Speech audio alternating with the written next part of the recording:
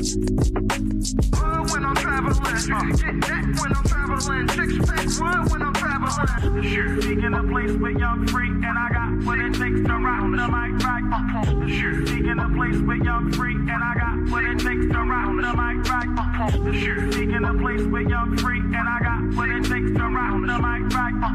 Still watch what you say out your mouth, cause 50 shots still turn the gun out. I'm Mr. Hood when I'm traveling. When I'm traveling. When I'm traveling. When I'm traveling. Get that when I'm traveling. Six pack when I'm traveling. When I'm traveling. When I'm traveling. When I'm traveling. When I'm traveling, get that when I'm traveling. Six pack when I'm traveling.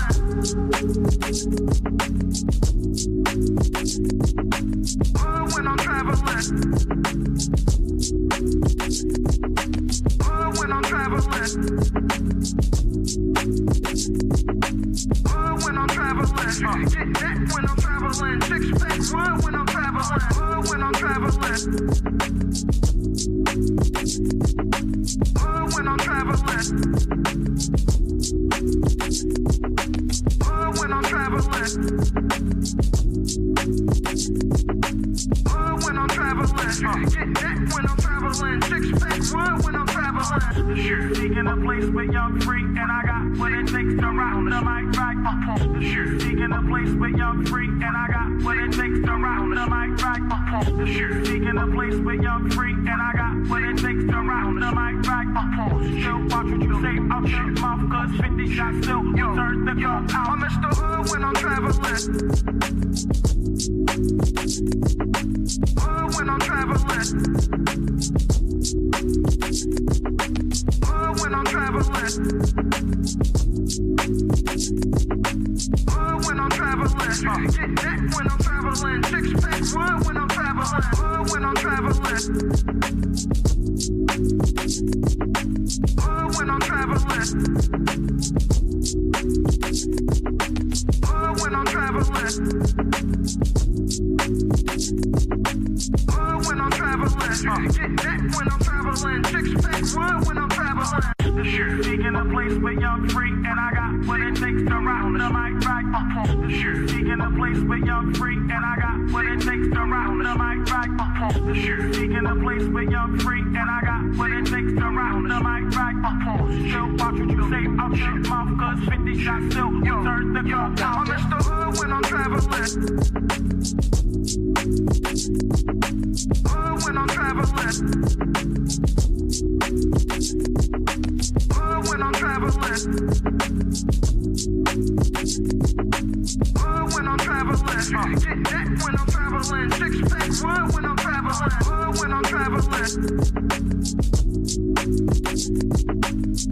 When I'm traveling. When I'm traveling. When I'm traveling. Get that when I'm traveling. Six pack when I'm traveling. Sure, seeking a place with young free, and I got what it takes to rock the mic right. Sure, seeking a place with young free, and I got what it takes to rock the mic right. Sure, seeking a place with young free, and I got what it takes to rock the mic right. Still watch what you say out your mouth, cause 50 shots still turn the gun out. I'm Mr. Hood when I'm traveling. When I'm traveling. When I'm traveling. When I'm traveling. Get that when I'm traveling. Six pack when I'm traveling. When I'm traveling. When I'm traveling. When I'm traveling. When I'm traveling. Get that when I'm traveling. Six pack when I'm traveling.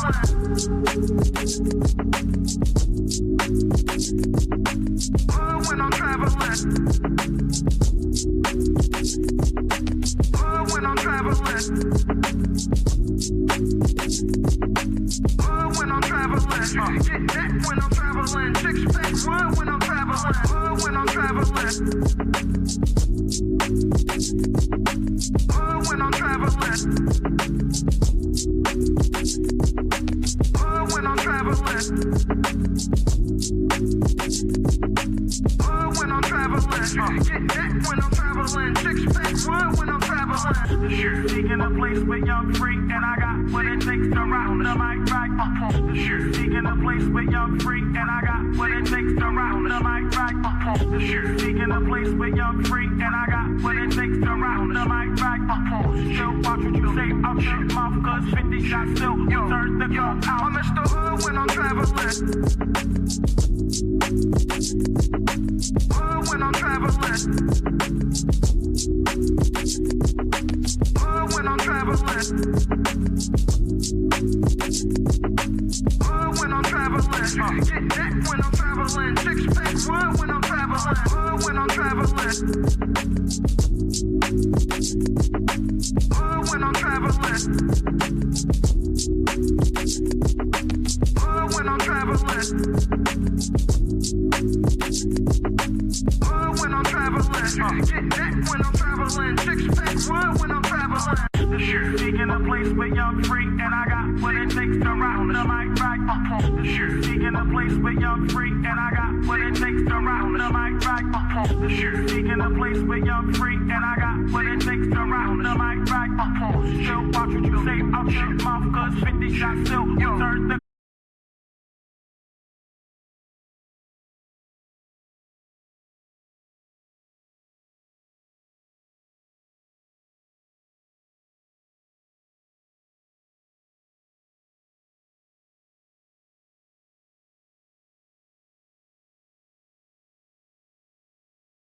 Sure, seeking a place with young free, and I got what it takes to rock the mic right. Sure, seeking a place with young free, and I got what it takes to rock the mic right. Sure, seeking a place with young free, and I got what it takes to rock the mic right. Still watch what you say out your mouth, cause 50 shots still turn the gun. What do you mean by insecurity? When I say insecurity, you have, what's the word? You know, I got third grade education. Well, let me ask you a question. When you have a fear, when you have a fear of something. Okay, now if so, you're saying a man is secure if he allows other men around his woman. He's secure. He's secure within himself. What makes him secure that he allows men around his woman that he know? If she choose to go that way with that man, then she's never been for me. That's up to her, and I move in the way that I need to move. What makes him secure though? Because he knows that he can't control her, and so if she cheats, it is what it is. That makes him secure. Period. So damn, for real. You know I love you've been rocking with me when they had 10 people watching this motherfucker. Go ahead, ask your question. What's your question?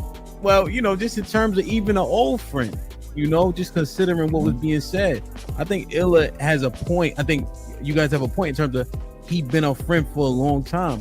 In my head, I'm like, the fuck that mean to me? You know, like that's just how my head, like when I be thinking this shit, I'm a husband now, right? Oh, I don't, what you did generally, I don't, it is what it is, right? But what can he do for her? Can she go to him for the support? Can she go to him for money? None of that shit. I'm gonna let you finish answering. Can she go to him for money? No, she can't. That's my job. Can she go to him for spiritual guidance? No, that's your job. Shit. Exactly. Can she go to him for protection? No. It's like man, they go fighting things of that nature. The strong boys would be taken and separated from their family, stuff like that. Yeah, and they were friends. Yeah, they're used to.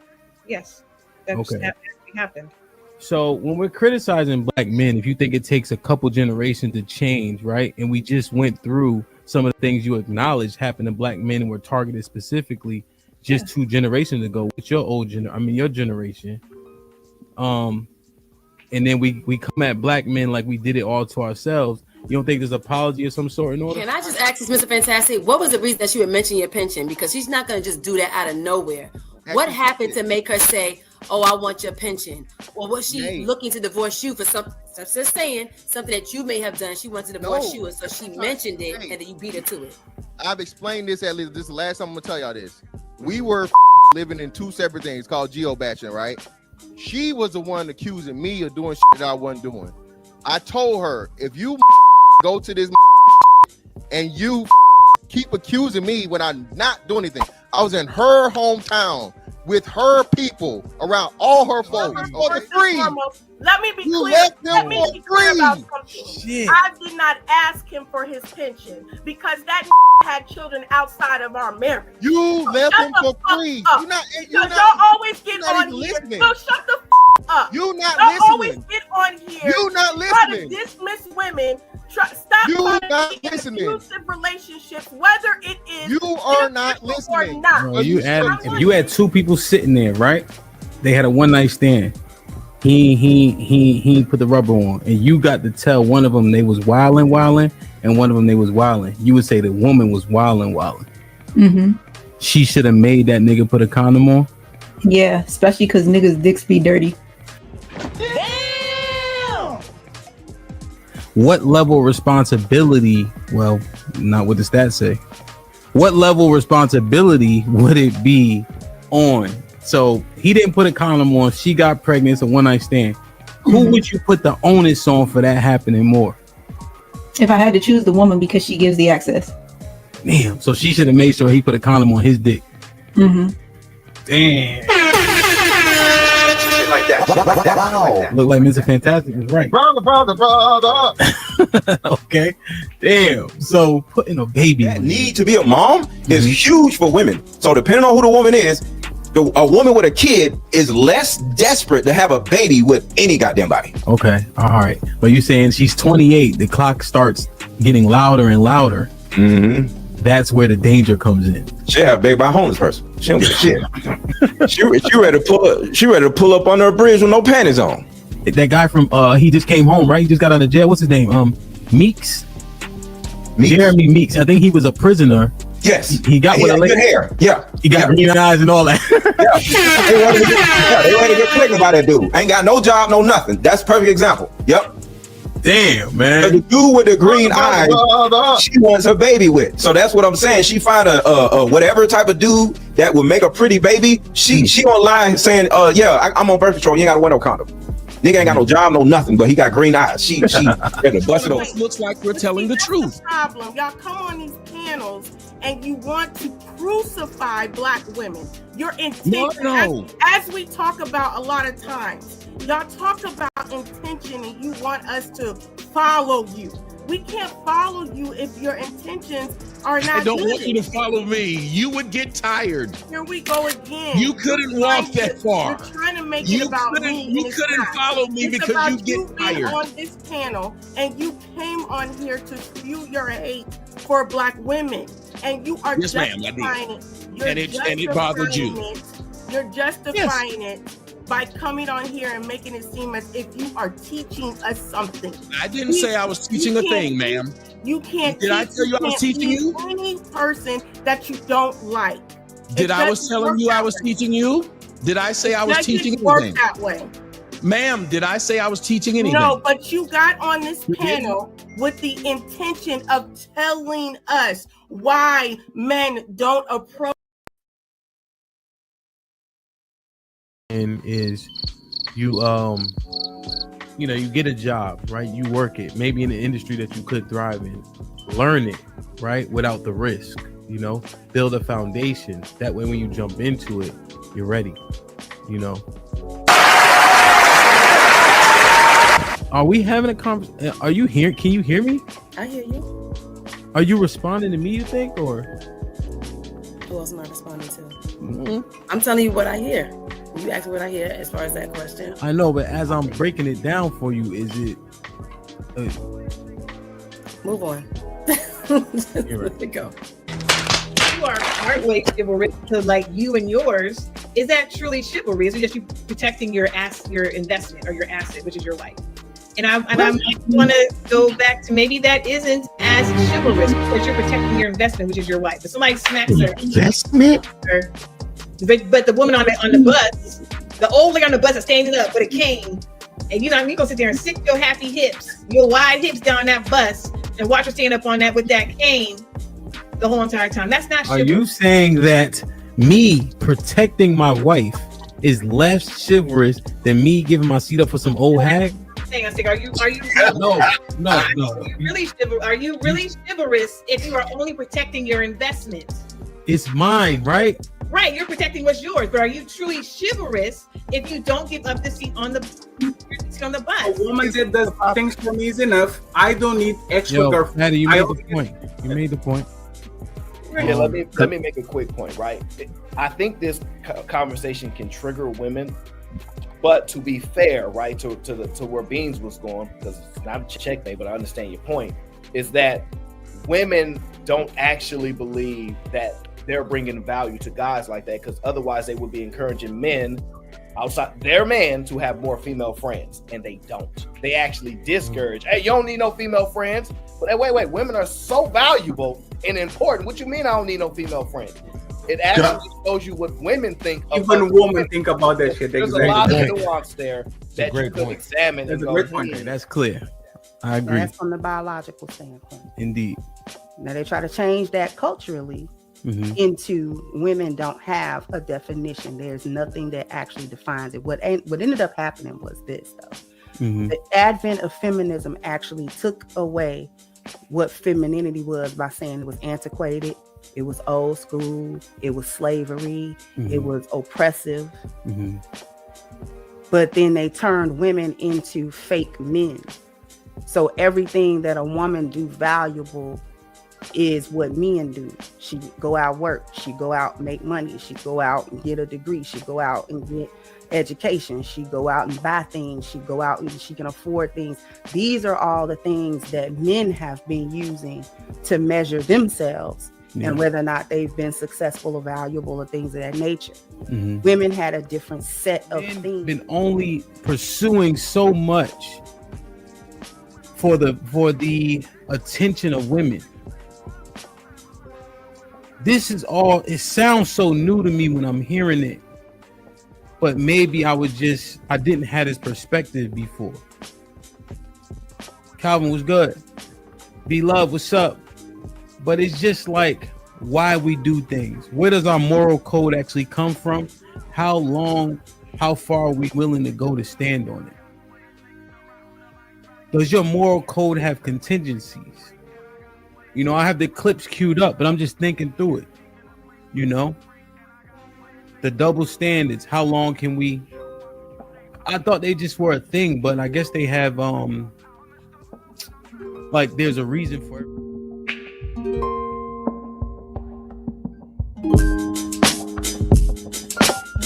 Direction, choose your own path.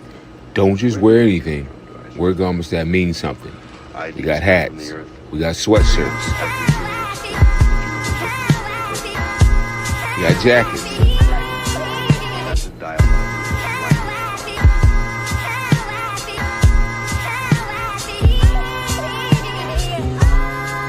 We even got hoodies.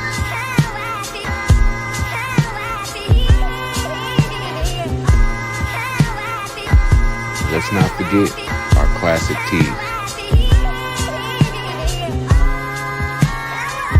Direction, choose your own path.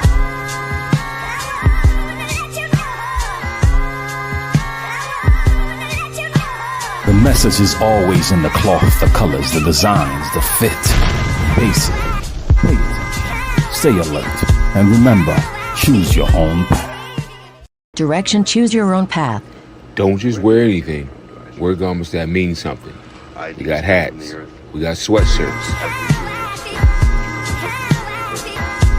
We got jackets. Direction, choose your own path. You know, this is the home of We Major, Me Frosty, Unfamous, and the restricted clothing brands. Let's get it.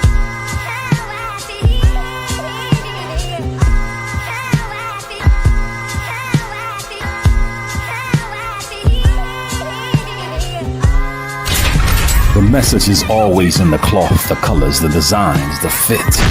Basically, pay attention, stay alert, and remember, choose your own path. Direction. Unlock the future of branding while outpacing your competition. Dive into the digital realm, transforming raw footage into video epics. Our editors redefine storytelling. At Prime Your Logos, where pixels become portals. Prime Your Logos. Unleash the unseen. Your brand amplified. Visit us at Prime Your Logos on Instagram. Or call 704-792-6345. That's 704-792-6345. Prime your brand. Prime your logos, where artistry transcends reality.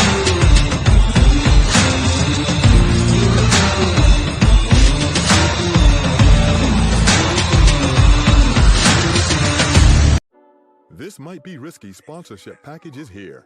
Have your ad run on our live streaming episodes, linked in the video description and attached to our many hot take clips. The channel is fast growing with thousands of views and subscribers. Don't miss your chance to grow your business on one of the fastest growing platforms on YouTube. Join the family today. This might be risky. Email us at thismightberisky@gmail.com if interested. Hashtag Indeed, hashtag do the right thing.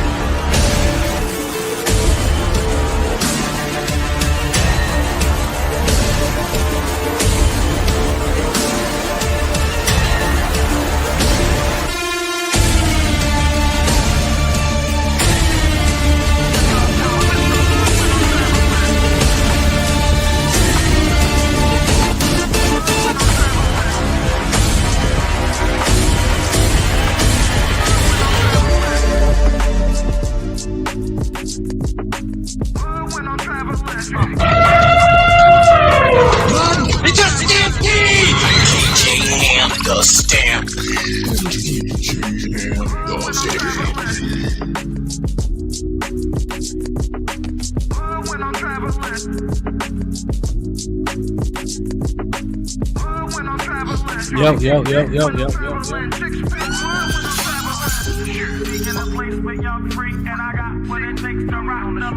I can hear me, put a one in the chat. You can hear me, okay?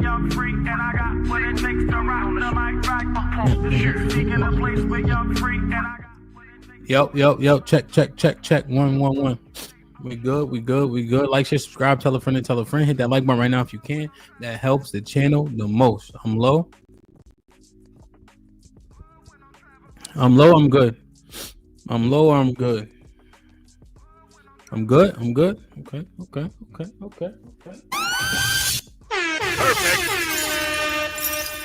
All right, perfect, man. Like, share, subscribe, tell a friend, and tell a friend. Hit that like button right now if you can. That helps the channel the most. So I'm low. Let's see. I'm good or I'm low? I'm good. All right, man. Let me see in the chat real quick. Let me get it popping.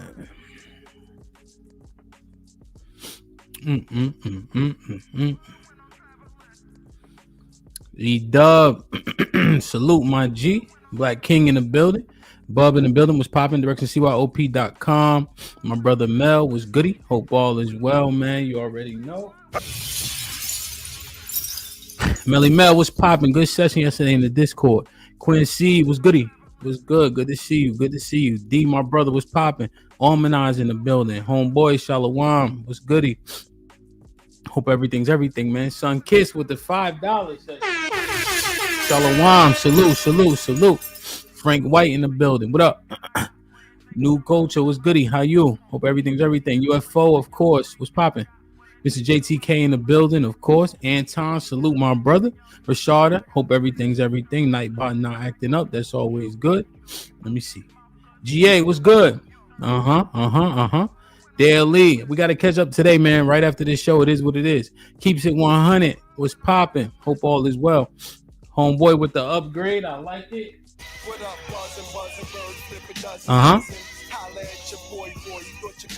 Salute. Let me see. Damn, Miss Jilly was popping. Please y'all say what's up to Miss Jilly in the chat. Young Money, salute you already. We here, man. Like, share, subscribe, tell a friend, and tell a friend. Trey, what up, my brother? Hope everything's everything. T Will was popping. Let me see. Travel One, I like it. Miss Parker, salute.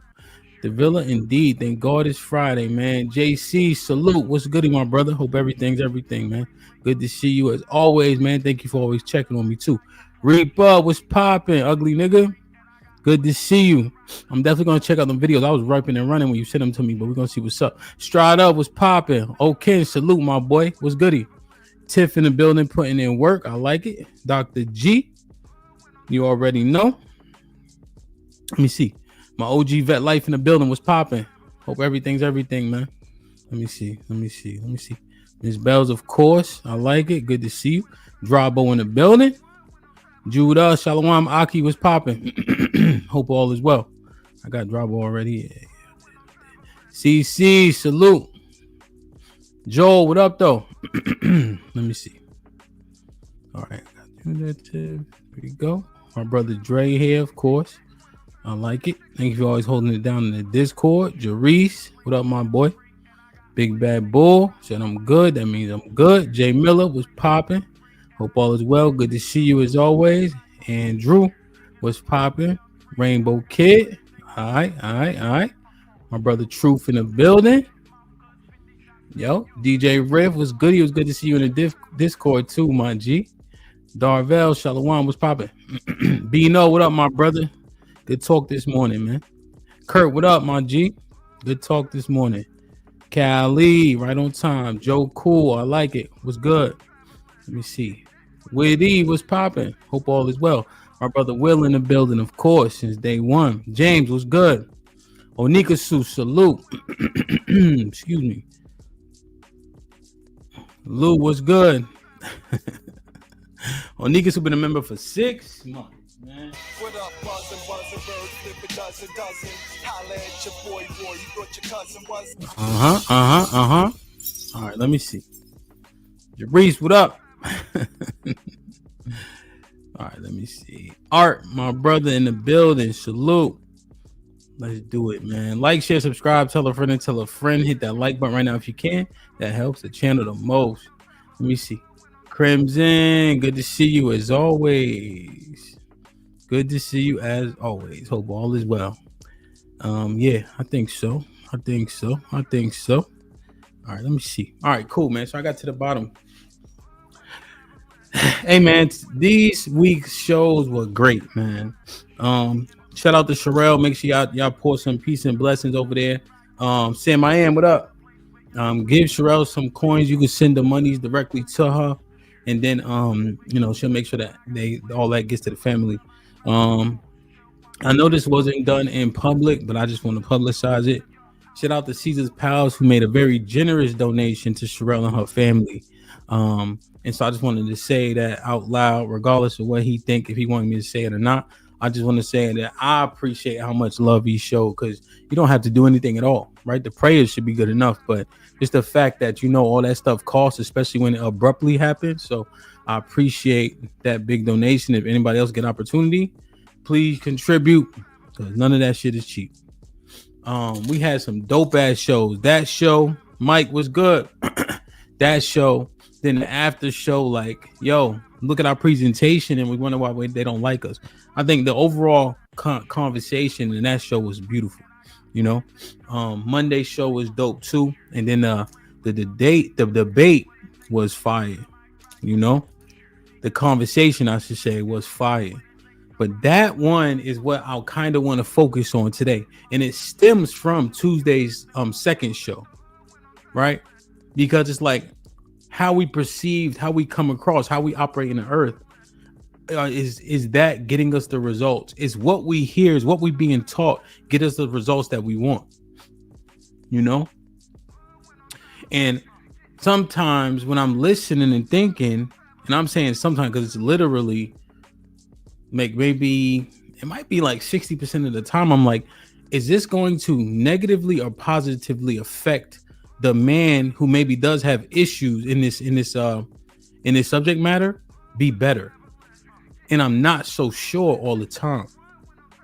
Is if what we telling them based on who the issue is that going to make the men that are listening be better, do something different? Or is it a crutch for them to lean on? So the debate was fire, but I got an old episode. I did like a monologue. Shout out to Aaron and Mr. Fantastic. They were there with me during this. Excuse me. As I was kind of breaking down one of my main concerns. So let's take a look at this. Like, share, subscribe, tell a friend and tell a friend.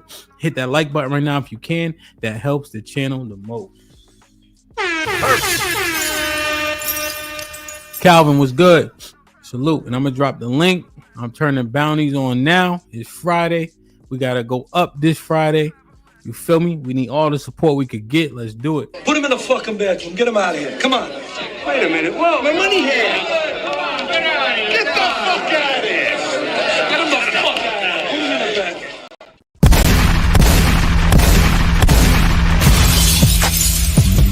Niggas want me dead. The prices on my head. The cock my shit and I pop my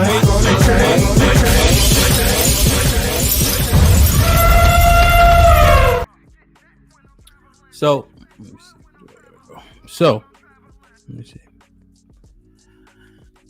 I remember there was a show. I'm like, yo, women don't control access to sex. The niggas argue me down left and right.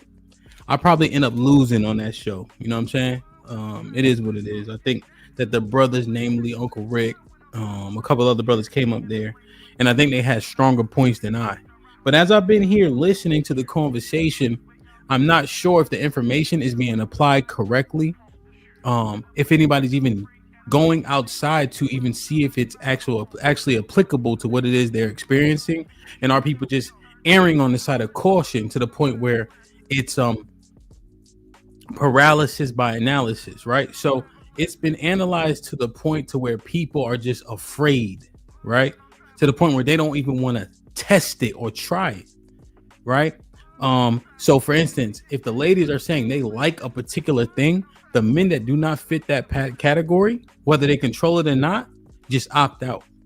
Or if the women are that trash, men just opt out.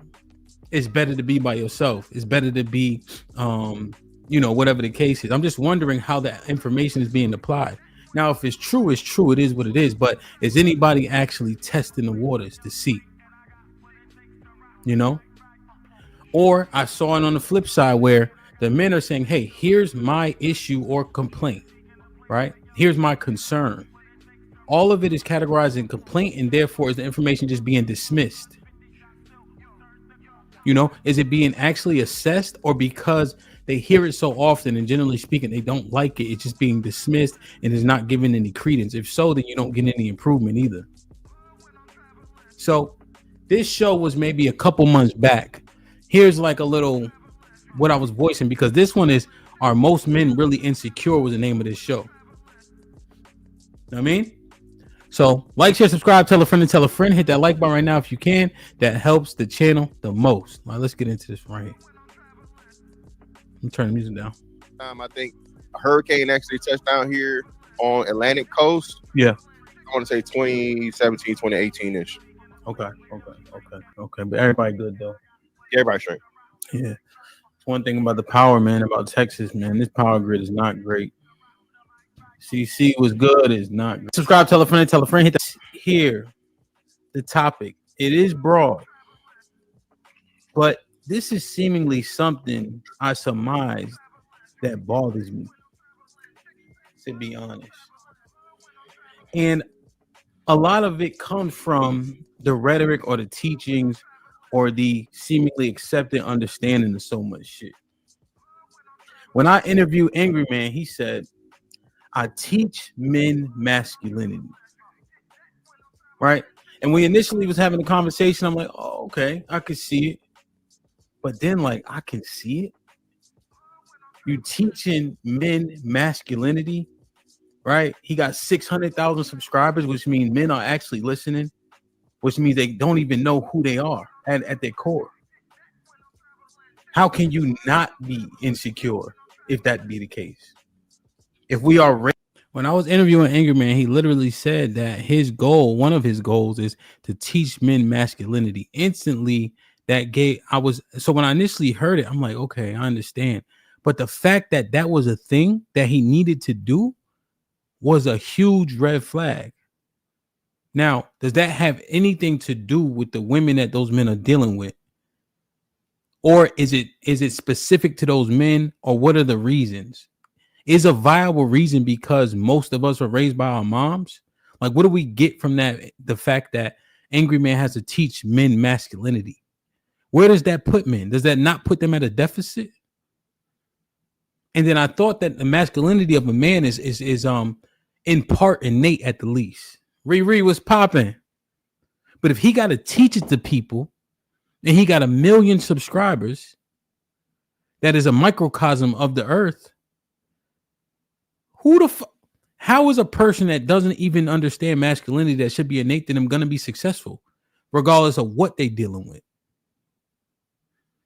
Let's keep going. Okay, so Sozon said feminism plays a part in that, in his opinion. How? So is it because they being raised by women? Is it because we're predominantly being raised by women? Pumps and Dumps said a bitch or a bitch ass nigga. Okay. So Big Dog Barkin said men are scared of things they know can happen. So what does that mean, Big Dog, though? That means that they at a deficit in their mind? Like, what's really happening? See, Moses was popping. Let's keep going. Raised at a deficit, meaning we're raised by women predominantly because we're born with our mothers, we're born out of wedlock, etc. How would I not come up with insecurities? I swear to God, I've never ever operated in the earth talking about women control access to this, that, and the third. And this ain't even about women, right? It's just about the mindset and ideology. Every time you get in with her, right? You approach her. We understand that we make the initial approach. She got to accept the fact that she like us or don't. After that, women become assets. When you get in her head and she start to like you, they do what you ask them to do. People always be arguing. That don't define nothing. But Aaron, at the fight, your wife was there. Whatever you needed, she would do. 100%. But we it's like we teaching cats, yo, just hope for the best. Yo, just don't say the wrong thing. Yo, let her drive the car. But do we ever teach when the transition happens? When she get on your team and willing to do any and everything for you. Yeah. We go through this thing where women initiate most of the divorces, right? This shit makes sense when you line it up with other stats. If the average body count is 80% of niggas is ugly. Men don't have access to women. Women know they can get access. Niggas ain't leaving because they don't got nowhere to go. We always talk this duty shit and responsibility. 99% of us in a 50-50 relationship. She paying just as much bills as I'm paying. Less than 15% of divorces end in alimony. Now, men lose. What y'all think? Y'all think I'm bugging right there? What's the reason why men ain't leaving? Is it duty and responsibility? Is it the kids? Is it the risk of what happens when people get divorced? Because a lot of that don't even apply to most of us. But if he don't get access to sex, is it a misnomer that men will not stay if his woman step out? Or do you think the majority of men probably will stay? They just won't tell anybody. What's really happening? Somebody break it down for me. Jay Ali was popping. Black Gold, what up, my brother? You think it's duty or desperation? See, Vet, we may not understand this. But if cats don't even got access to a bunch of women, how enamored is a man with the woman he got when that ain't his life? That's what I'm saying, big dog. Is it how confident are we?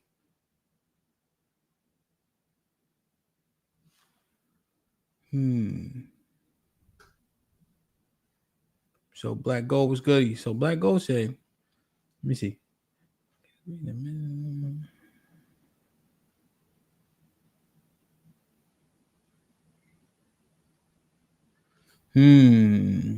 Black Gold. See, here's the thing, right? Men that get into the marriages and things of that nature oftentimes aren't hearing these conversations. So I think you've been edified about the terrors of marriage, right? About the negatives, right? And I'm glad you actually brought that up. Think about it. How often are the positives of marriage talked about? Like how often are the benefits of marriage talked about, Black Gold? And you've been around longer than me. So what is usually touted? The risks or the rewards? You see what I'm saying? Because I'm thinking about what we've been telling each other. You feel me? What we've been teaching each other. You see, Black Gold? So you're not wrong, but that's my point. What type of mindset are we instilling?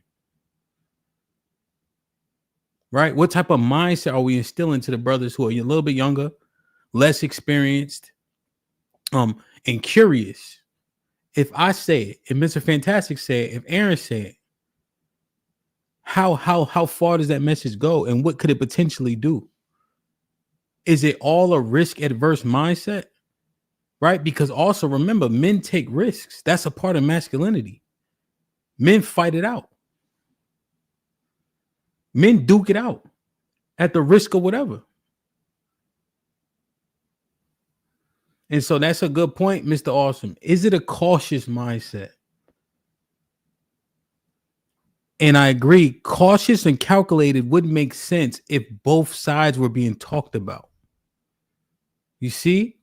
So a calculated risk would make sense, Jeremiah, if both sides were being talked about. I'm not saying equally, but more. So that then we could say, okay, boom, I'm calculating the pros and cons of said situation, and then I take a risk based on that. But if we're not edifying on everything, what do we calculate on? You see what I'm saying? So I agree. I concede the point that men take risks. Men take calculated risks. So you guys are right. I'm wrong on that. That's better. That's better put. But now I don't have enough information to calculate with. So now we only talk about the things that can hurt us and not the benefits. There has to be something to this right here. Take this walk with me. Think this thought. We talked about it on the show before, but I was moderating, right? So the LGBTQIA plus community fought hard as shit for marriage, right? Remember, they were allocated civil union, and then they wanted the right to marry federally. Because there are benefits, and we always say we can get the same benefits of marriage by, these different wills and trusts and things, but there are things that obviously are there, and which is the reason why they fought for it. Obviously, it's to be recognized and acknowledged, but there are benefits that just from what I'm gathering, based on how hard people fought for that right, that you get from marriage specifically. But we never talk about it. You see what I'm saying? We never talk about the benefits. Now, if the pros outweigh the cons, to Jeremiah's point, then you go that way, right? But we're not given enough information, I think, for people to be edified enough to make a calculated risk decision. Know what I mean? Let me see. This time Black Ghost out. Yeah. So I don't know. And the thing is, people kind of tend to err on the side of thing that is least difficult. Right? Oftentimes people take the easy path. So I don't know. Let's see. Let's listen. With the kids, right? Which I would argue is probably a big reason why men want to stay, just make sure they could be with the kids. But a lot of that other shit don't even apply. Yeah. When I listen, because I'm thinking about the security in men. When I listen, the why nots are louder than the whys. Yeah. They will take what Mr. Fantastic says regarding why not more than this part. My bad. Thank you, Walt. And then thank you, Vet. Yeah. The path of least resistance. I was saying it incorrectly. You know what I mean? So I appreciate that. Yeah. So Lou make a good point. Wait.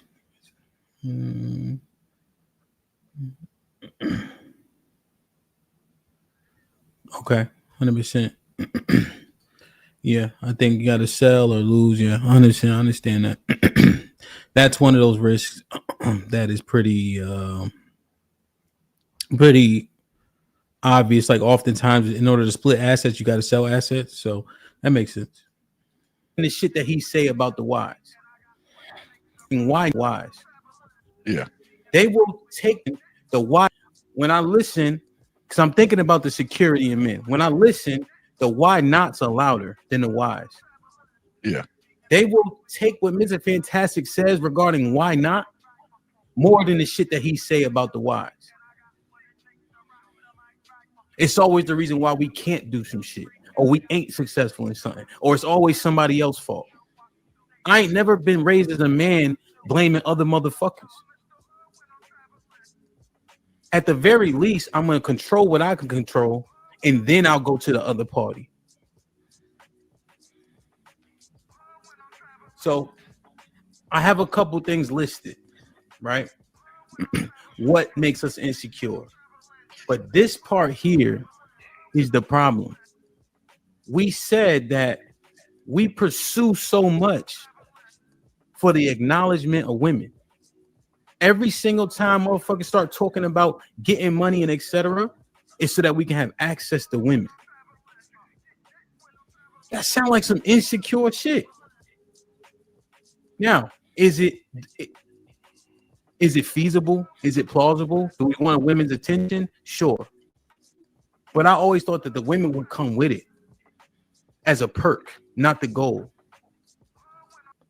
What y'all think, man? What y'all think? If the reason why you're doing things is another person, does that put you at a deficit? And now I understand that there are plenty of things that inspire us, right? But if you're intrinsically driven, the people around you seemingly matter not. Because once you get there, then those things will be there. Because we always talk about the thing where, hey, nobody trying to work together. Everybody on the way to the finish line. I don't know. I just thinking through it, man, because are we teaching each other to operate from a place of strength? Are we operating from a place of leverage? I would argue that we're not if we literally saying, do this so you can get her. Do this so you can get vagina. It just sounds like I think we might be doing each other a disservice.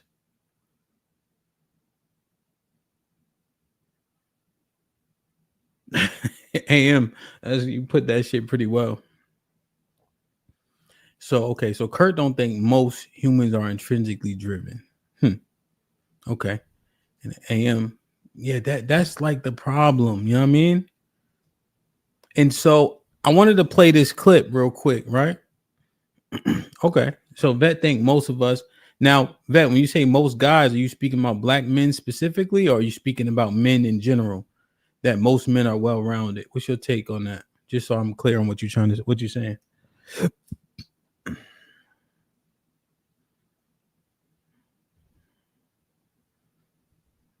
saying exactly? Oh, I can understand. What's up, Keisha? Bino, what's goody? Right, because this is something I was really thinking about, man. Leon was good. And so let's say, like, share, subscribe, tell a friend, and tell a friend. Hit that like button right now if you can. That helps the channel the most. Black King in the building. Salute, my G. He said, salute, what's popping? He said, another Friday in the books. Salute to my brother Black King for the first 20 ball of the day.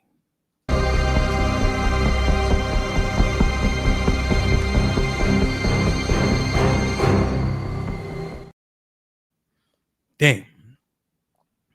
That's what's up, bro. Appreciate you. Didn't fit. Like Mike with the $10 says, I just worked a 13-hour shift, Hemp, but I'm going to roll with you as much as possible. Let's go. Indeed. Mr. Awesome with the $5 says, Hemp, do you subscribe to the idea of feminization of black boys? Salute, y'all, by the way. Seen snow for the first time today. It's shy. That's what's up. Hell yeah. You ever see, like, the amount of shit that's like touted? That shit is crazy to me, man. Like, it really is. The propaganda that's put out in front of us. You know? The alleged coddling. Yeah, I think that shit is intentional. The more feminine men you have, the less soldiers they got. If I make your men feminine, you have less soldiers. Somebody edify me on this point.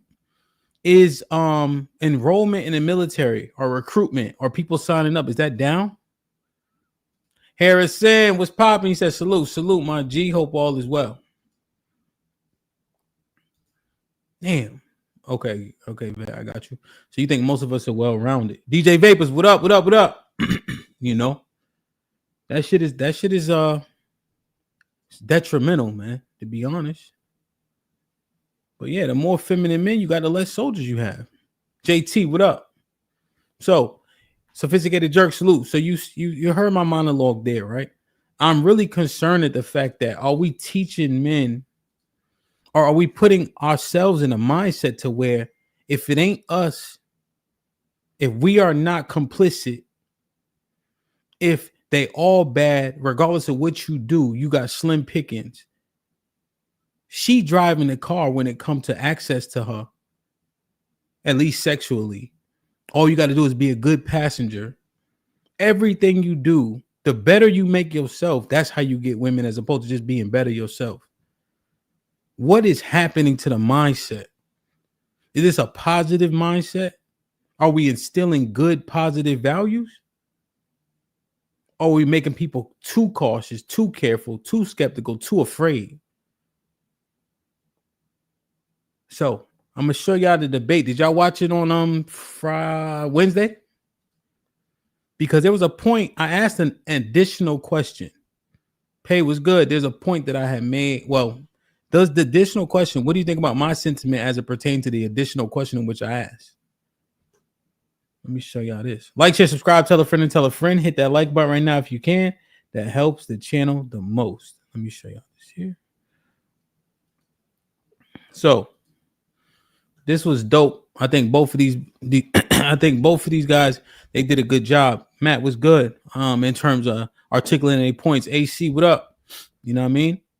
So this round here was the question that I added. Let me see if I actually ask it here. How I got it queued up. Focus on the negatives. Okay. Why are white pill in the open round? But I wanted to make sure. The red pill itself, flow is up, right? Yes. Is the red pill focused on reality, right? Because it comes from the matrix, right? Red pill's reality, the truth. Or is it focused on the negatives? Like, oh, you must be at work. Mama dropped the link, though. If you could come up, that'd be interesting. All right. So here's this question here. I'll rewind so you guys can understand the question, and then they'll go through. The red pill itself, flow is up, right? Yes. is the red pill focused on reality, right? Because it comes from the Matrix, right? Red pill's reality, the truth. Or is it focused on the negatives? Why or why not? Is it dying, the red pill? Why or why not? So it's two-part flow. I'll add, you know what? I'll add another minute just because it's kind of, I think those two answers will be slightly independent. So in my experience, which is limited on the red pill, it is not applied in a manner that is conducive to reality. Maybe it was intended that way. Maybe its origins are in reality, but from what I've seen of it, it is always universally applied in a self-destructive, coping sort of way. Now, like I said, I've only interacted with the red pill for about a year, since I started doing the panel stuff. The fact of the matter is that men who are successful with women don't seek out red pill content. They're not dwelling in red pill content. That should tell you basically all you need to know about red pill as an approach to figuring out women. So no, red pill does not approach reality. What it is instead, it is used as a self-soothing remedy for men who are having issues with women.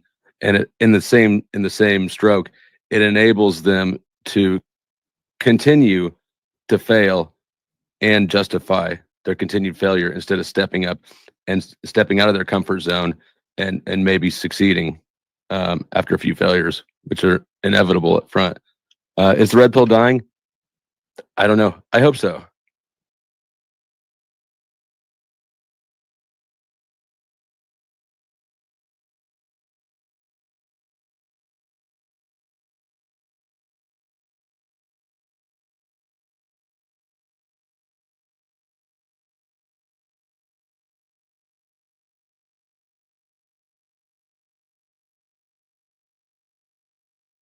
So what do you guys think about flow sent? Thanks, fellas. What do you guys think about, thanks, Callie. What do you guys think about flow sentiment? Do you think he's just flat out wrong in what he's saying? Like point blank, he's just totally wrong. Or do you think that, give me a percentage, a portion was a self-soothing for men who didn't have great access or the access they wanted from women?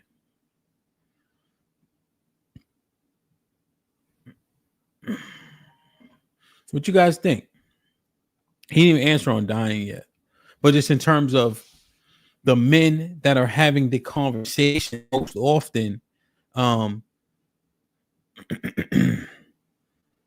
this isn't helping them or gives them excuses. Put a 1 in the chat if you agree with Flo. If you think majority, yes. Put a 1 in the chat if you agree. Put a 2 in the chat you disagree. And give me a very brief statement as to why you agree or disagree. I'm trying to see something. Because the one, I don't think that, I would say, I don't think the majority of the men who are talking, saying what they're saying, have a negative agenda. I think they're saying what they're saying. I think the majority believe it. And so I think they think it's helpful. But since people often take the path of least resistance, people will often err on the side of just not doing or not applying, but assuming or not trying or testing it. And then what happens? They stop. And so if the path of least resistance is how most humans move in the earth, what happens if they constantly hear, listen, this is the problem. It's less you, more than there's, and it's almost like the self-improvement stuff has fallen by the wayside a little bit.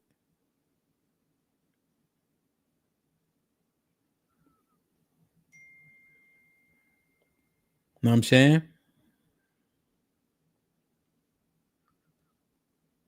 Okay. Okay. When we Okay.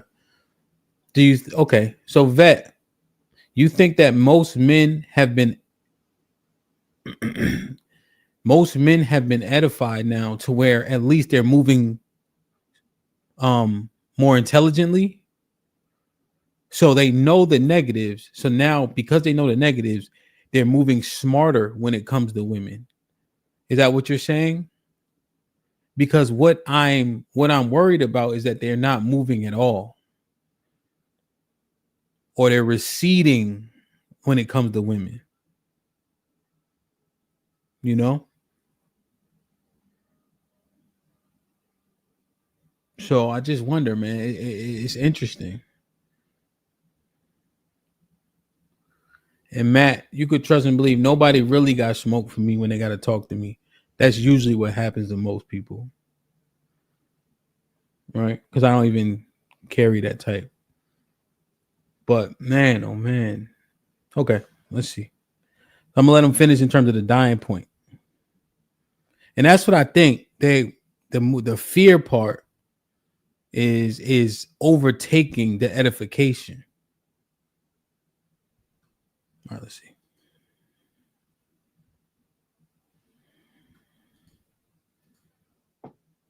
I think I hope so. I yield. Shit like that. Perfect. All right. Thank you, Flo. Mr. Fantastic. Need me to restate the question, or you good? Yeah, please. Just restate the question. Yes, sir. Let me read it, make sure I get it right. Is the red pill focused on reality? Like it's mentioned, it's the red pill from the Matrix, right? About the truth. Or is it focused on the negatives? Why or why not?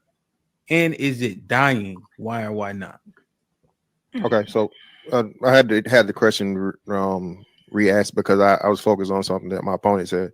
So if you guys recall, my opponent just made the statement, the declarative factual statement that men that are good with women don't turn to the red pill, correct? Is that not what he said? Yes. Okay. And then he specifically named Rollo Tomasi as one of the fathers of the red pill. Yeah. He does know that Rollo Tomasi is married, correct? Rollo Tomasi is a yes or no question. Is yes or no question? Well, a yes or no answer would be deceptive or dishonest. There wouldn't be deceptive. Is he married or not? Well, he is married. All right, thank you. So that's all I need from you. So so again, yet again, my opponent. He's not a content consumer. You don't have to. I cut know. me off. All right, cool. So again, yet again, my opponent proves the point of where he doesn't know what he's talking about, and he's on a crusade against the red pill. Like I said, he's only known for a year, something that's been around now for more than 10 years. So he comes in, he's this white knight, pun intended, to save the women from the angry. Now here's the point. I ain't seen Mr. Fantastic yet. Maybe we'll see him soon. But him being married, what does that mean, right? Because the conception or misconception about married men is that the married men are simps, the ultimate simp. So does that mean he's successful with women or he's married? Right? Like, is that a viable thing? Because I was just watching, you know what I'm saying? But I'm thinking, well, if married men are simps, if we don't recommend marriage to men, then wouldn't that give him even more reason to be here? And like we said, if men don't leave because we're dutiful, that would mean that him being there, and then based on what he says on his podcast, would quite literally almost mean that he didn't leave because he's dutiful like most men are. So I wasn't so sure about that.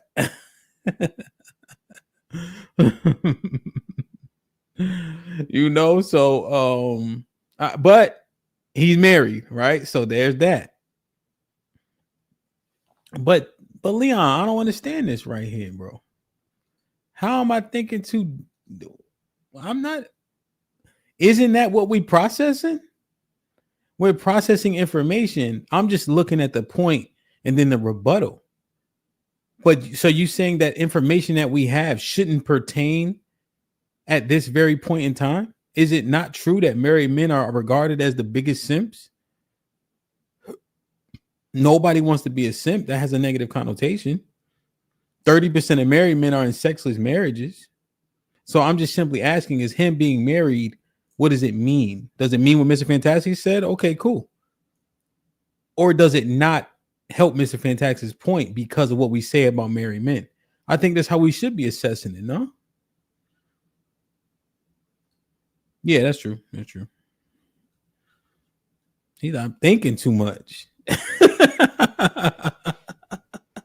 My bad, Leon. I'm thinking too much.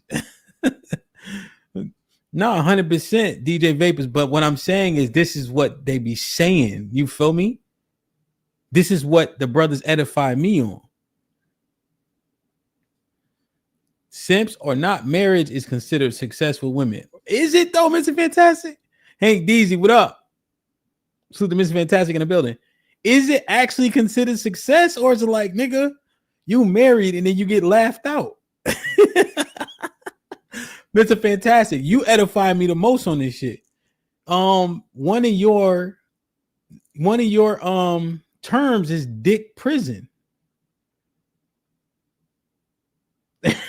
So if it's dick prison, Mr. Fantastic, how is it considered success to most men? You see what I'm saying? I'm just trying to understand it. Oh man, Mr. Fantastic must have just pulled up. Agree men that can't get women, but yet and still the father of it is a married man. Okay. A lot of the men that listen to Red Pill content are married men. I mean, you know, at the same time, I guess all married men are most married men also consume the most OnlyFans content, right? Or pay for the most OnlyFans content. So this thing of where you can be one thing but not the other is just ridiculous. It's nonsense. Men are multiple things. Men have several different layers, characters, and likes, dislikes, all these different things. But to the back to the point, the red pill is not dying. It's alive and well. We're actually seeing more women take on red pill talking points and make content about it and repeat a lot of the things we've been saying now for years upon years upon years. Everybody's red pill now. Okay. People are and as far as the truth goes, yes, it's definitely based in the truth. Okay. It's unfortunate. The part though is that and the problem that people have is men are telling the negative truths for the first time in mass about the women. Happy wife, happy life is no longer an accepted term. It's being challenged. Sugar, spice, and everything nice is no longer a concept. It's being challenged. And again, we can see this again when we go to the divorce rates. Women file for 70+% of the divorces. Okay, so you can't tell me that all the men are all the problem all the time across every race and demographic. There's clearly an issue and problem that that's one thing that my opponent is correct about. So when it comes to women ending, yeah, every woman ends relationships, marriages, or whatever more so than the men. The problem still is though at the rate which is done. Okay, and the rate at which marriages is happening. So men are now telling men, and if I have, I do have a son, and for most men that did have sons, you're not telling them the negative to make them afraid or whatever, but you're informing them. Okay, an ignorant person is a person that's at a disadvantage. So informing your son that, hey, listen, if you get married, there's more than a 50% chance that it's not going to last. And then those things increases depending on certain, the amount of money you make, the amount of education you have, your age, all these different things. If you just take that as a negative and not, properly informing a man of his options and the best way he's going to outcome this if he wants to overcome divorce or make his relationship last, I mean, I guess you can say it's negative. Okay. So I think Mr. Patas made some good points. Now, here's the thing though, because this is what normally happens. Well, Mr. Fantastic was articulating when he would tell his son, most of it is going to be shit that he got to be concerned about. There's maybe a small facet of what's good about marriage, but the overwhelming majority is going to be perceived as negative. And so what does this do to a person's mindset, especially if your daddy tell you? But I get it, right? You want to make sure that he's well prepared. But think about it. If the majority of the stuff is negative or undesirable, what's the boy most likely to do? Big Chug ain't gonna like basketball. I'm not gonna tell him flat out you can't play basketball. But as much shit as I'm gonna be talking about basketball throughout his life, it's less likely he gonna play basketball. You know what I'm saying? Like, that's how shit be working. Like, yeah, no, I'm not gonna tell him you can't play basketball, Big Chug. But look at this shiny football. Look at these new gloves. Look at this. With basketball, all you get is cheap sneakers and a tank top. In football, you get a helmet, you get a face mask, you get this, right? Like, so yeah, I ain't gonna say directly don't play ball, but the amount of shit that I'm gonna say that isn't not in favor of basketball, he probably ain't gonna do it. But you see what I'm saying? Like, I'm just asking y'all to understand it, right? My bad, tribal. You know, basketball. I just don't understand why y'all say swish all the time. Yeah, I mean, CTE worth it though. You know what I mean? All right, let me see. Mr. Fantastic. Hold on, I gotta go through one more thing. If you want to wait, if you want to stay back there, you can, or I'll redrop the link. Mr. Fantastic got a hood on. He ain't fucking around today. Let me see. Mr. Awesome in the $2 says that's why AM gotta quote unquote teach masculinity. And one with the $5 says, oh, that was Mr. Awesome, my bad. And one with the $5 says, this might be rich. Let's do a one-on-one. I'll drop some very objective views on this topic that most guys will never admit. AM, hit the link, and then you'll get the floor. I just want to go through one more thing. Vet Life with the $10 says, what up, Hamp? Flo didn't know what he was talking about half the time. He proved that by saying, I've been following Red Pill for only a year. Yeah, you don't have a clue. It was a good show, though. Yeah, okay. A year may not be enough. And that's why oftentimes I'm asking a lot of questions. That's why I said Mr. Fantastic edify me on a lot of this shit. You know, y'all from the chat, you know, Angry Man. I taught the top, you know what I mean? Like, people have taught the lesson. Whether or not you disagree with the ideology is inconsequential, but you need the information to come from the right sources, and you do need time, right, to understand it. Like Mike with the $5 says, we are listening to women now more than ever. Let them talk. Married and unmarried. 100.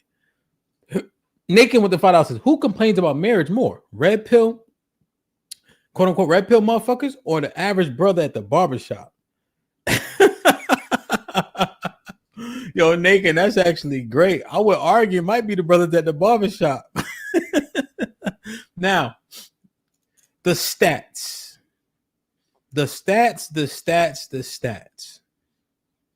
It's said so often, what's up, Terrence, that the stats are being misconstrued or misused, right? I'm tired of hearing it, to be honest with you. So let's look at them together. What stat that Mr. Fantastic used, or the stats you guys hear, that is not true? What stat is not true? Fellas, put it in the chat. What stat do you always see get attacked? Ladies, what stat is not true? Put one in the chat for me. I want to see this because it always happens. That's wrong. Which one is it? Or misleading? Okay, cool. Give me one. Is it Callie? What's a good one? Give me one. Just give me one. Keeps it 100. Okay. So Keisha said most black men our age. Now, Keisha, I'm 39. So what is it? Like 30 through 40? Or 70% divorces initiated by women? Is that the one, Sean? I like both of them. All right. Let me go. Let me do this. Now I'm going to go to google.com. All right. Everybody, this is Google right here. Let's start with Google. Okay. All right. 30 through 40. Keisha, what should I type here? Okay. What should I type here? Because I want to understand. What percentage of black men have kids?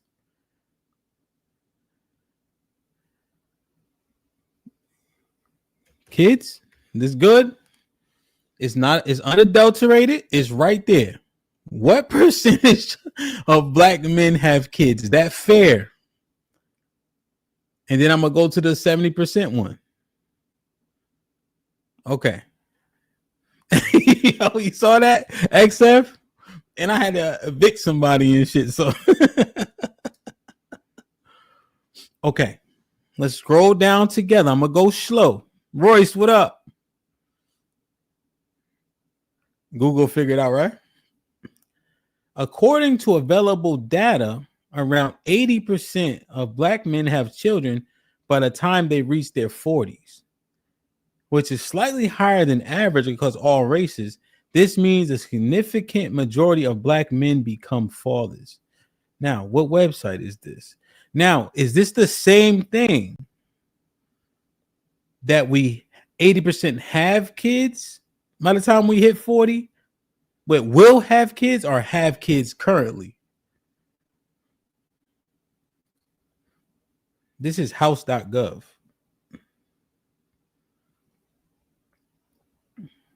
Okay. So now, what is this saying right here? Y'all help me out.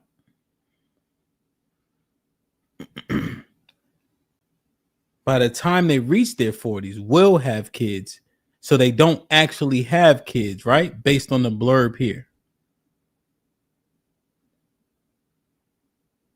Yeah, it says, okay, according to available data, around 80% of black men have children by the time they reach their 40s. So this isn't reading to me that they have the kids. By the time they reach their 40s, they'll have kids.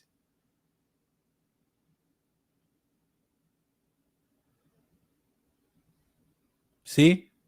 According to available data, around 80% of black men have children by the time they reach their 40s.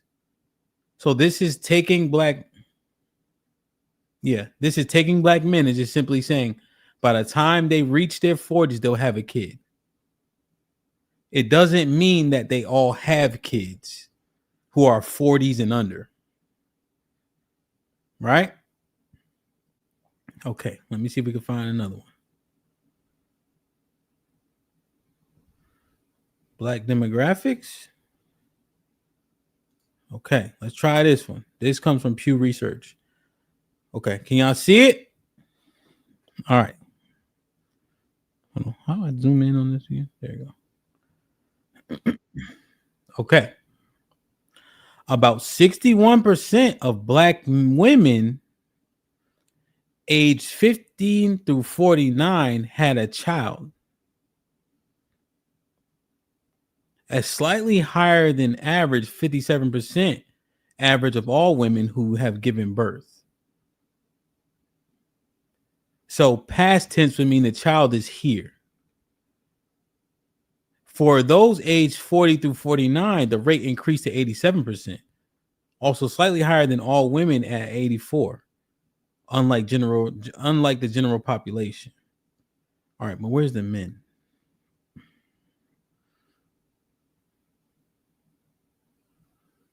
Okay. Black men here. 46% of black men aged 15 to 49 have had a biological child. So a little bit higher than all men, but I guess black men are averaged into that. Black men aged 40 through 49 have had a biological child in their lifetime.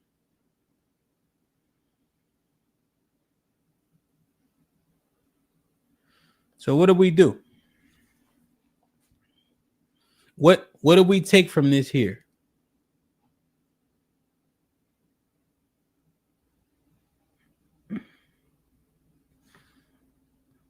What do we take from this?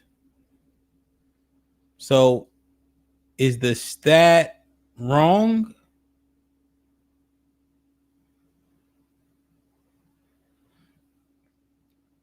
And this is just about cohabitating.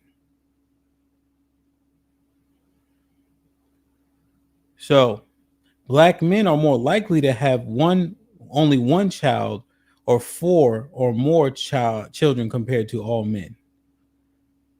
Here, 4+ children, 7%. Shout out to DJ Hant. 3 children, 7%. 2 children, 15%. 1 child, 17%. 54% no kids.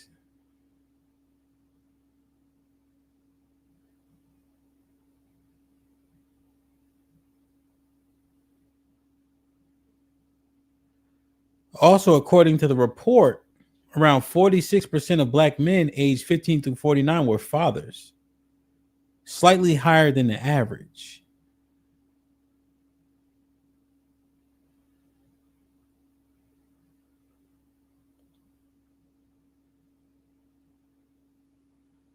So what? That's what JAE said. We all fucking. But so I want to understand what is off about that statistic. And Keisha, that was a good one to bring up. I'm glad. I was hoping somebody said it, but I'm trying to figure out where is it broken. All right, let me see. Hold on. Okay. Callie, are you there? Yeah, I'm here.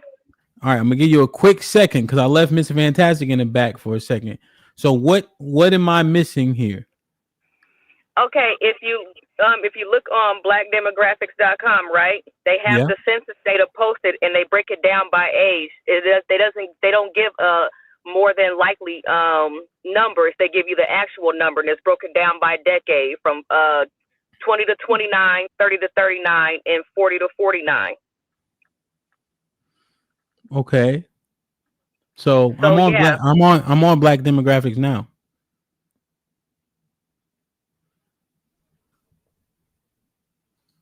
This is what I'm on. I just looked at that first one, but this is what I'm on. I'm on Black Demographics. So I'm on Black Demographics.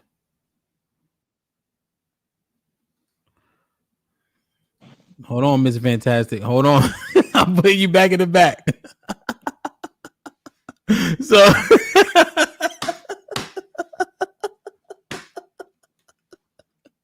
So all right, hold on.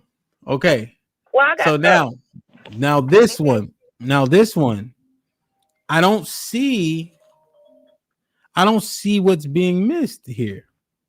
Because they don't give you a more than likely or less than likely. They give you census data. It's a chart, and it's like a lavender and white looking chart or whatever, and it's pulling the census data.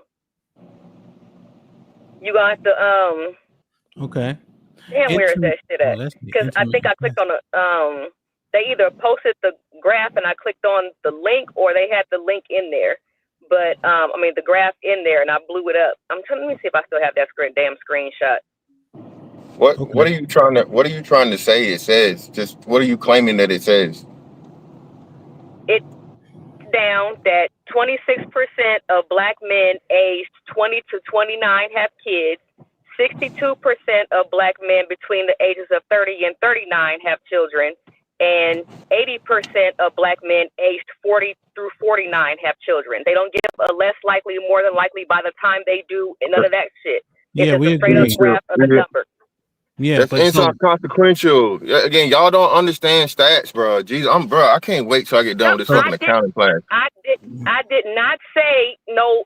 By the time they're 40, they all have children. I just told you that they break it down by age bracket. This is why I like this. This is why this graph right here is trumps all. So this graph right here trumps all. It's just all this one says is the current kids that they have, right? So 4 or more kids is 7% of black men. three kids is 7% of black men. 2 kids is 15% of black men. 1 kid is 17% of black men. You see, that's why this is better, because this is just accounting for how many kids they have. It's not accounting for what age they are when they have them.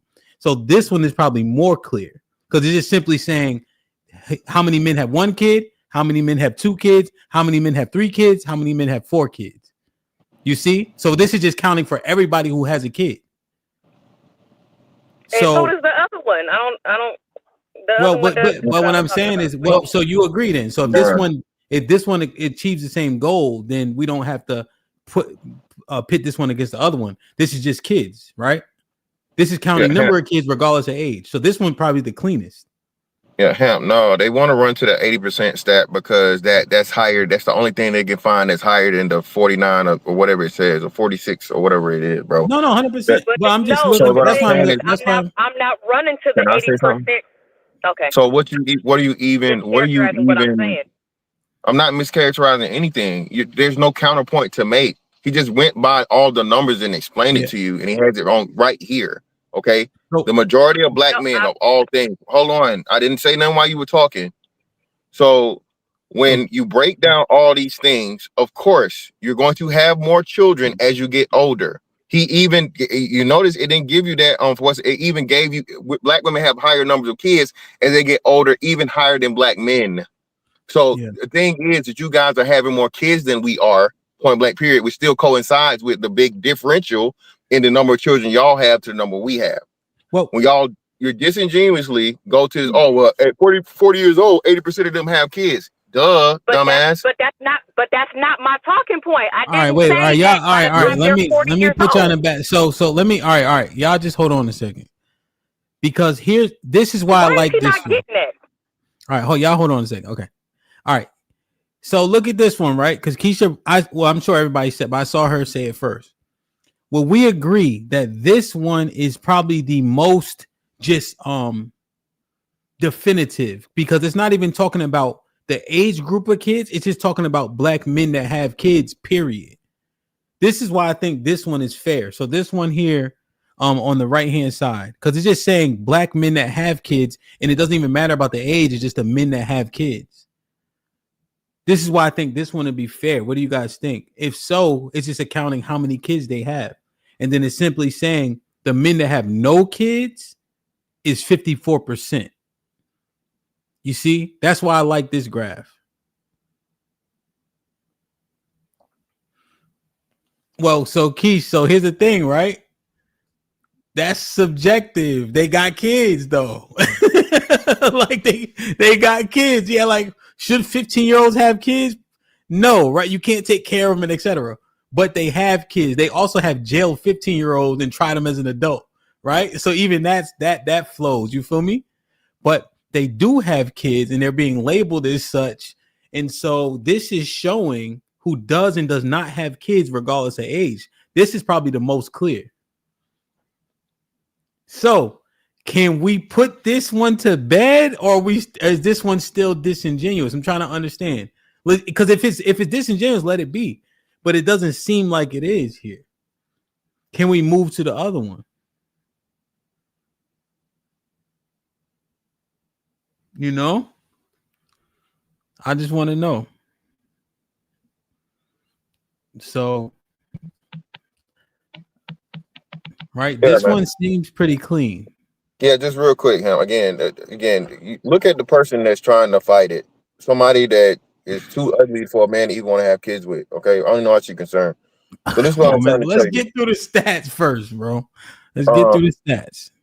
So that's what I'm saying. Black women are like specifically and purposely doing this shit.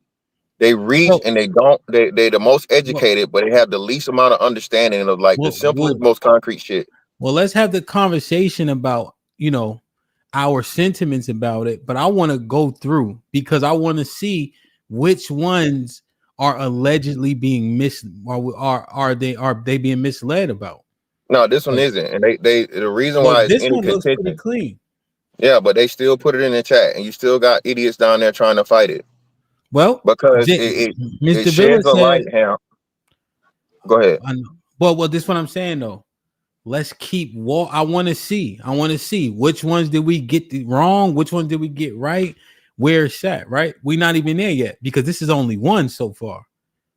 We got to go through the other ones. Take that hood off, nigga. Nigga, it's cold in Florida. Shut the hell up. It's cold down there now? Yeah, bro. All right, I'm gonna put you and Callie back in the back, cause y'all. All right. So everybody, we gotta be honest. We can only go off what we know. So we don't know if it's based on tax forms and birth certificates, right? I think that's slightly struggle level. What up, my boy? Lauren was good. So I think we got it. Chris, what up? I think we gotta be kind of honest, right? Just in terms of this is what they provided to us, so this is what we gotta go off. And based on what this is saying, and that's why I like this graph here, the bottom right, which just says who has kids, period. And it's 54% for black men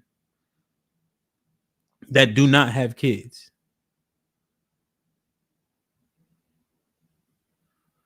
So do we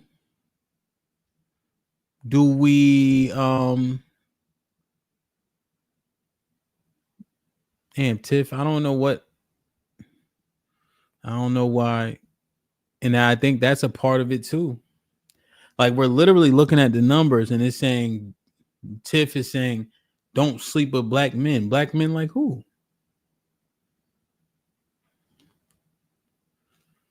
Why do that? Yeah, no, so Easy Money was good. We're just going through the stat because this is one stat that is often argued. You know, that, we don't have kids or whatever the case is. Yeah, marry before you carry. So, Tiff, I like that message. You know what I mean? Because I know you fuck with me. I'm black. I know you love your son. He black. I know your husband. I know you love your husband. He's black. Your daddy, he black. So I know that's not what you meant. So 54% don't have kids. I think we gotta stop saying this one is disingenuous. Cause I'm not seeing it here. What you think, Keisha? And I know that you don't like that they including 15-year-olds, but 15-year-olds have kids. There's high schools that got daycares in them, and they include those in the women's stats too. Know what I mean? Okay. Let's go through the Sean, what's the one you said?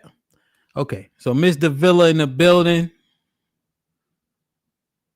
Okay. Concessions are important.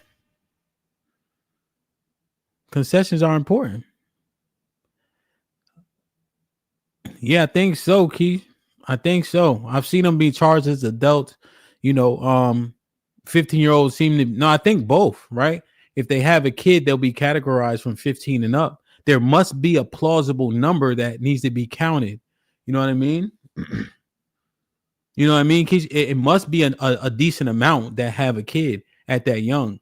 You feel me? For them to even count it in based on the demographics, because this is coming from, the census and such. So it must be enough to where they need to be counted essentially, So whether or not we think they should is kind of inconsequential, right? Sean, what did Sean say? Sean said, what did Sean say? Sean said, Sean said the marriage stat. Okay. All right. So y'all watch me. All right. Well, let me scroll up. Hold on. I'm gonna scroll up. Well, you can't see it. Let me type. So Google. So is it black women initiate 70% of divorces? Callie, is that it? 70% of divorces are initiated by black women? You on mute. Yeah, that's what it is. Okay, so what should I type? 70%. 70% of divorce initiate. Oh, damn, I can't spell. Oh, I guess ask it a question. What percentage of divorces are initiated by women? Well, just women? Well, black women. My bad.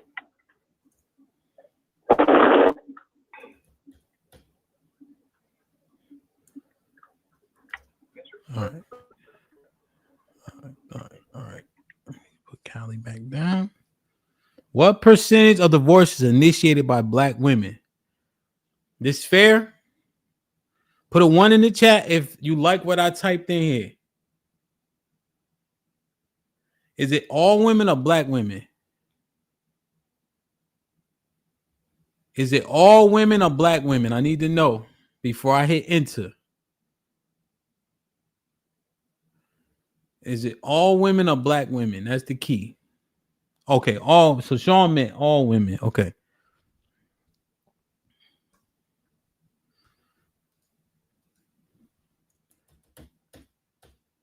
And the reason why I'm saying Sean, because Sean has said it first. Okay, so all is better. All right, cool.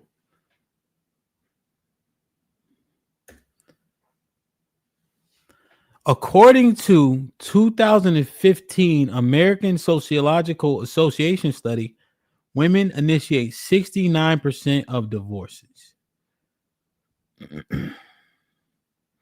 Affinity of Psychological Services. Okay, let me see. That's 2015. So this is March 2024. And this is September 2022. Women more likely to initiate divorces. As part of his analysis, Rosenfeld found that women initiated 69% of all divorces compared to 31% from men. So this is a law firm, 70%, and that is the women initiate divorce more often than men on average. Okay. Now, what do I need to click on? How do we need to clarify this? Okay.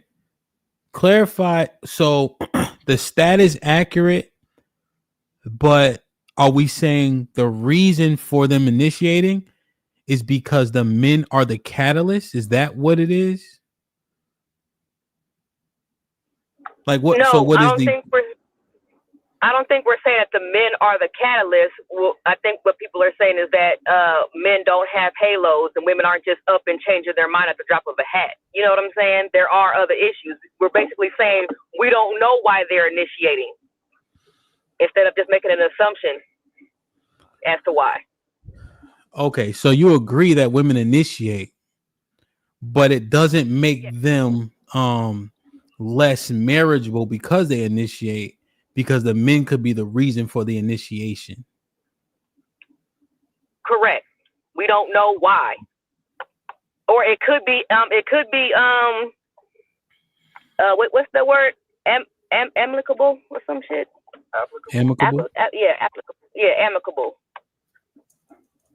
Okay. Shit, I can't even get up my damn driveway. So when they say, so the stat is being used saying that women initiate 70% of the divorces. That's fair. Right? That's fair, right? Yes, that's fair. But the reason has to matter is the argument.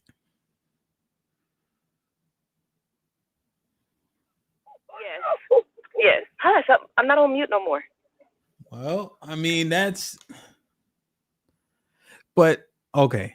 I mean, so, okay.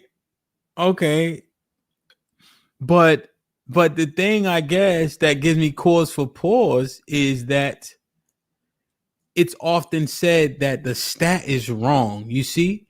And it could just be because people are typing in the chat. So it'll be like, these stats are always being used, this and the third. the statistic is accurate, but the reason is the misleading part, because it's weaponized against women to make it seem as though women are only thinking about themselves, essentially. And so how it's used is the problem. Yes, it's how it's used is the problem. I don't have a problem with the stat itself. It's the narrative painted behind it. Now, the thing about the narrative, right, is you would have to speculate for either side. You know? So we would have to speculate as to why people are breaking up, why people aren't staying together. But when they say women initiate, that's right. But you're saying there's a reason. Yes. I use an analogy a lot, right? Remember why I say Big Chug don't gonna tell on nobody because he doing all the bad shit. He don't got no reason to come tell me nothing. But his sisters, Hampton did this, Hampton did that, Hampton hit me, right? If he the one doing the shit, why he gonna come tell? And I liken that to if somebody's initiating, is it possible, probable? What's the likelihood that something was done bad to them? So I understand that, but that's still just speculation. Right. Yeah. I would never say just because she initiated that, that across the board, she's the one that's being done wrong. I'm just saying we don't know. So don't make a, you know what I'm saying? Don't make a broad thing about a whole demographic of people just based off the fact that they initiated the divorce, because you don't know what happened, and we not gonna know what happened because those records are sealed like that. You know what I'm saying? It's private information. And then just the fact that this filed under irreconcilable differences, well, that's everything. Especially if you live in a no-fault state, it's just easier to file for divorce instead of getting PIs and proving that somebody cheated and all this other stuff like that, or I gotta prove financial abuse or whatever the reason is on either side. You know what I'm saying? Whether the woman is financially abusing the husband or vice versa. You know? It's just I know. But here's the problem with the argument, though, right? You see, so how you want to speculate about it, right? And go through this, that, and the third. The men get to speculate about it as well and say women initiate because women are selfish.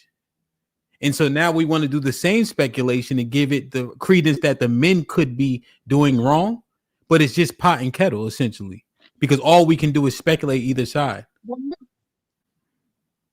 no, I'm not saying that the men are automatically doing wrong. That's the thing. I'm saying don't say anything. Don't speculate about a whole demographic. Though.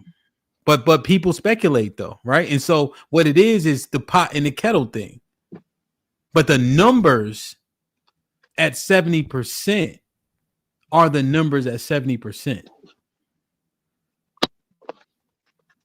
Well, no, it's not a pot kettle thing because I'm not making a speculation, but they are. The speculation is made about us, not the other way around. So there's no pot and kettle there. Okay. Now, I got this one up. Okay? I'm going to drop the link in a second. Callie got privileges and shit. Let me put her back down, matter of fact. God damn it. Put it down. All right. So, here's the I just put black woman in here, all right?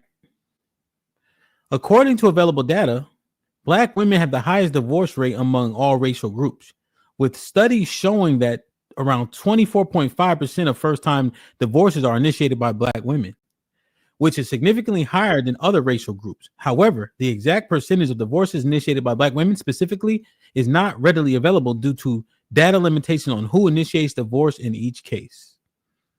Okay, that's divorce.com. Is that viable? Key points here, divorce.com. So I think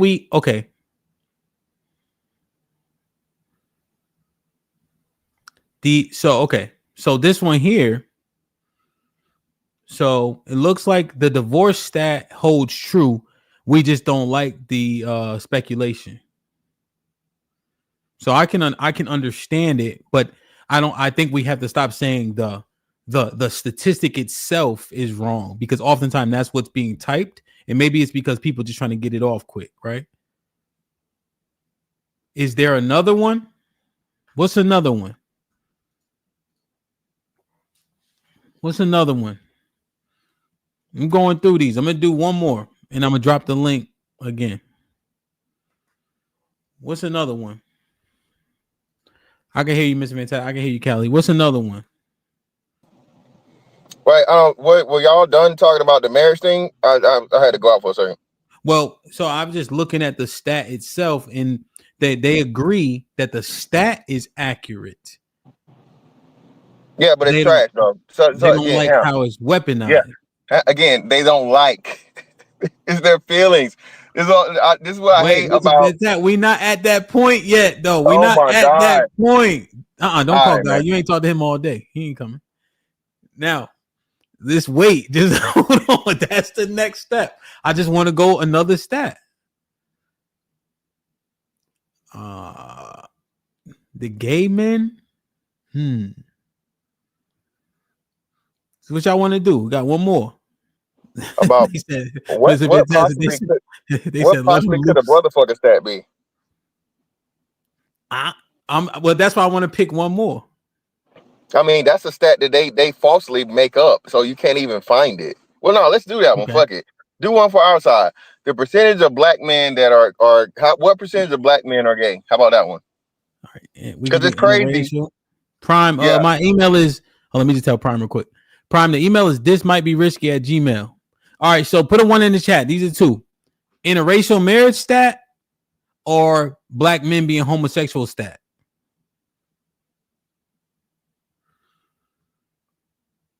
Interracial marriage stat or black men being homosexual stat. 1 for interracial, 2 for black men being gay.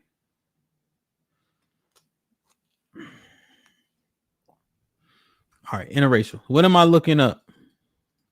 Callie, I can hear you and Miss Fantastic. What am I looking up here? What you doing, the interracial one? Yeah, they want the interracial one. Looks like more ones than twos. Maybe we can do both. Sherelle said do both because it's fun. more black men are married interracial to black women. I don't know what's the which one is it? Yeah, is it which one about interracial? Like, yeah, what about it?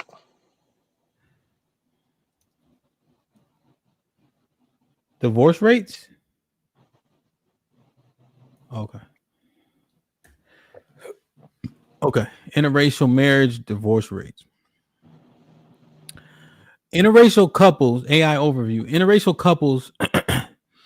couples have higher divorce rates than same race couples, but the risk varies by the couple, race, and gender. Okay.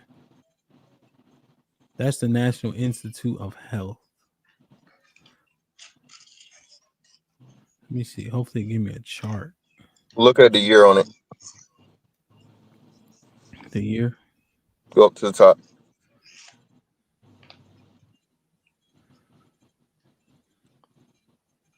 Oh, that's 2009. Yeah. that's as far as you're gonna find him. So that's what I'm saying. They try to do this thing to make black men look like it's black men is the problem. They use a stat talking about, black men have the higher divorce rates of any other rate, and then they spread it out for a per capita thing, or they adjust it to adjusted rate. They do all these things like they just did the same thing for these white dudes done been getting their wives up out of here lately, early in 2025, and somehow they want to bring black men into it and do all these fake ass adjustments. Now that's when the stats are really, when you have to make the shit up to make it make sense. But yeah, you're not gonna find it, bro. Black women are the only demographic with the higher divorce rate than marriage rate. That's a fact. And that lets you know where the problem is. Hold on. All right, hold on. So a lot of this is old. So Cheeky had clarified what to ask. A lot of this is old right here. But I can tell you what's new. The fact that black women are the only group with a higher divorce rate than marriage rate, that's new. That's like 2022. You talking about that chart that was used during you and Tiff's debate? You No, remember? that This one, yeah, she all right, pulled hold on, this y'all. shit up from the 80s. Hold on, y'all. All right, so this one, these stats are really old here. I'm only seeing 2009 and 2012. So I don't know how. Wasn't there some chart with different colors on it on black demographics as far as Yes, that's from Pure Research, and that's from from Pure Research, and that's from I think either 2017 or 2018. That's the latest one, and it shows that black men were double the only group to be double the women in interracial marriages. Black men are married 2 times interracially than black women are. Prime, I don't see it. Let me see. I don't see it. I'll check again. Maybe it come through. All right. I don't know about that one. All right. The men being gay, is that one? Yeah, let's look at that one.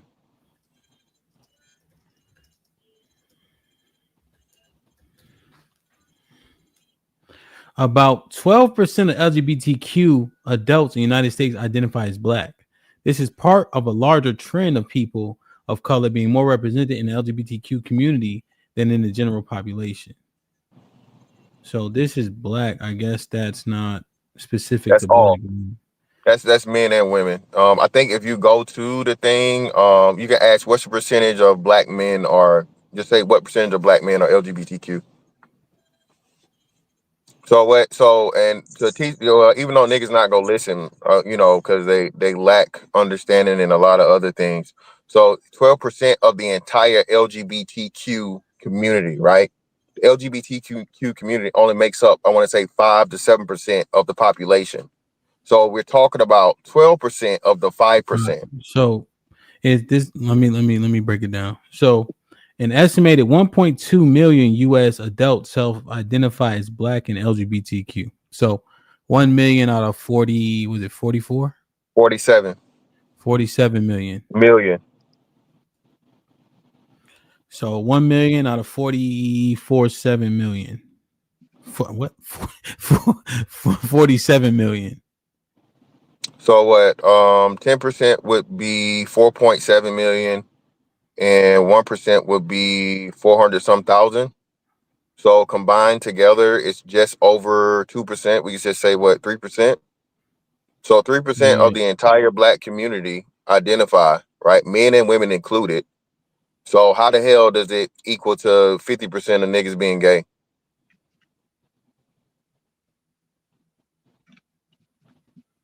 And like I said, we even did y'all the favor. Okay, so it says, even if you multiply it by 10, Hamp. Hold on. The gender divide among black adults is greater for black LGBTQ adults, as 61% of black LGBTQ adults are women. Compared to 56% of black non-LGBTQ adults are women. So this is saying 60% of that 1.2 are women. So that would mean that there's more bull daggers than brotherfuckers. That's what it means. But what's 60% of one? What's 40? Oh, so what of 1 million? What we said, 1 million? So that would be like 600,000. So at 600,000, what's 40% of 1.2 million? Let's just say 400,000. 480,000. Yeah. Man, 480,000 divided by 22 million. That's 2%. Wait. Not even. You moved the decimal twice, right? Yeah. So that'd be 2%. So even if you multiply that times 10, Hamp, it'll be what?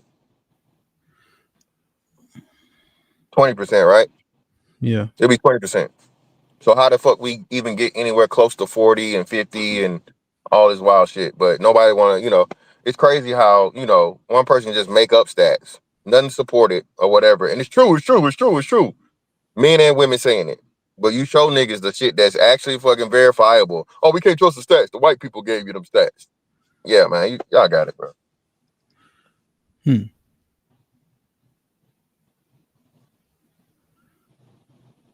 Okay, so I don't know that. So what are we getting from the numbers? I just hear it so often about the numbers and how they're being used in a way in which shouldn't be used, but the numbers look like they're standing up as we take a look at them. Every last one of them. With sources. Except that kid one, but you know. The kid was doing. What are you talking about? See, here y'all go with the bullshit. The kid stood. He literally gave you the stat that said men with kids and without kids. Blackdemographics.com got that from the census, bro. What do we? There is nothing about the kids. I put the link in the back. It links to a report, and the report links to that graph that I was talking about. But I'm not learning anything from the numbers. If I were to use the numbers to dictate my life, and I was in my 30s, right?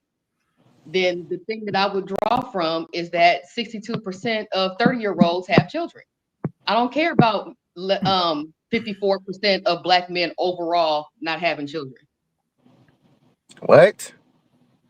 It's Jonesing. Yeah. I think Jonesing. That's I think reach, you just. Bro.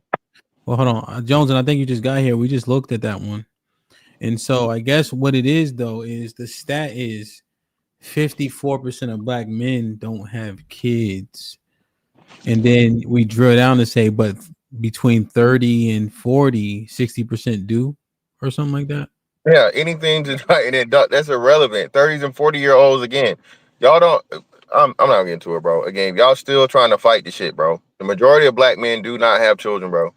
Don't. Yeah, but and it's hold on. I didn't. You weren't saying anything. I'm sorry, I got a delay. I wasn't done. Okay, cool. So again, y'all keep. This is not exclusively used parameters for just Black people. This is for white people, for Asian people, for Hispanic people. Why don't they ever? You never see them arguing any of this shit. The only reason y'all argue is because it shines a light on the sexual irresponsibility of fucking Black women, bro. That's why. Do they want to look up? Do y'all want to look up money, or is money? I don't think people argue about the money too much, right? I think Black men make a little bit more, right? I think we understand that one. Right, overall, yeah. But my thing is this: why would I look at whites and Asians? Because that graph breaks it down by race as well, right? But why would I look at Asians if I'm looking to procreate with a Black dude? And I'm in my 30s. It's not about that, man. Again, hey, yeah, what's the deal? Hold on, y'all argue every day. Hold on a second. AM, what's pop? First off, let me know what camera you're using. First off. Oh, that ain't nothing. Sony A7S III. Nah, it is something I don't be knowing. A little bit of nothing. A little bit of nothing. No, you know I'm a videographer, right? I don't know if you know. I'm a videographer. No, I don't. You have an actual lens on it? Yeah. What is Sigma zoom lens 24-70. Can you put it in the back if you don't mind? In the private chat? Yep. So I got these two Sony's SV2s, but they only stream in 720. Oh, I'm not sure. Yeah. I'll type in there the exact setup I'm using. All right, cool. Appreciate you. I was gonna go through another one, but fuck it though. AM, what did you want to add? Yeah, no. I mean, y'all kind of got back into the stats and whatnot. So no, we can. It's cool. It's cool. I just went through the stats, and I'm gonna play a little bit of the rest of the debate. I don't know if you saw it on Wednesday night because it was because the stat part is something that we want to understand as well. Feel me? But go ahead. What did you want to say? You had objective points of view that a lot of men don't like to admit. Go ahead. Yeah, that's the thing. I've been kind of rocking with this Black YouTube, Black Manosphere, Red Pill thing for years. And I came into the space based on O'Shea tapping in with me based on doing videography work in Oakland, in the Bay, because he's from Cali. Okay. So my perspective on all of this stuff was, okay, Black folks online, interacting, comparing notes. That's dope. Let me talk to people around the country, around the world, compare notes. People like us, our people, blah, blah, blah. Sure. Cool. Then I realized it kind of devolved into, Black YouTube proper. Let's talk about Black issues, solutions. Hopefully I'm with that. Then I realized there's the sector where it's like, oh, we just want to talk about what's going on with the women and call it Black male advocacy, call it red pill, call it this, that, and the third. Okay. But it was mostly just guys talking about external things way more so than the self-improvement part. And this is years later watching this. I'm like, well, wait a minute. Most of the things out there in the world, I get it. It's fuckery on all sides. I'm objective about it. There's fuckery with men. I've seen niggas do all kind of wild shit. I've definitely seen and experienced women doing all kind of wild shit. So I'm like, well, you can't control them. You can't make them do anything. You can't take away rights. You can't force them into the community and being better. So you just got to focus on bettering yourself. Now, I said this for years in these manosphere circles, and guys was like, no, we just want to talk about what the women are doing. We want to talk about the stats. We want to talk about this, that, and the third. And I've been rocking with this thing for coming up on a decade, and it's the same thing over and over. And I've watched guys become online famous, build communities, get super chats, get attention. I made just little notes here: online attention, interaction. I'm somebody now online. People know me. Or then with super chats and cash apps, now it's profit. I've heard manosphere red pill guys openly state, well, we figured out how to profit from Black male rage, from male rage. I'm like, okay, so this is an industry here. This is interesting under the guise of Black male advocacy. And I'm like, okay, if we want to actually talk about better in the community, it all circles back to self-improvement. Because if we're dealing with our people, our hurt people, and this, that, and the third, we're talking about generational arrested development, lost boys and girls in adult bodies trying to couple and get together and wonder why. All the stats, that's way subsequent. That's way down the road. Like, yeah, of course the stats are stupid. We're dealing with people that's hella broken, trying to connect with each other while broken, talking about, I want to lead a family and have a family and be married, this, that, and the third. I'm like, fam, stop it. It's so off the rails. But let me make some money talking to guys about it online over and over and over. And then to what end? My stupid ass is over here like, well, if we really care about the image of Black men or the continuity and prosperity of the so-called Black community, which there, of course, is no singular Black culture or Black community. But if we want to talk that talk, well, we got to start with the individual self-improvement, bettering our lives on a day-to-day basis, more so than on entertainment, flossing and stunting, following pop culture trends, this, that, and the third. We need people that are, if you're going to talk marriage, let's get the best examples of that. Somebody like a Hamp who says, well, yeah, I'll talk about going and helping the wife out and the kids and whatnot, but then I'm gonna go box on the weekends. CJ, shout out to y'all doing that. That's what this was supposed to be, not just crying. And for a guy like me who's single, no kids, well, not single, but no kids, late 40s. Well, there's an example of how to prosper on that lane too. Like, it should be that. I'm not saying me specifically, but anybody in that position, single, not married, people doing it in a successful way, focusing on how to do it right, more so than the complaints about things external to yourself that you can't control. I try to be as objective about this stuff as possible. And guys, a lot of the YouTube manosphere guys did not like it because they're like, oh, so you want to distract from the fact that the women are this, that, and the third. I'm like, no, the women are a lot of this. Let me ask you, Am, what is your synopsis regarding the information that you've heard regarding the women? What do you think about the women? I mean, in general, my thing is this. My preference, offer it Black women. Okay. Now, growing up in the Bay, that's a whole different thing. You see me, light skinned, I ain't some super thug type dude. A lot of women are like, we don't like you because the archetype, blah, blah, blah. So the whole Pookie Ray Ray discussion, I've heard that, blah, blah, blah, right? But then it's diverse in the Bay. If the other groups of women are feeling me, whatever. So fast forward, if the Black women ain't feeling you, date out. But what I'm not going to do is just beat up on Black women and say Black women are this, that, and the third, blah, blah, blah. I say all women have a high percentage of getting off into some fuckery, despite the race, despite where they're from. So the whole passport bro thing, that's not going to save you. Trying to just bash on Black women, that's not going to get it. All women. Damn, let's go one at a time. Let's go one at a time. If you don't mind. Okay. So you didn't fit the archetype. Yeah. to Still be don't. tough, to be a thug, right? Do you think that the Pookie and Ray Ray archetype or you think that should be an attractive archetype for women? No. And then so you were disregarded by black women because you didn't fit that archetype, which should be undesirable. Not even just black women, but yeah, a lot of women. But just in terms of because remember my question was regarding, so the black women said you don't fit the Pookie Ray Ray archetype, so I'm not dealing with you. In a lot of instances, yes. But we agreed that archetype is unbecoming. Yes. Okay. But you see how that could be. So you see, in actuality, you are looking at those women and saying you want something that's undesirable. That's not good. Sure. And I'm okay with that. But okay, that's so you do see that as an issue. Oh, yes, totally. Okay. No, okay. Here's my point. I agree with a lot of what the red pill guys are talking about, for sure. A lot of it is objectively true or, subjective to my experience. But when I compare notes with other guys in my region I grew up with, other guys around the country or around the world, I'm like, okay, so we all seeing the same thing. All roads lead back to, well, what are you going to do about it? Sitting online complaining about it ain't going to fix it. However, I get it. You guys figured out how to profit from it. So you want to keep doing it in a cyclical way and not talk solutions. Okay, so if you allow me to regurgitate it, I just want to make sure I understand you well. For sure.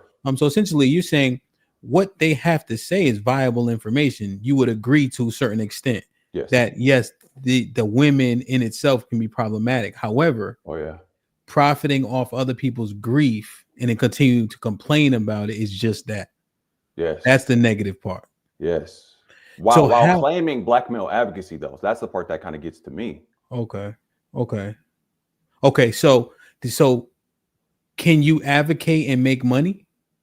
Is that okay? Sure. Hopefully, if it's solutions oriented that apply to real world solutions. Because here's the thing: if there's a problem out in the real world, guys come online for solutions.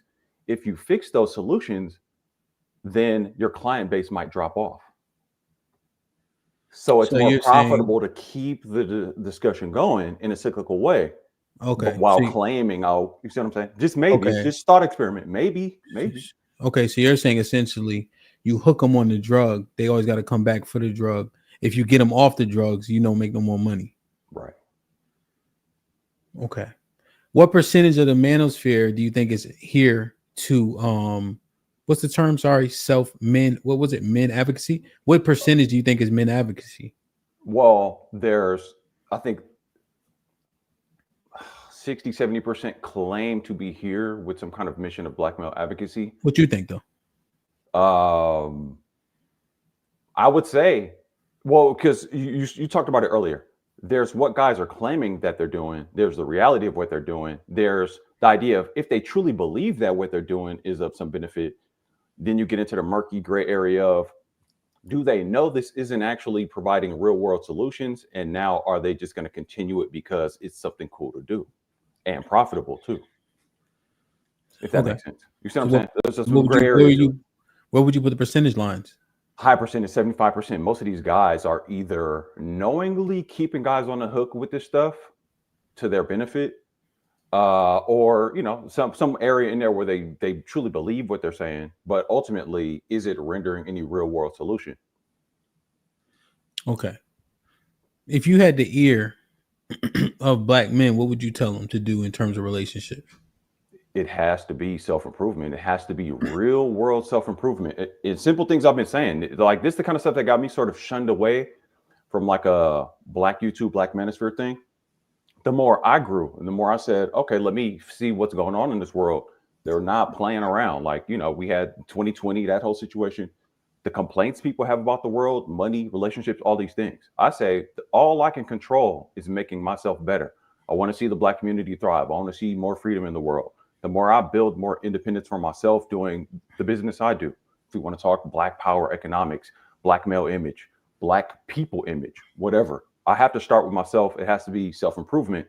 I got to tear myself away from some of the more entertaining things, from the more cultural manipulation things, propaganda things, all that. All the stuff we've heard about. I grew up with the Panthers and civil rights movement out of Oakland, right?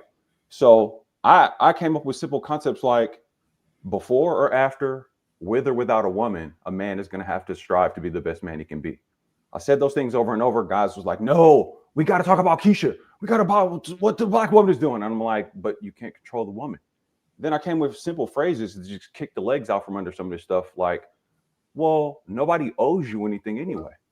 Keisha doesn't owe you anything. Ling doesn't owe you anything. Mei-Ling, whatever, Maria, nobody owes you anything. So at the end of the day, you're still going to have to be the best man you can be. Skills and resources. What are you doing to add value, regardless of race, regardless of whatever, as a man in this world? Are you trying to attain more freedom, or are you trying to walk yourself into these traps of social blah, blah, blah, identity politics, blah, blah, blah? Are you really trying to empower yourself? Again, I'm not trying to bash the women. I'm saying, hey, men, if you claim you want to be a leader, build a family, this, that, and the third, you're going to have to be striving to be the best man you can be. That makes you more viable and valuable to achieve these things you claim you want. And to do that, you're going to have to spend way less time sitting in pity party circles online, talking to dudes that are mad about women that aren't offering real world solutions. Sorry, guys. Okay. Sorry. And usually I get into the minutia of when people speak in platitudes, and I don't mean it as a negative, right? But when we say better yourself, get in the gym, those are platitudes, right? I think it's much more meticulous than that. And we'd have to be more, when we give a solution, it has to be a real tangible solution, right? But just for the sake of the conversation, I understand what you're saying, you know, but I hate when people say get in the gym. Why? Because people don't know what that means. If you go to Planet Fitness right now, it's a bunch of people who were told get in the gym, and they're in there eating pizza on Tuesdays. Because working out is much more than just going to the building. You know what I mean? But sure. But I understand what you're saying. This is more me. I'm not talking to you directly. I'm just talking about when we speak in platitudes, people don't often understand. But your platitudes are correct, though. You see what I'm saying? So I'm not pushing back against them, but I'm saying we need to give more real concrete things that people can actually do to be more healthy or to make more money and shit like that. You know what I mean? To be clear, I've expanded on these kind of things. Oh yeah, no, we just don't have a moment to do it now. But I catch your drift. That was more me just saying we got to go deeper. Pause. You feel me? But no, I get what you're saying, and I would argue that, you know, try to tear black folks away from entertainment, especially conflict-riddled, conflict-laden entertainment, and let's just say people. Period. Western society, human condition. Conflict sells. So conflict and sex sells put together. Gender dynamic conflict, whatever, intraracial conflict, everybody firing arrows at the other side. What the women doing? Like, come on, man. You're saying there's no production in that, period, right? It's entertainment, but for the sake of what? And, you know, the petty side of me can look at it and laugh at it and make fun of it. But when you get into this whole thing where this black manosphere game of, and, you know, I'm just using that as an overall blanket term, but guys claiming something like black male advocacy, but talking way more about something external versus the self-improvement piece. I see that's going to be a losing discussion over and over. Okay, I understand your sentiments. All right, so let me do this. Go ahead, CJ. What's popping? So I disagree with my boy. Sean, what up? So when I hear these panels, I hear a lot of men saying, improve yourself, gentlemen. You can't be a bum. You can't be sitting in your mom's house. Like we just did the Kevin Samuels shit the other day when Kevin Samuels was talking to the gentleman and everybody, he told him straight up, you can't be two of the three negatives. You can't be broke, ugly, and short or fat or whatever it was. So I disagree with my boy. And since I've been starting listening to your panels, Hamp, I've seen a lot of intelligent brothers. I'm proud of how many intelligent brothers I'm starting to witness. Feel me? I was starting to lose hope, but now that I see all these intelligent brothers, it brings me, like, you know, like a little joy. Feel me? That brother could be this insightful. All he doing is complaining about the men complaining. Like, we have to stop this shit. Men are trying to better themselves for the most part. The women aren't. So the men are going to be top of the line men for bottom of the barrel women. It don't make sense. And then all he's saying is, well, just date out. Date out. We all said that. We said date out, better yourself, be better. But when are we going to put the onus on the women to do anything? Never, I guess. And he's talking about, I'll say one more thing. No, that's an interesting point. That AM, if you don't mind, that is an interesting point. let's say the men do what you say they're supposed to do, right? And self-improve. We understand that people have an affinity for their own people. So date out is tangible, but it's slightly unrealistic for the overwhelming majority of men in general, and black men included, right? And so let's say the men do everything you tell them to do, and we don't worry about the women and stop complaining about the women, right? If it is alleged that our women are not doing great, what happens to those men that become top tier men? Who do they have to pair with? No, that's an excellent question. So that's a part of what I've been saying this whole time. And again, this is my perspective, my outlook, kind of me trying to run down a certain logic to it. Yeah, go ahead. Because the way I see it, regardless, with or without a woman, I'm going to strive to be the best man I can be. And if that creates a situation where I'm operating at a standard that makes it like, well, I'm not fucking with these dusty broads, and my standards are high to a degree where I'm not rocking with anything less than what I need to rock with, well, that's just what it is. Because I'm boiling it down to a simple thing, and I think this is objectively true. Y'all let me know. Nobody owes anything anybody. Nobody owes anybody anything. You were never guaranteed. So AM, I don't want to cut you. I just want to interject, right? Because I want to make sure that we get to the answer of it, right? Because it's a harder question too to answer because it's hypothetical, right? So men listen to AM and say, build yourself. Don't worry about nothing around you. Once you get to that point, people want companionship, right? I agree. Man ain't here to be alone. And the majority of people prefer their own people, right? The suffix, when people say racist, the suffix ist means take an interest in or pertaining to. Most people are racist and ain't nothing wrong with that. You prefer your own. So now let's say the women don't have that same progression hypothetically, right? And then the quickest, what's it called? Mode of transportation to wealth is marriage. So then you have all these factors. What do the men do in that instance? This is an interest. It was a good. I'm just building on it, CJ. But you said it. You know what I'm saying? No, and I agree with that. No, you're doing a good job. I agree with the logic of everything you guys are saying. Again, I'm solutions oriented. Now, what I'm saying is, we have to come to terms with the fact that we can't control this external situation. We can't control what the women do. At the end of the day, may call it black pill, call it whatever. I just call it being as logical and rational as possible. I'm not taking dating out off the table. The way I see it, your own personal culture, the standards you set for yourself, define your own personal culture. You're trying to align with somebody of a certain intelligence, certain worldview, culture, more so than race. So if somebody's putting the hurdle of skin color, ethnic lineage as their bar, and then saying it has to fit in that parameter, okay, good luck with that. That's a choice. But yes, make yourself the best apex top-notch man, blah, blah, blah, whatever. Bottom line is no one can control what the women do. And that's the problem. Let me know. Let me know if I'm wrong, because how do we do that? Sir. Hey, and that's part of the problem. Go ahead. Nobody's trying to control the women, bro. That again, man. Shout out to AM1, bro. You know, and again, we've been through this, dog. Listen, CJ surmised it best. You complaining about the niggas complaining. If you don't want to hear the niggas complaining, don't listen. All right.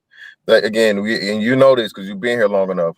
There's a sector of black women that promoted the death and deletion of black male boys specifically. Did you have anything to say about that, AM1? Sure did. I've talked directly to the Cynthia G types. I've spoken and debated directly with her on O'Shea years ago. Yeah. No, not O'Shea. I'm talking about like, you know, when because on O'Shea she wasn't as don't do too much on the name dropping. Yeah, okay, my bad. So my fault. So this is what I'm saying. These cadres of women that spew nothing other than motherfucking black misandry. No one tells them to shut up. They're a lot of their platforms are much bigger than the black manospheres. The only person that has anything close to the person that I mentioned before, and then I could say Prince Fella, right? You just had her on, right? The Queen Maker, right? Would be like AM. Other than that, these black men ain't this, black men ain't that, ain't can't, don't want. They outnumber us by a lot. Okay. And then, you know, too, a lot of the, you know, the black manosphere dudes have been, hey, they've been simply kicked off YouTube because, you know, they're you can't say anything about black women, you know, without people complaining, right? So the problem with this thing is that black men can't do what everybody else does. Black men just need to figure it out, just need to get better. And then to your point, you say, okay, well, if ain't no good enough black women, you need to date out. All right. Hamp told you this is a anthropological, sociological fact. The vast majority of people always date and mate intra-racially. So basically what you saying is suck it up, nigga. You make yourself to be out the great dude. You got all the money, you got all the fucking attributes, you got your body, you're in shape, all this shit, just you the motherfucking die alone. That's what you're saying, bro. Maybe. Maybe. So that's what I'm saying. So again, brother, what I'm saying ain't pretty. What I'm saying is not pretty. But the all whole right. thing is So this. all right. So like you said. So let me address that part. Let me address that part. You know, we talked about this for years. When it all boils down to it, y'all let me know if I'm wilding for thinking like this, because this is truly how I think. So maybe I'm tripping. Regardless of if Keisha's feeling me, Ling Ling, whoever, I'm still about to get out here and be that dude in the real world for sure, being as fit as I can be, trying to have my money game up, whether a woman is in my life or not. I'm running that up. Now, here's the thing. I don't have the problems with women most of these dudes have. And when it comes to women online talking about deleting black male babies and black male image and niggas is dusty, that shit rolls off me like water off a duck's back, because I'm like, well, not me. It doesn't faze me. If anything, I'm more concerned with black men adopting dusty ass looks and making it true what they're saying. I'm more concerned with that. Go ahead. It's a good message, brother, to better yourself for you. But in practicality, the message isn't going to work. Like, men aren't getting buff just to say I'm buff. They're doing it for the women. The women are the fucking goal. So we keep trying to say this shit. Just do it for yourself. Is that mostly true? No, cart before the horse. Because is that well, let me ask you a question real quick. Let me read these super chats. Is that mostly true? Because I said it in one of my things. I think it's like one of the clips, like what we want to achieve, the aesthetics are for the attention of women, majority wise. Do y'all brothers believe that?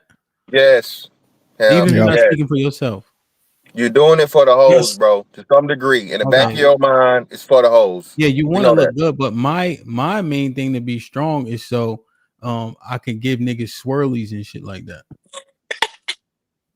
Well, okay, wait, because the girls like the niggas that give the other niggas swirlies. No, I'm just saying, like, just to be powerful, like that was always the goal. I'm with Hamp on that. Sounds good. That sounds good. Check it out. But why would I lie? What reason do I have to embellish that for y'all? Well, that don't make no sense. No, I'm not saying that you lying. I'm saying that's that just one facet. Now go down the rest of them though. So hold on.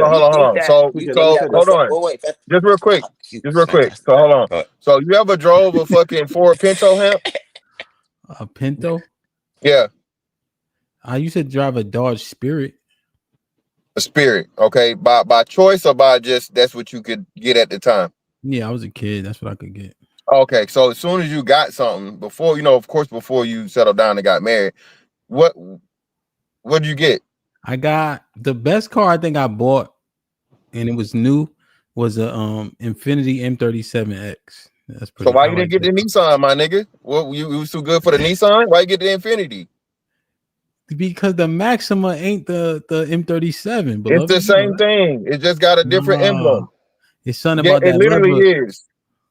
So why do you get the Nissan Maxima or the Altima? The Altima, that's for girls. Oh, for the hoes, like I said. Move on. No, I'm saying they make the Altima. Like if you get a C-class Benz, that's for your girlfriend. Everybody know that. Yeah, niggas. Yeah, we understand that. But the point I'm making is, nigga in a C-class Benz, bro, I'm kicking his shit. Yeah, but this is the point we're making. You have the level. You have a level of luxury. You have a level of things that show status, show success. You know this, like you said, niggas know this. You don't want the C class. You know you want the S class. You know what I mean? And that's for the hoes. It ain't for you. You niggas be 5'2" in a big ass motherfucking Denali truck in the early 2000s. I see y'all need steps to get in your shit, bro. Come on, what are we talking about? It's for the hoes. Stop playing. Let me say this real quick. CJ, hold on. Let me read these real quick. Am I've been slacking. Let me read these. Like, share, subscribe, tell a friend, hit that like button right now if you can. That helps the channel the most. Did I buy that M37 for the women? Think about it. Hey, we're a little more concise, brother. Sorry. And I gotta get Sean in too. All right, Christopher J, what up, my brother?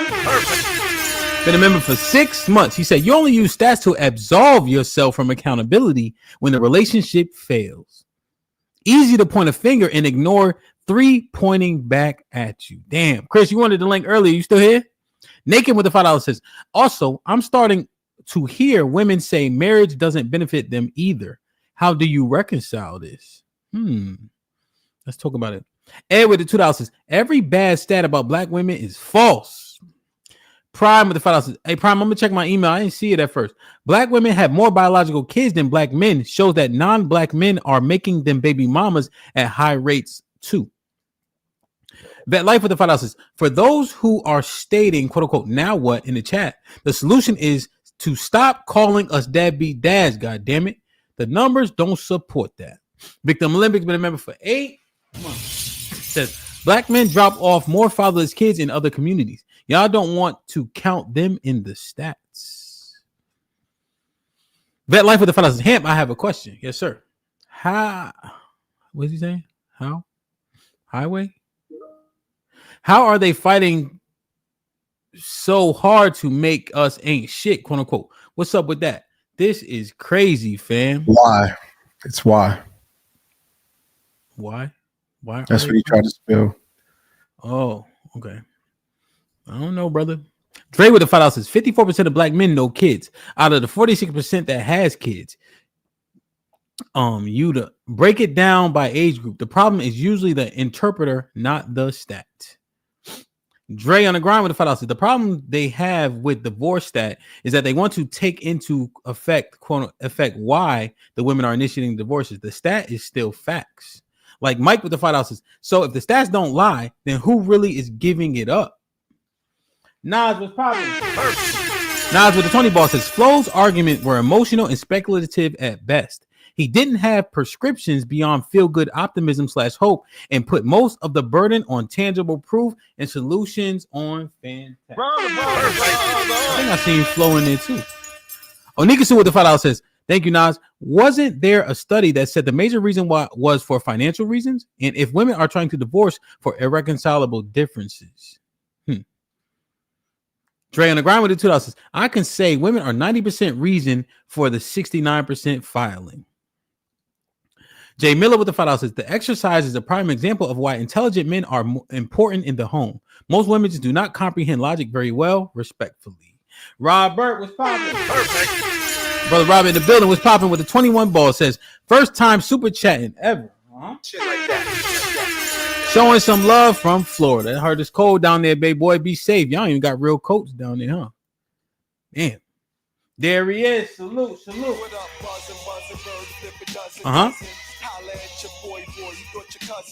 Susan, my brother Darius in the building. Get the 5. This might be risky membership. If you got blessed one, please maintain it. Zero tolerance for the $5 says, why are women divorcing? Y'all refuse to have that conversation. Well, we actually did. I'm actually going to broach it in a second again. Mr. Fantastic and I had it, but I don't think we went in depth enough regarding the things that I was bringing up to see if we can understand the speculation that Callie wanted us to provide. Arnold Allen with the $5 says, what conclusion would men draw if the stats were reversed? You have to test the genuineness. Why you did that? Why you did that, motherfucker? It should be genuineness or that's what I'm saying. Yeah. And he just sitting there like it's my fault. Look at him.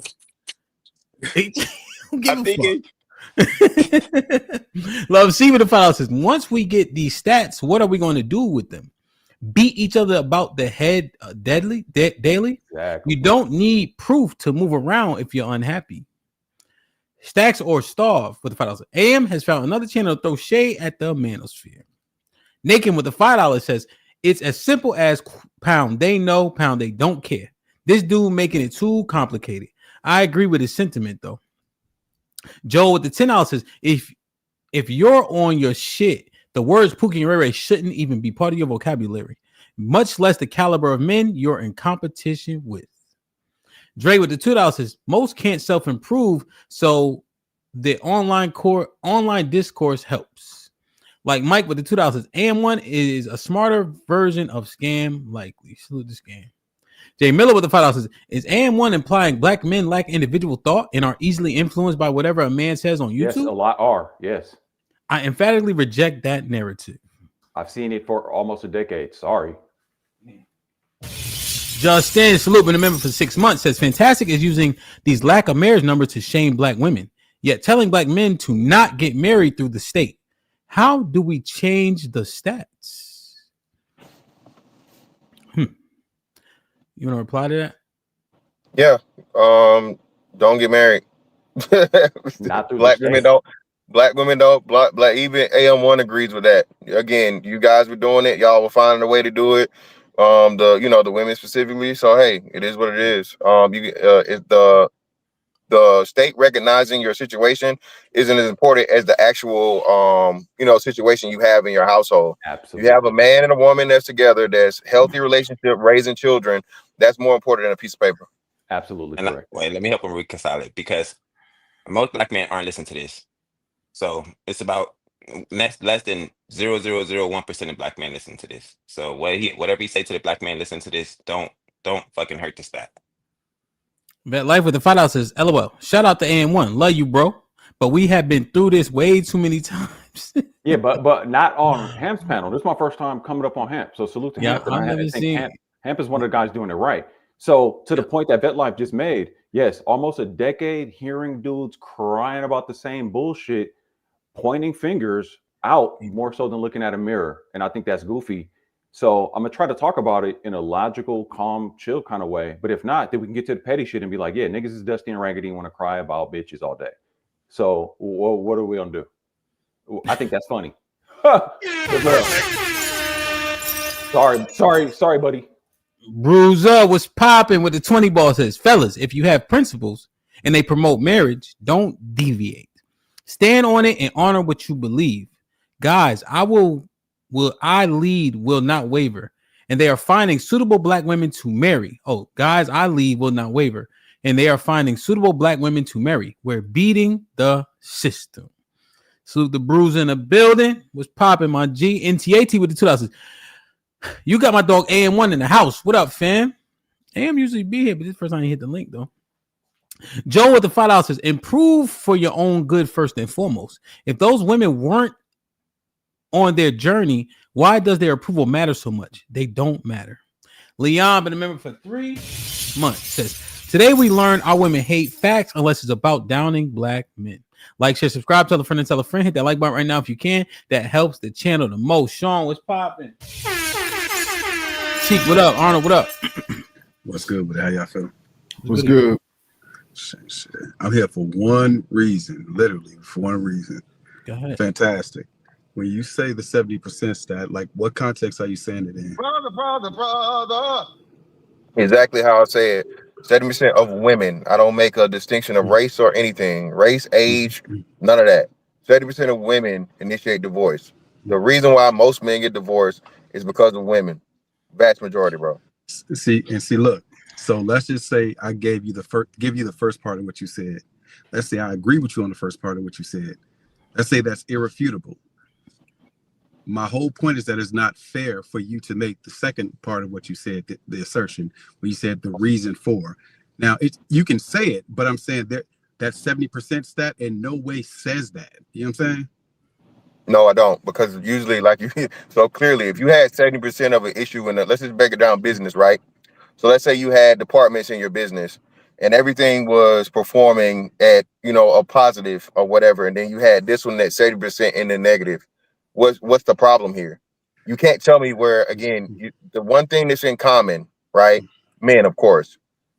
Where else outside of divorce can you show me where there's a 70% deficiency for since forever? You can't do it. That's what I'm saying. So as an entrepreneur, I want to dig into the numbers. I don't want to do what they do in medicine. I don't want to treat the symptoms. I want to find the root cause. And so the problem is that 70% number does not suggest a root cause at all. There's no empirical data underneath that says, you know what, of these 70% of times when women file for divorce, the reason is this. That's absent. So if we don't know that, then no, everything actually, that's inaccurate. everything else would be assumptions based upon our confirmation bias or our assumptions. No. So actually, there are reasons for divorce, and it's irreconcilable differences, finances. Wait, stop there. Not to cut you off. Not to cut you off, but stop there. You said Now, look, I agree with you on this. What you're saying. Stop there. Let's start. So the reason for my divorce, and maybe for yours too, was irreconcilable differences. Now, tell me how. I don't know you in real life. I don't know your situation in real life. You don't know mine. Tell me how I know what the real cause of your divorce was, and how you can know the real cause of mine, based on that.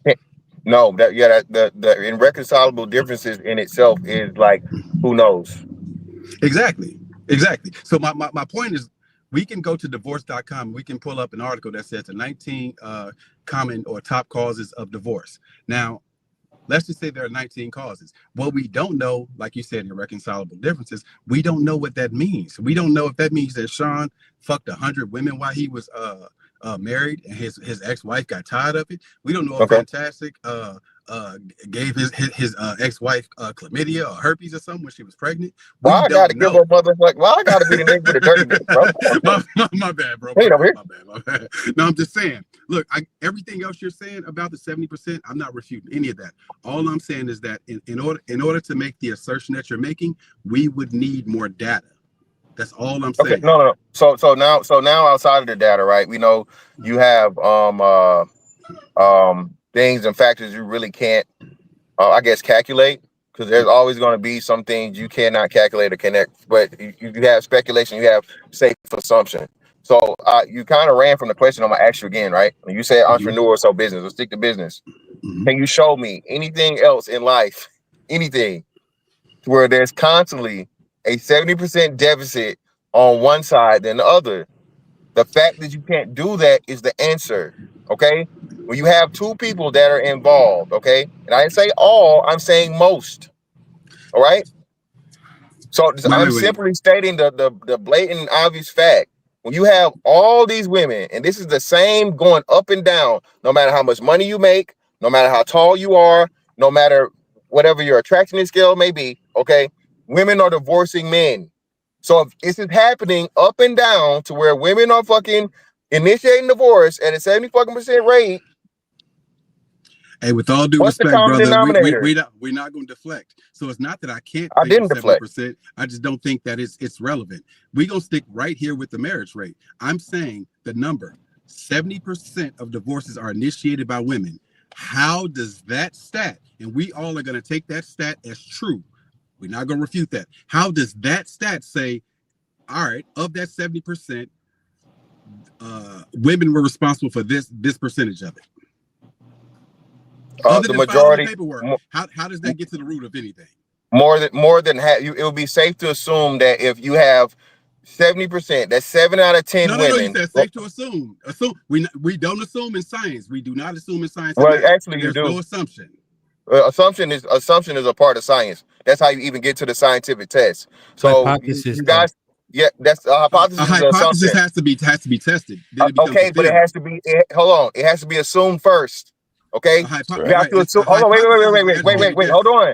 I hate when y'all do this. You have to assume, speculate, imagine, think of a concept before you can prove it. Okay, so let's stop. Yeah. All right, don't do that. Theory based off of just a hypothesis. There's exactly. What are we doing? Let me just clear this real quick, right? People work to prove their hypothesis, right? So the hypothesis is defined as an educated guess, right? So they have a theory in which they have to then prove that theory.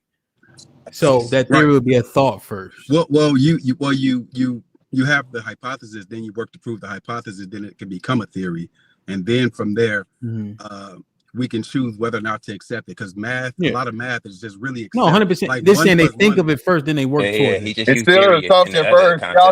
Stop, please. So, like I said, it'll be. Let's keep it going. Let's not get caught there. Let's keep going. So the safe assumption, the educated guess would be that the error lies mostly with the women, the people that, again, you still can't do it. You still have yet to be able to name anything, any system, any organization, business, whatever, relationship even, to where you have a 70% fucking deficit on one side only constantly.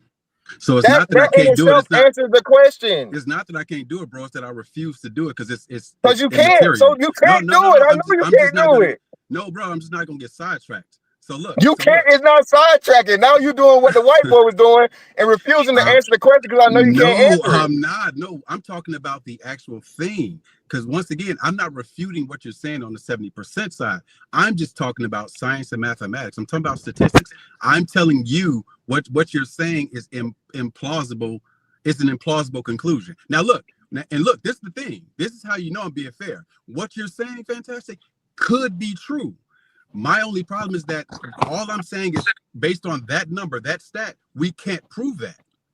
That's all I'm saying. We can't it could be prove completely what? true. We just can't prove it. So he's saying that, okay, 70% of the time, women file for divorce. So he's saying, based on that, his next assertion is basically that means that they're responsible for the marriage falling apart. Women are the problem. Wait, stop. They're responsible for the divorce because they're the divorce. I never said falling apart. I said the divorce. Responsible for the divorce is different. Responsible for the divorce. They're responsible for filing the paperwork. That doesn't mean they're responsible. Yeah, hold up. So can you have a divorce without filing the paperwork and going to court for it? Bro, but that's what I keep saying is I keep saying is misleading. Well. Okay, hold on. So slow it down. Did you say hello, Cheek? He did not have. I did say hello. Yeah, because you said what's up, Cheeky. You said what's up, Sean. What's up, Cheeky? I said what's up, everybody. Hey. He might have. Okay. Yeah, but if you would just like to hear me say it again, I have no problem. I don't mind. You know, this your house. I respect you. Man, you didn't send me the info. You know I'm feeling some type of way. So the private chat, check it. It's right there. Nigga, I had talked to you last week. Yeah, we get busy sometimes. Go ahead. But I do have that list. I do got a Amazon list for you. So you can look at them. There's two of them right there. I'm gonna send you the rest. Oh, I got an Amazon list for you. Sean seems to be dealing with your mama, the not literal part. Fantastic is making a literal statement, which is true. There's no way around it. You can't escape it. Women are responsible for 70% of divorce, which makes them responsible for most divorce. They're initiating it. Sean is dealing with why? And it's like, well, I can't tell you why, but I'm not here to tell you why. I'm just telling you this is what's happening. He's reporting the news. You can't get mad at him for doing it. You can say you don't like his assumptions. You can say that they're not true. Okay. So look, hold on. So look, Ham, you have your company, is that an LLC? Your moving company? Yes. Are you the only person on there, or do you have partners on there? I'm the only person now. Okay, so you have a single member LLC. So let's just say you had a multi-member LLC. It's you. You said you're the only person now. So so I had that before. Yeah, go ahead. Okay, so cool. So multi-member LLC before, right? So you dissolved that former company pretty much. Yeah. Mm-hmm. Okay, so look. So who filed that paperwork? The paperwork for the multi. So look, one of the other members. Right. So to walk through it for everybody that's listening. So when you start a business and you end a business, you can dissolve. You can have articles of dissolution, basically. So that's saying Sean and Hemp have a company, and we're dissolving this company for whatever reason. Hemp files the paperwork. Now, Hemp, if Sean and Hamp's or Hemp and Sean's moving company gets dissolved and you file the paperwork, is it safe to assume that you're the reason that the company failed? Can we assume that because you filed that paperwork, that you're the reason that the company failed? No. Okay, so fantastic. That's your exact example. It's the exact same premise. And if you don't think that's the premise, then you're being disingenuous. No, wait. No, I got it. I got it. I got it. Hold on. Let it marinate for a second. Now you asked me for an example. Now I literally gave you. There's no need to let it marinate, brother. We know you ain't got no business. So all you got is sauce. No, It's sauce and nothing to marinate it in, brother. Again, the problem what you're doing right now is you're making a false equivalency. Okay. Oh my God! You just Hold asked me on. to make an Well, equivalency. y'all love doing this, and I let you rock, right? I didn't cut you off. So again, in because most people don't know how to debate, but y'all love trying to debate me. Y'all don't understand how to actually form a actual argument, right? So what you did was you asked Hamp a question about an LLC that could be comprised of men, women, whatever. This here is a straight up and down, men and women mostly, okay? Majority. We're talking 100%. You're talking about heterosexual marriages, okay? Because what's even crazier is women have even a higher divorce rate in LGBT community, but we're not going to talk about that, right? So let's just stick for the heterosexual debate, okay? We're talking about men and women. Those are constants. So we're going to talk about science and hypotheses and all this other shit, right? So you got two constants, all right? In a business, that's not that constant. There's not that constant like that. There's not 100% of the time to where the data is being collected to where it's one thing on this side and it's one thing on that side. We're talking about 70% of heterosexual marriages, women file for divorce 70% of the time. LLC, fucking whatever you just did, is not equivalent, brother. It's not even close. It's laughable. Hey, so Hamp, let me ask you a question. And Hamp, you're known to be honest. Do you think that the premise that I laid out can be considered a parallel? Yes. Okay. Because even though and the reason why I say that is because the empirical data is this person is on the filing paperwork, but that doesn't mean that person did something wrong automatically. So that's why the parallel makes sense. Yeah, it don't make sense because the people on the paperwork are different. They're different ages, they're different races, they're different whatever. This is a clear cut and dry men and women. No, none of that matters. None of that matters. Yes, it does matter. Hold on, Sean. So Mr. Fantastic, the reason why when you look at the paperwork in the filing, when somebody files the paperwork, that automatically means that they're at fault? Because that's what it's in that fault thing when the statistic is used. When they say the women file, which means that they're the catalyst for something that's negative. So I do have a question. But when I break it down, that's what it sounds like. I'm trying to understand. Yeah, I'm trying to understand it. So Doesn't mean that. Can we say that the person that is filed is held responsible though for whatever happens to the business? They're liable. You can say whatever you want to say, but that doesn't mean that it's true. You can say what you want to say. That's the correlation. Essentially, whoever wrote on the paperwork to say I want to dissolve this is the one liable. So look. What if me and Hamp had that? That's the correlation. That's business. Walk with me. Well, hold on, Sean. Let Shiki ask you the question just so he can get clarification directly. Yeah. So that's the correlation sheet. Go ahead. Right. So you brought up an LLC, and if the business fell, would the person who signed the LLC, would they be not held responsible or liable for whatever comes with that? That means if you bankrupt or whatever the case, it will fall on them and not their employees. No, that wouldn't even matter. And I'm saying that because it just don't matter. So say for instance, it's actually a good question, though, Sean.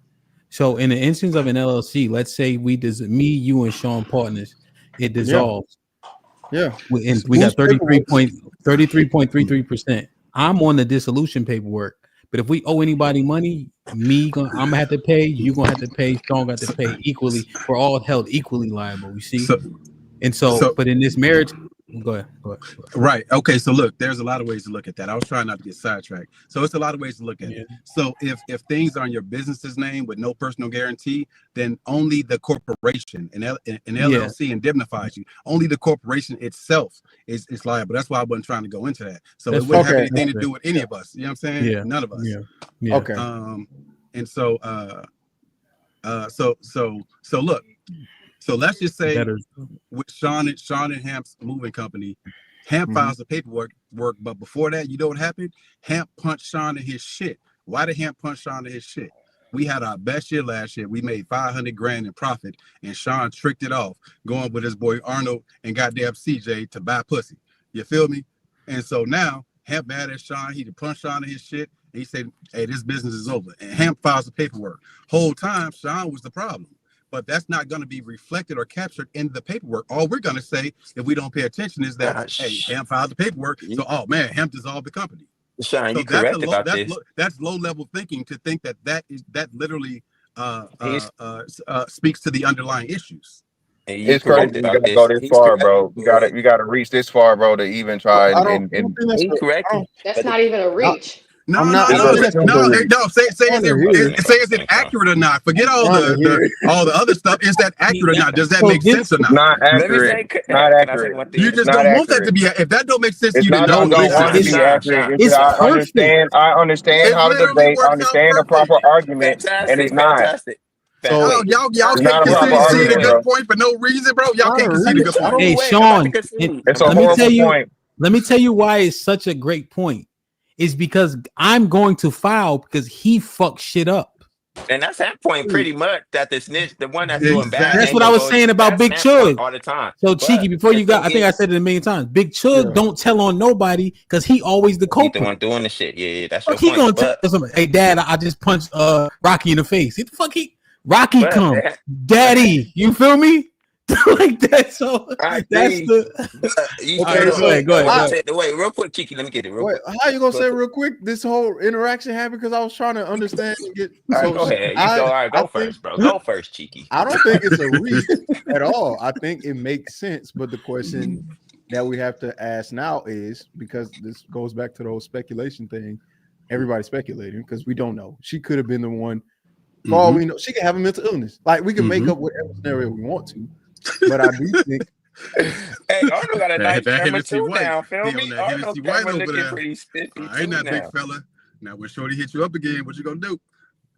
So that's wild. Go ahead, Cheeky. So I guess the real question is, or maybe not the real question, but something we could take away from it is maybe, and this is what women are saying, they don't want and shouldn't be married. So like that's the consensus. And let me get this in real quick now. So if And that's the consensus, if that is the But consensus, maybe not, Cheeky. My bad. well, why are we saying maybe not? So here's the thing. The thing about marriage is both men and women are kind of done with it, especially women, because women have already stated, it's not beneficial to us. Whatever. It's just something that they don't want. It's not beneficial. We do all the work.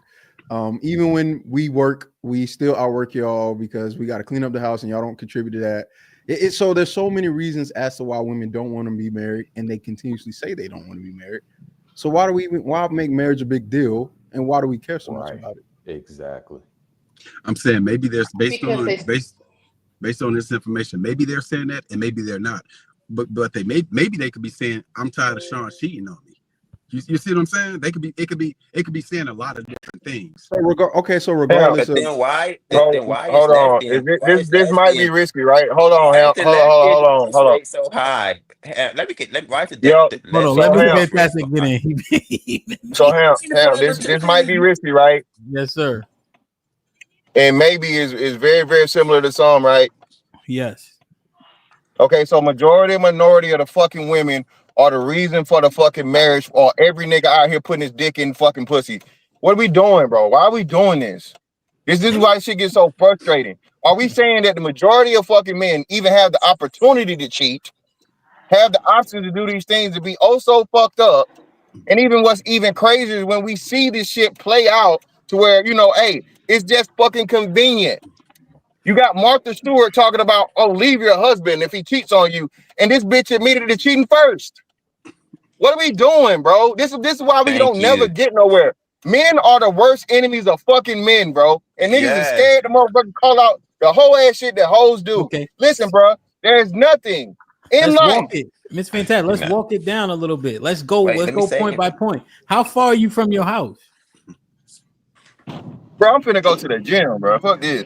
I'm going to the gym. This just in between. Me too. Oh yeah, you took 2 months off, nigga. They go to that gym. So, all right, let's go point by point, right? Okay, all right, Sean, you listening? Yeah, for sure. You must be charging your car. You just chilling. All right, so I'm in a different car today. So okay, that point. Let's walk it down because Mr. Fantastic and I did this previously. So we have to look at outside conduct because we are speculating, right? So if you look at men, like let's do this point first. The point that Mr. Fantastic made. Men don't have access to women. So what's the likelihood that men are cheating for the reason of dissolution of these marriages? What's the likelihood? You think that's a majority or minority, since men generally don't have a whole bunch of access to women, especially as compared to women? That's why they buying OnlyFans. Oh, for me? Oh shit, I have no idea. Oh, it's for everybody. Hey, look, I don't let's like go. Let's just go quick. Wait, hang on. Well, I if like they to make already up got stats a that I wife, that can't- means they have access to women, right? Outside of the marriage. No, so here's the thing. Generally speaking, men don't have this abundance and access to women. Now, as we correlate that outside statistic within that marriage, how likely is it that men are just cheating at these alarming rates to dissolve the marriage, for a reason to give her to dissolve the marriage? Because we have to speculate. So let's go one by one. Minority. Unlikely minority. Oh man. That's not a good argument, though. What's good, everybody? I don't want to mess up the conversation by answering. Let's I go wouldn't say one that's by a good one. argument because Lee, we're gonna go one by one. So if you think this one is moot, just say that, and then we'll go to the next one. Maybe you might like that one.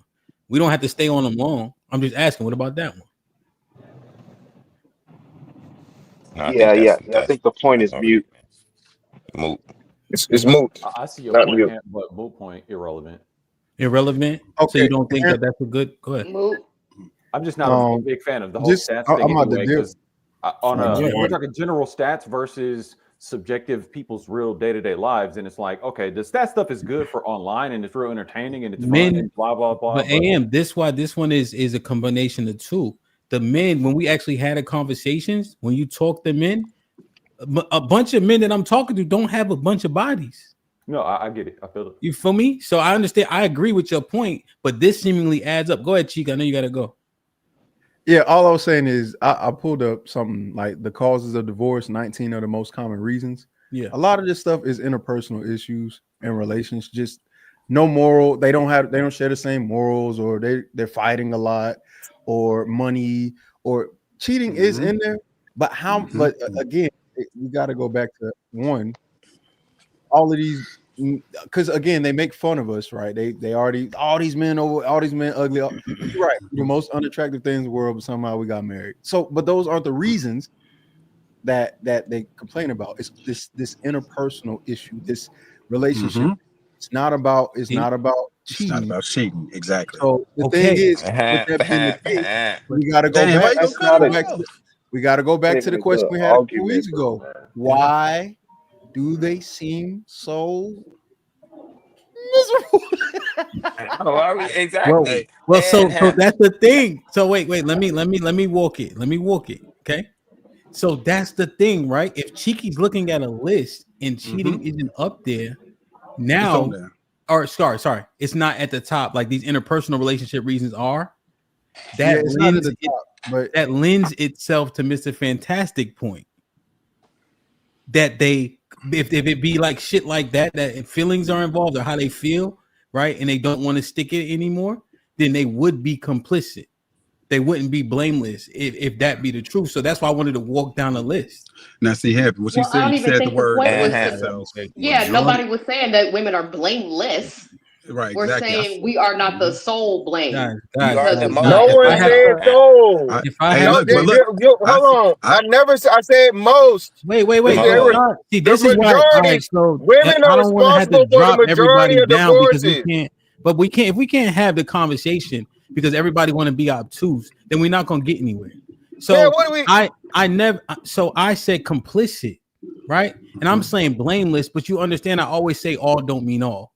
So let's have a conversation in good faith so we can go walk it down. So right. So one of the things I want to say was real quick was if you look at the lesbian divorce rate, it's the highest. So that means women are the problem. But look, we know it. Wait. Hold on, bro. And guess who's the lowest? Real quick, guess who's the lowest, huh? Who?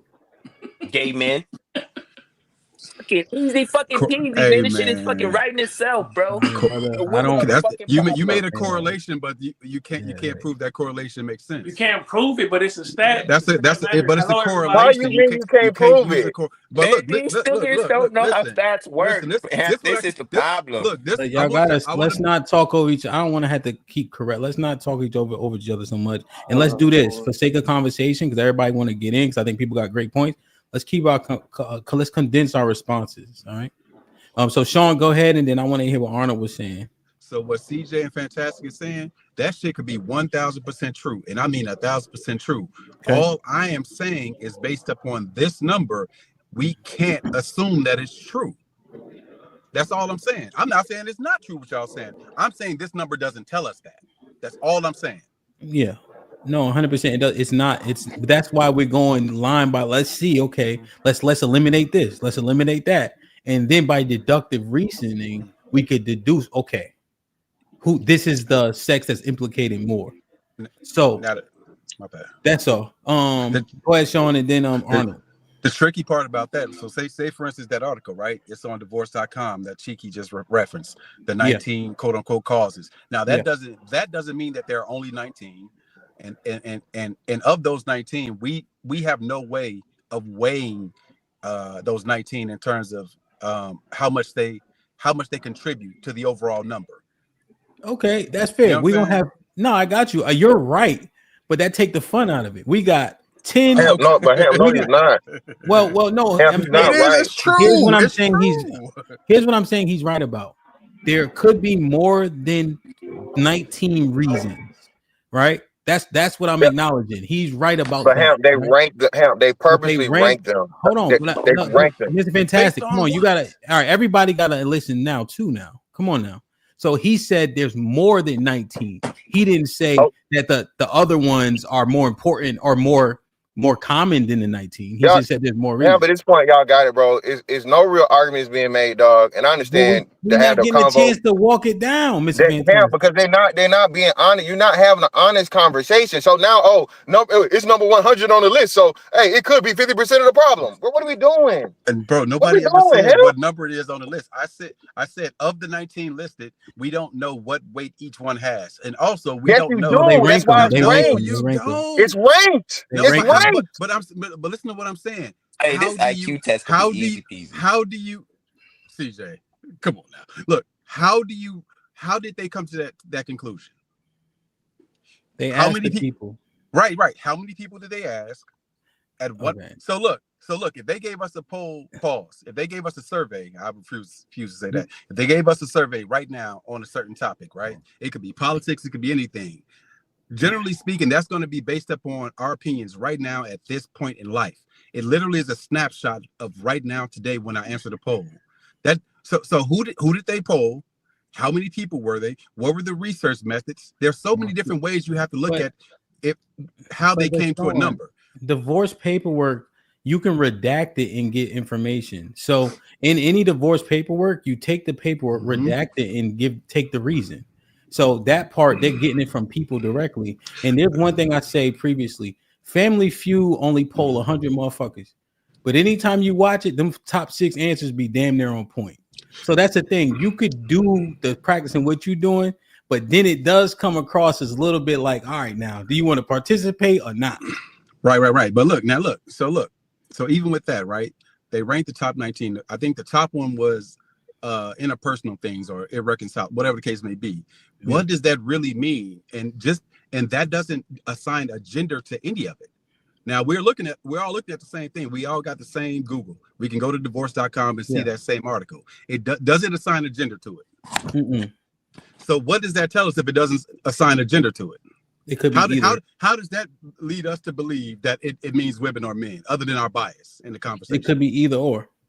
Exactly. And then what we do is we apply outside data, outside information, outside sentiments, and then we can speculate, because that's all you can do. Who's the more viable option? It's just it's just an exercise. That's it. So look, if we go to Fox News and we go to MSNBC, you're gonna have world-renowned economists on both sides that literally will make a compelling argument of the same point in different directions. That's what we do with data. It's the same in science as it is in politics. You take the same data, and I swear to God, I can draw a correlation between the fucking leprechaun and Mr. Williams. I can draw a correlation between that with data. I promise you I can. Or not. I can draw that correlation too. I'm just saying we could that data just because they have it number one on their top 19 does not assign a gender to it. Yeah. So okay, no, I understand. That's what I'm saying. It's an exercise, you know. Can I ask her? Well, let me get Arnold was trying to say something earlier, and then you can jump in, Lee. Yeah. So, but what's up, everybody? What's up? Like when they talking about the stats, like you can't be sure about what the stats say, but then when you have a stat say that you taking out the black men of the situation, and what happens? It goes up, right? So if they're saying that the black men is the problem, when you take the black men out the equation, the stats should go down. So it's just science, it's just math. So that's why they bring up the other stat. The reason they talk about stats because it was men talking to men, and women say no, that's not the problem. So men bring up stats to try to say, okay, this is what the numbers say. And then now women say, y'all always talking about stats. That's the problem, is that we're not even trying to recognize that there is a problem to start with and trying to build from there. Okay. Nobody's trying to admit that there's a problem. So Arnold, let me ask you a question, right? Did you see the stat that men had the highest divorce rates with black men had the highest divorce rates with white women? Yes, I saw that. And then we also have the highest divorce rates with our women. Yeah. To me, what if somebody drew a go ahead. What I see from that is that would correlate with the money conversation. Okay. Break it down. So if black men are the lowest on the income chart, right? So they're gonna have the least success with women because women value provision. Money. Yeah. Provision. Now reconcile that with the Latino man having low divorce rates and we make more money than him. Because they're bounded by culture differently than black people are. Okay. Right? You know what I'm saying? They didn't come out of chains like we did. Okay. Yes, they did. Go ahead, Lee. I just want to first say that Hispanics were in chains too. The thing I just wanted to say about the whole cheating thing, I think you can't use that most black men don't have sex, or like Cheeky was saying, most black dudes are quote unquote ugly or whatever. That's what women say. Most of y'all are, but the thing is, the guys that can get married are usually not a part of Something wrong that with this bracket. nigga. So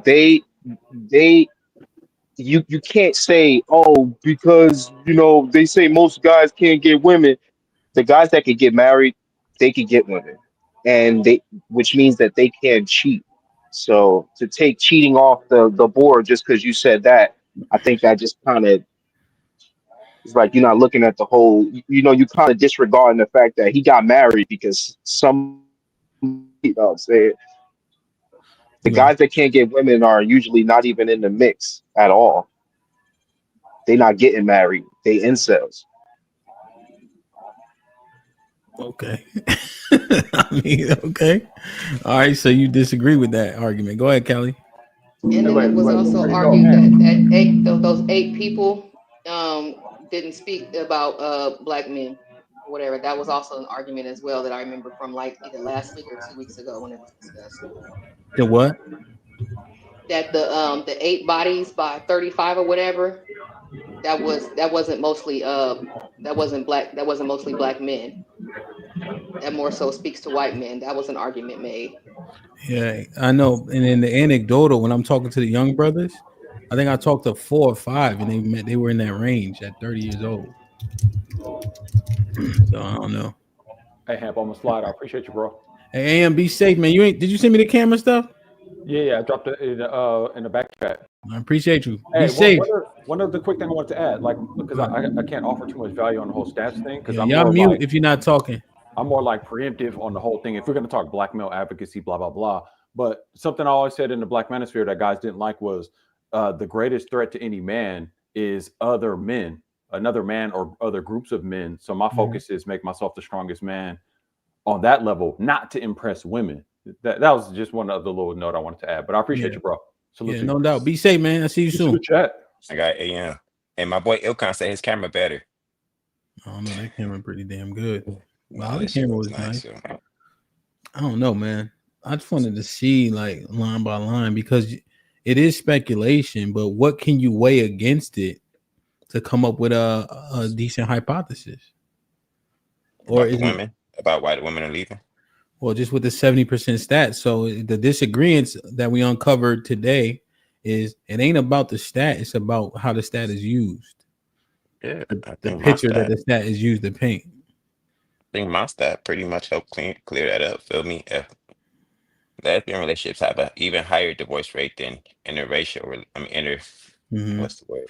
Relationships. And I know y'all don't want to say it, but gay men have the lowest divorce rate. And I kind of point out that women are the problem. Feel me? Well, but then what Arnold brought up, money, couples who make more money are less likely to divorce. Are Right. So lesbians when at you look at least? Are lesbians at least on the lowest on the women money? make less money than men overall. Okay, yeah, that's true. You see? So when Arnold brought that stat up, you see gay, I think if I'm not mistaken, somebody correct me, gay men, I think their Make the earnings are most. like really, really high, right?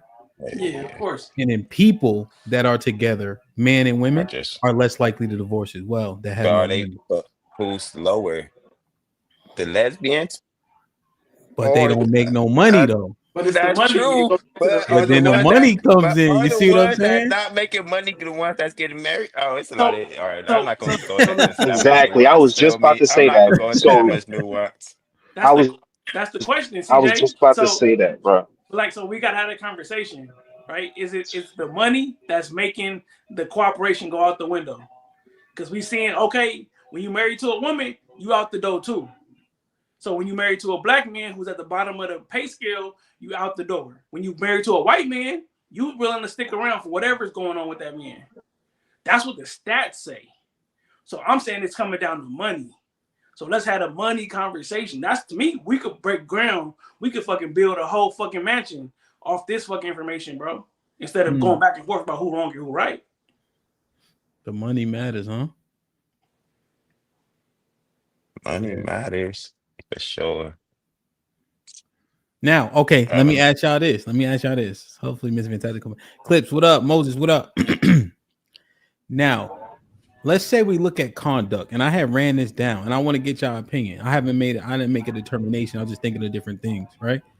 When you talk about the money, right? We are the second lowest earners. When you look at homeless, we are the most homeless. When you look at jailed, white men outnumber us. They're 3 times as many of them, 4 times as many of them, right, than us.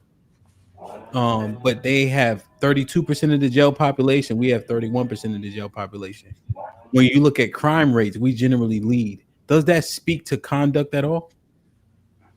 Yes. Yes. And so now, if we look back at this type of stuff,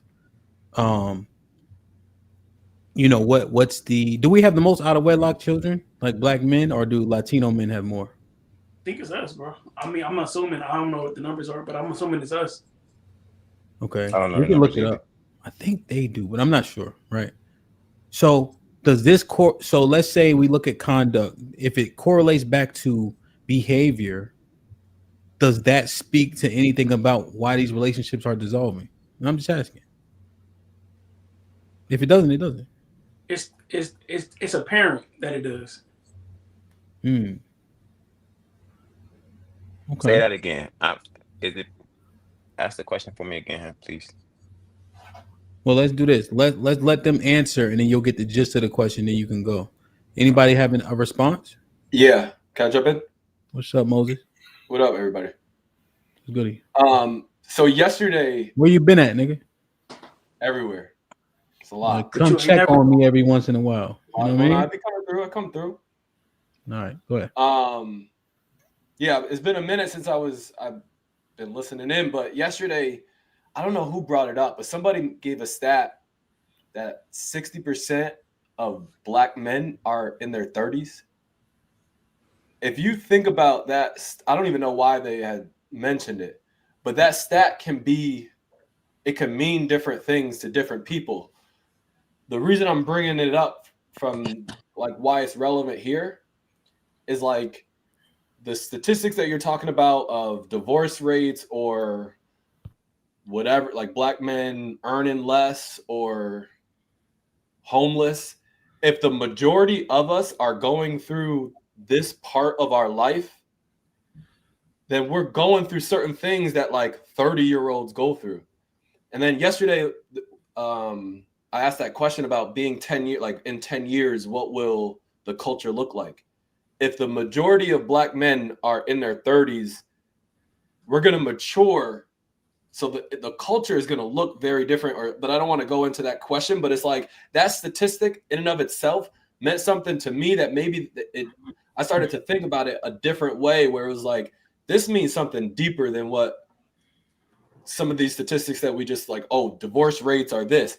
It's because majority of the people are young, or they're not, or the marriage rates are that. It's like, where are the majority of the people that are reflected in some of these numbers? Does that make sense to everybody? No, but people gonna rock with you because you got a button up or whatever. I mean, let me explain it. Well, no, I understand if the what you're majority saying. of black men are in their 30s, then the majority of black men are at a point in their life where they're coming out of the clubs and they're thinking about legacy and I think marriage. you got the stat wrong, see, Moses. Majority of black men aren't in their 30s. Majority of no, it's not. It was was the the average age. 60% of men in their 30s have kids was the stat. Well, no, they I know what Moses is talking about. They brought up the stat a bit like what you said, CJ, but then What they is he also said that saying, the though, average man, Callie? that the average man was the average black man was like 36 or whatever like that. What is he To try to saying, though, receive the Callie? thing. But what he's He saying trying to is make an that in that excuse for same black men.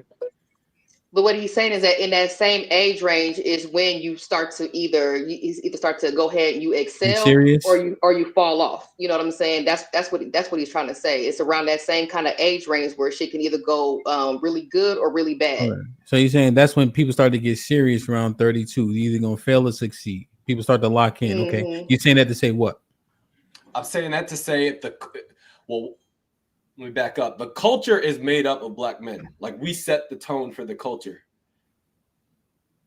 Different kind of sidebar conversation, but it's like we are Could you leaders. please stop him there and ask him what do you mean by the culture? Culture of America, the culture of like the black communities, because there's different cultures within America. Are you both? The culture of America is reflected by the black man. We are the culture. okay? I wanted you to stand. All right, I wanted to make sure. So I mean, you can peel it back different, like wherever you want. If you want to go black man, we can just. So what are you getting to, right? Because men make the most money they ever made in their life in their early to like mid 40s, or no, I think like 50. Exactly. So if you're talking about we're at the lower part of like income, that's because the majority of us are just getting to that point in our lives where we make money. But everybody progresses that way. Older people make more money than younger people in all races. But if the statistics show, say, white men are making more money than black men, but the statistics show that white men on average are 55 years old, that's why. And then they kind of, I mean, I don't want to, they do die off. And I see what you're saying. Statistic will then flip to the point where. Okay, I understand. So you're saying essentially that's why I'm saying if you their median age or average age is older than ours. And since older people make more money than younger people, of course we're going to be lower in the totem pole because on average we're younger. Correct.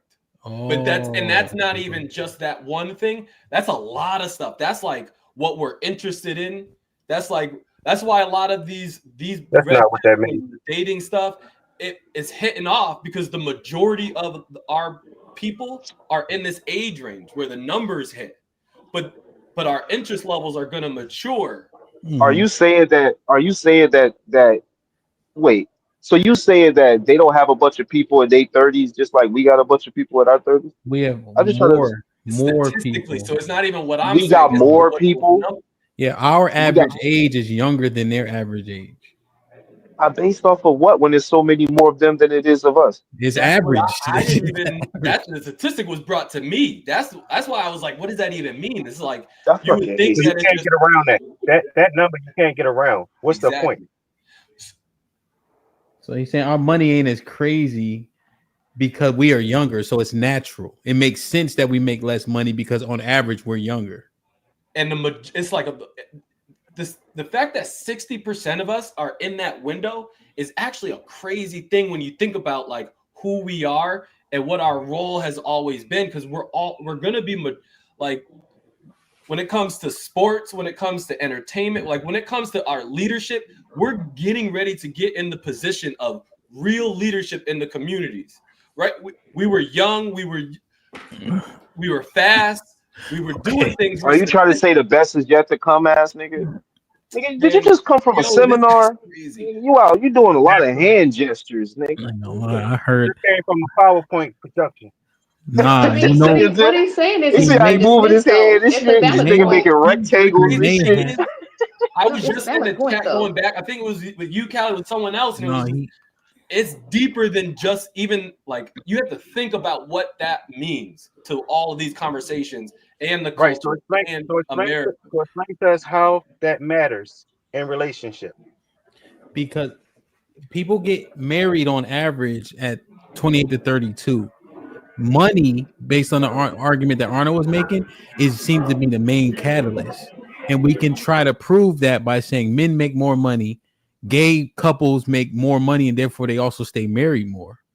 So if we on average make less money because we're younger, that's the reason.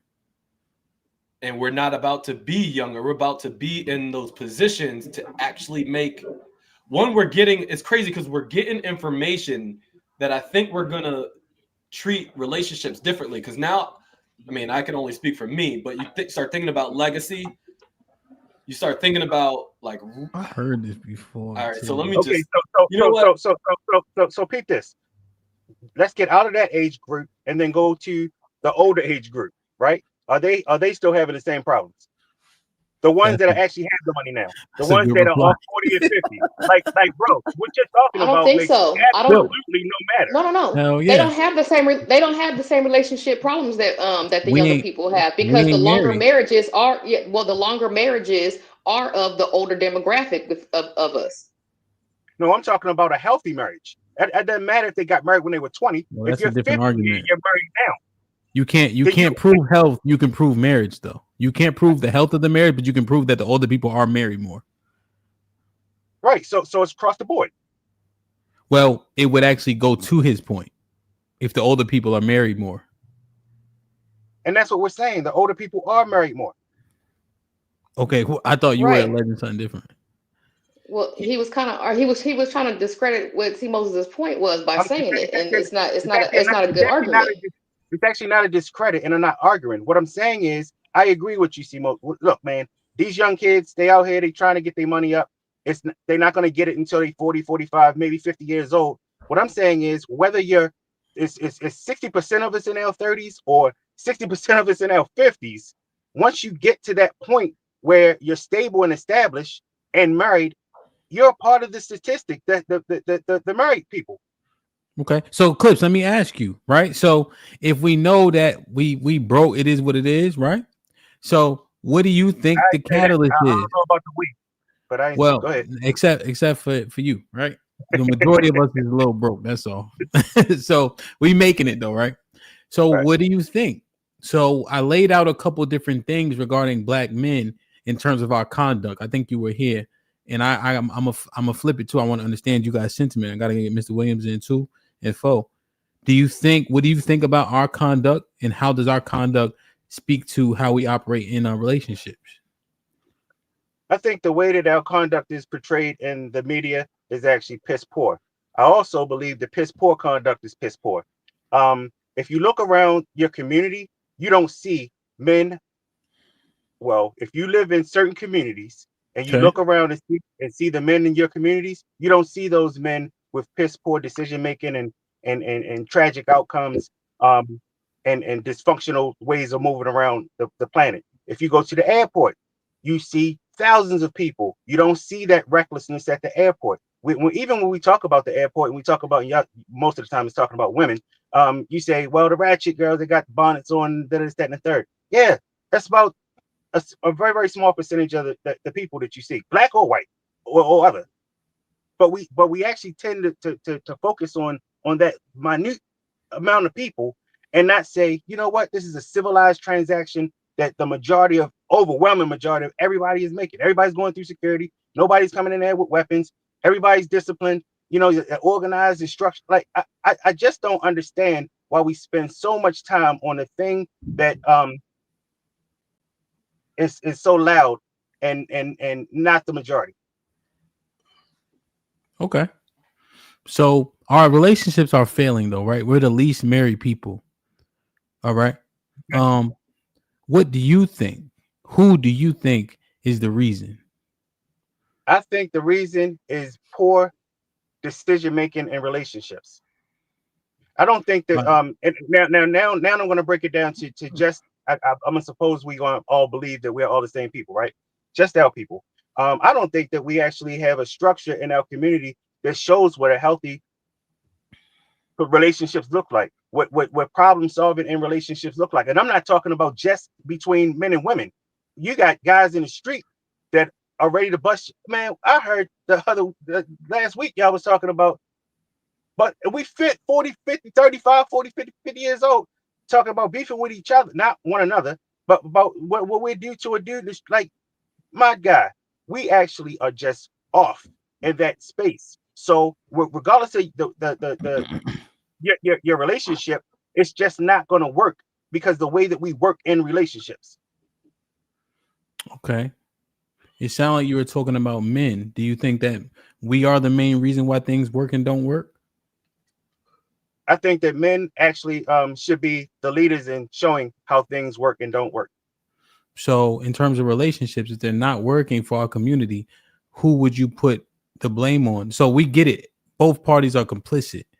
If you had to err one way or another, who's at fault? Okay, so I'll speak for me.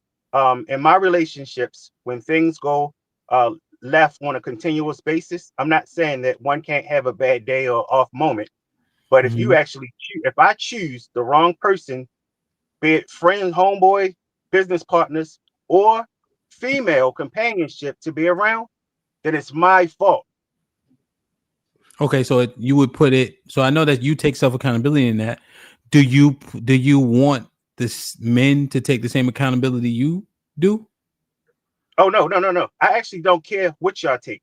I'm asking them for sake of conversation. If you were edifying young men, would you advise they move how you move, or would you advise that they move differently?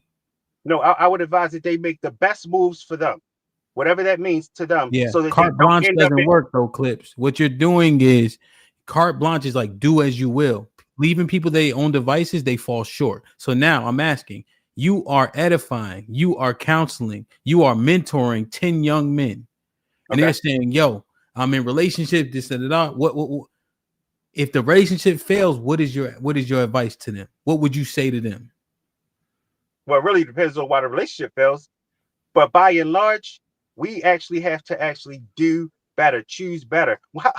So when your business fails and you're in a partnership, whose fault is it then?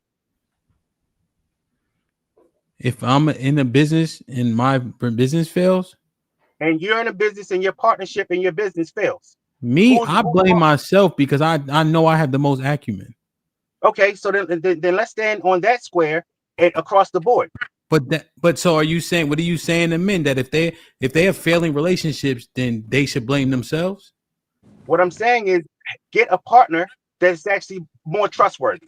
Get a partner that's more stand up. Go ahead, I understand. I agree, but what I'm asking is, you got men and women, relationships are failing.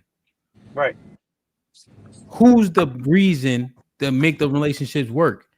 Do men have to make them work, or is it the women that need to make them work? What do you think?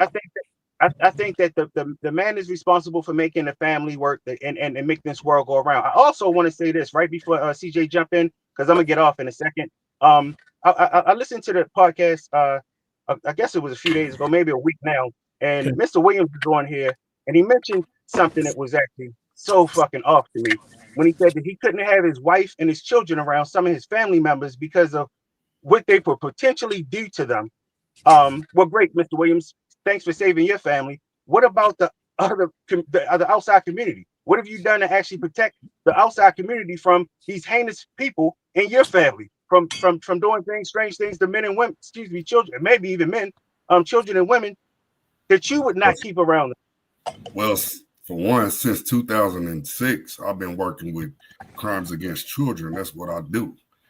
Your family, bro. No, the people you know, the people in your family. You just your asked, family. let me tell you, I'm an activist in my city. Always have been. So regardless of, like I said, no, I would not leave a majority of the men in my family, regardless of how much I love them, around my niece. I wouldn't. And so you don't act as if, and you need to stop acting, especially you around my age, like some of these uncles and cousins wasn't touching on kids when we were young. You're absolutely right. And you know what I actually ended up doing 2 years ago with my cousin? We got to the fisticuffs about it because of how he was treating women.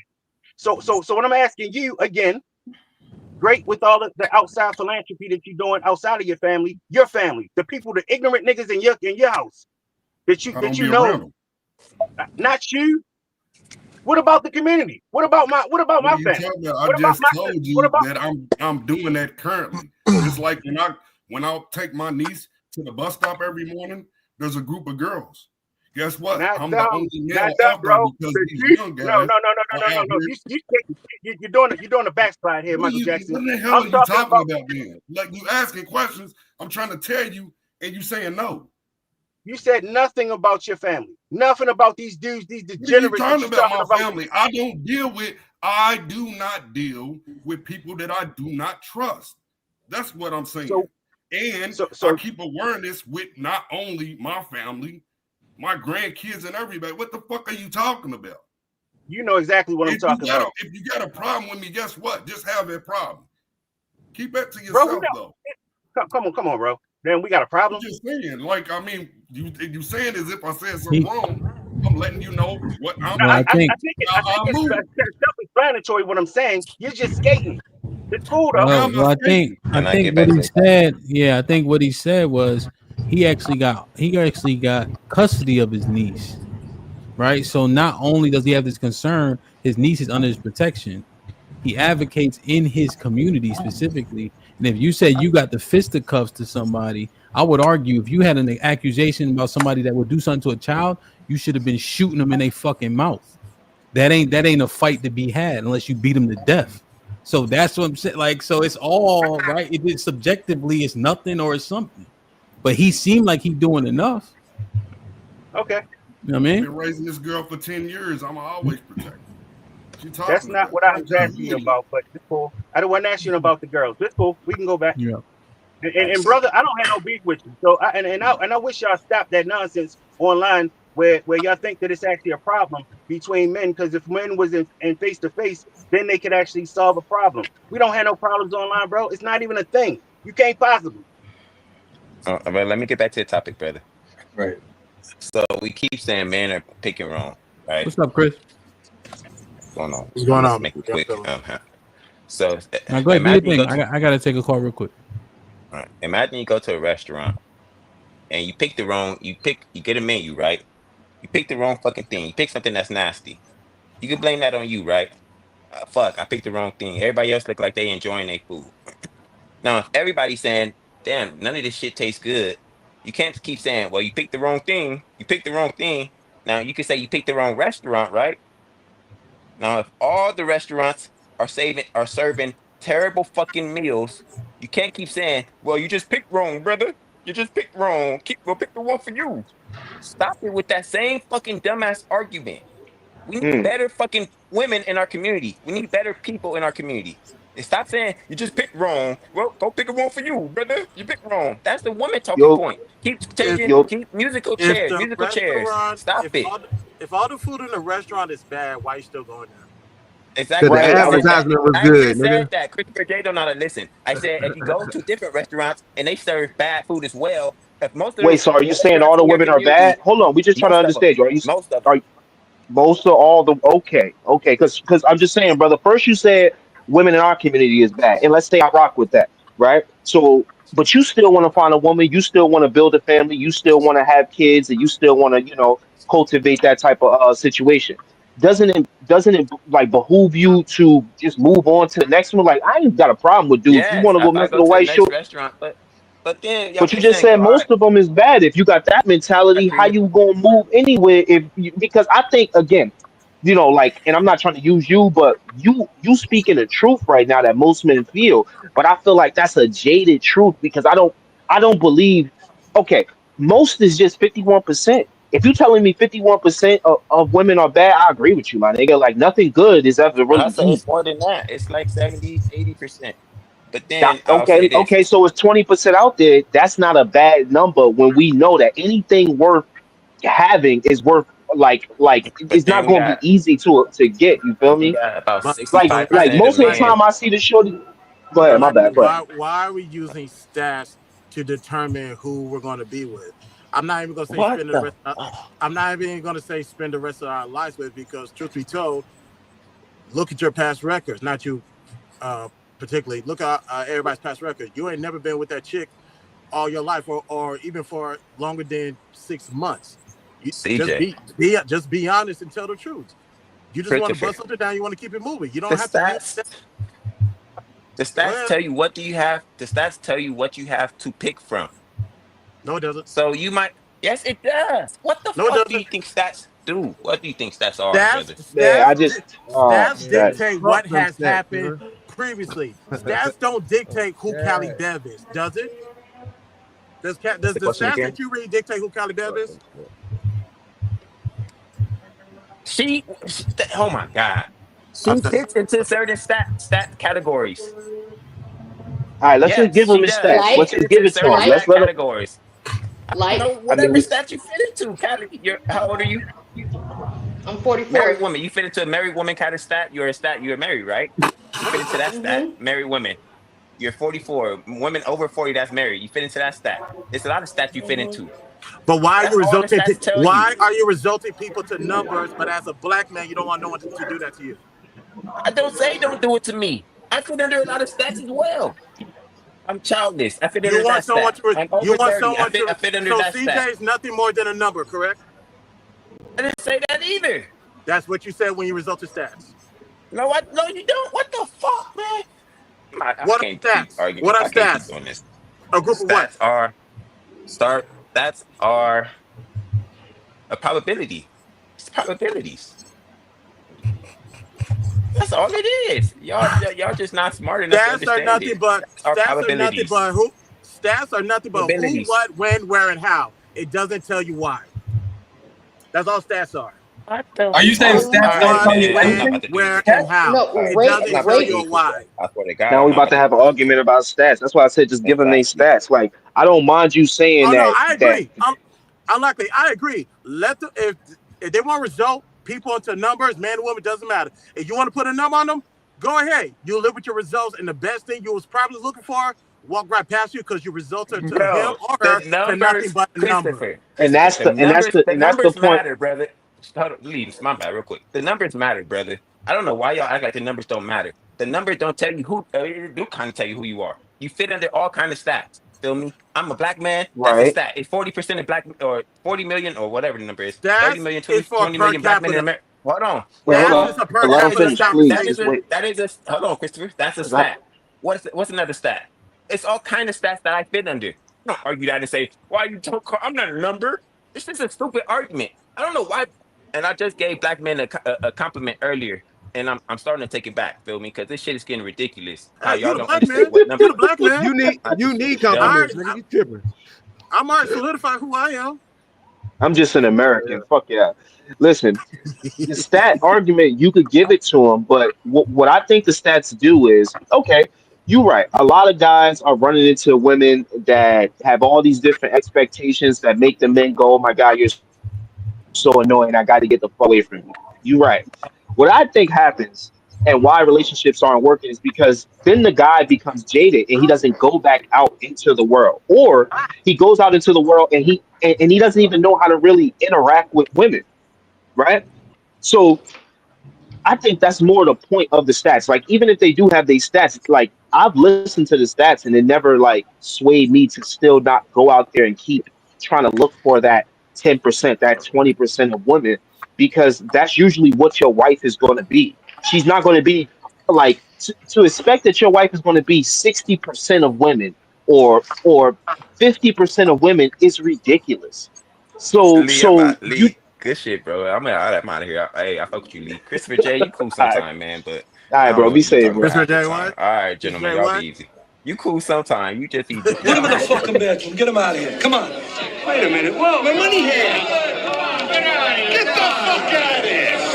Get him the fuck out of here. Put him in the bedroom.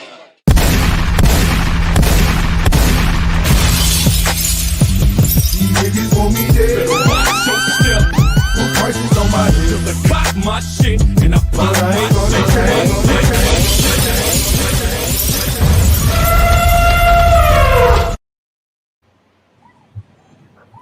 Wait a minute. Let me say something. We know we get all these stats and everything, but we always, it's disingenuous because, for one, if you out here in the world, you out here in the earth, you know that a lot of these stats, especially when it come to women, that black men can keep in their pants. That's one. Y'all know that. You know how many. You know. Hang on. Can somebody mute up? It's a lot of background noise. You Yeah, know that's not that like men playing. have side chicks. We know this. That's why it's that term. White men have mistress. Black men have side chicks. We know this. So I don't understand why we figure that these women just supposed to hold on to black men because they're cheaters and then they the problem. And don't act like y'all don't know men that are married that don't cheat on their wives, because I'm sure you know at least one or two. But we want to sit here and bash them for what? I'm not gonna lie, I did file for divorce twice. I won.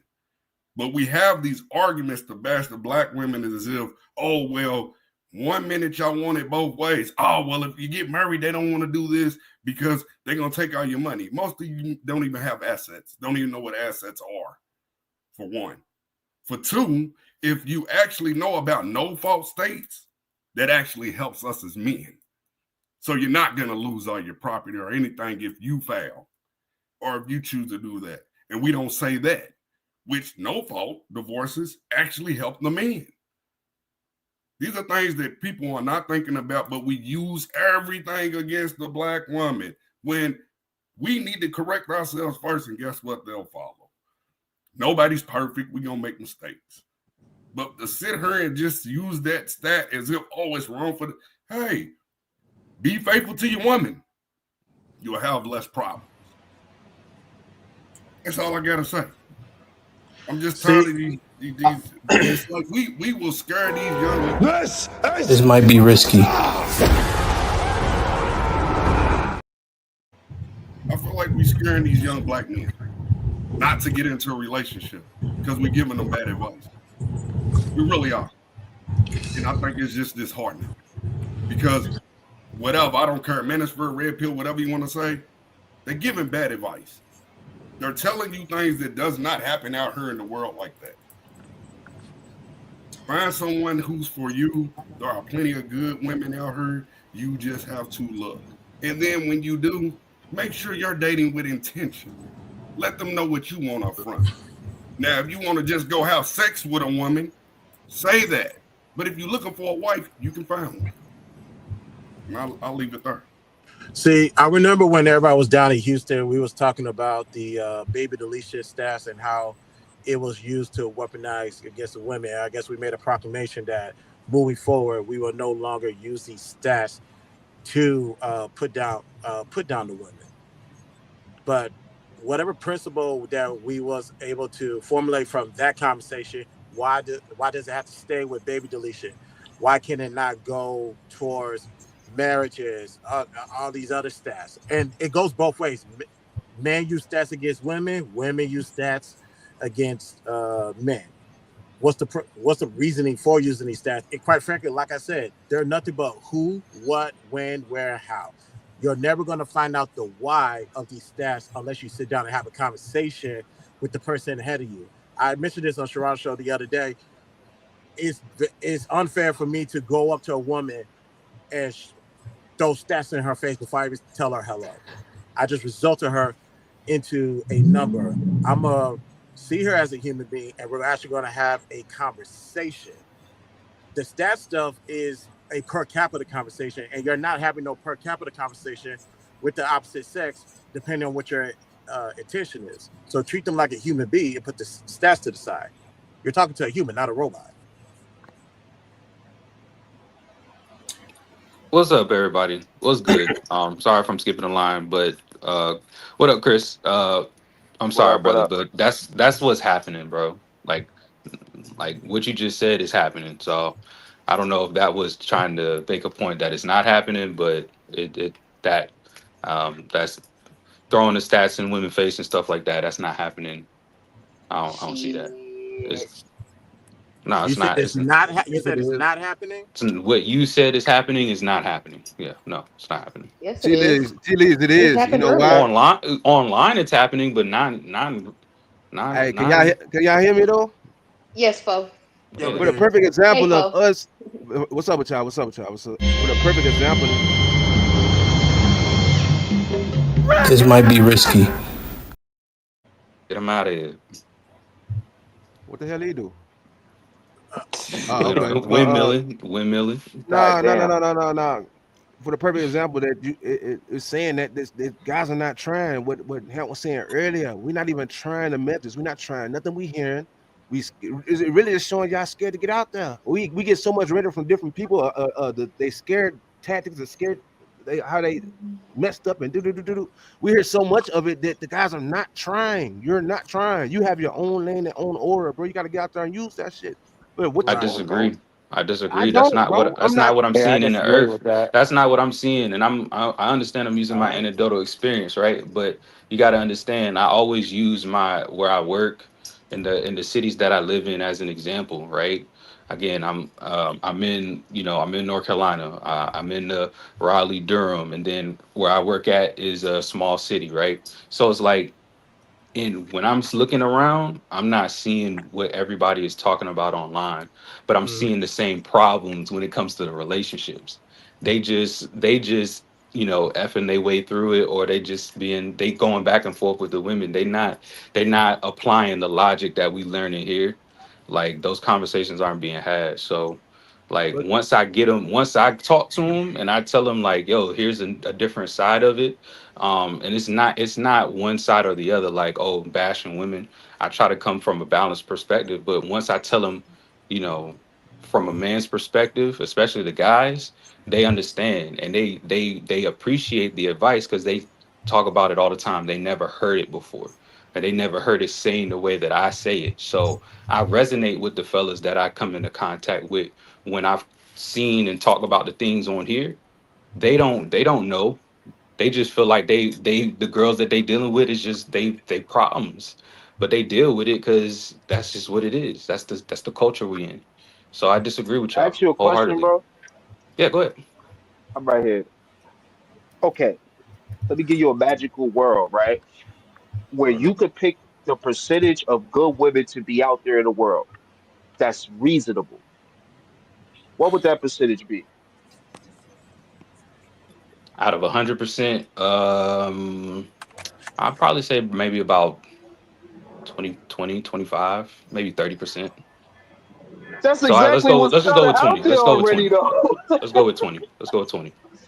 Brother, that's what's out there right now, brother. What you I thought mean? you was gonna say we You just was said that. talking about the percentage of women that are actually good women out there, right? And Yeah, that's like 20. That's like 20, CJ said 30%. 80% of women are bad. So in your make believe world, you want what's already going on in real life. what CJ was just complaining about. He said 80% of women are bad, making 20% of them good. Oh, And in you your asking me imaginary, would I want them to be good? You're asking me would I want them to? I'm asking you, in the world that you created, where you can have a percentage of women being good for men, like whatever Oh this yeah, okay. I understand your question now. 80%, at least 80. 80%, Yeah, 80% of what? yeah. Okay, okay. So now in the real world, how many men are would you deem to be good men for women right now? I think good. I think good means like I think it'd be average and above. So, um, I would say probably about maybe 65% good dudes out here. Yeah. Okay, all right. Because I think to be a good dude, as far as when you talk about not just taking care of yourself, but as far as character, I don't see a lot of dudes 65%. in mass out here trying to do the worst to each other. Yeah, we may not trust each other and things of that nature, but I'm not seeing people trying to do the worst in mass. I see the small minority of people doing each other dirty, and things of that nature, crimes and stuff like that. But majority of the time, people just either minding their business or we speak in passing and keep it moving. This might be risky.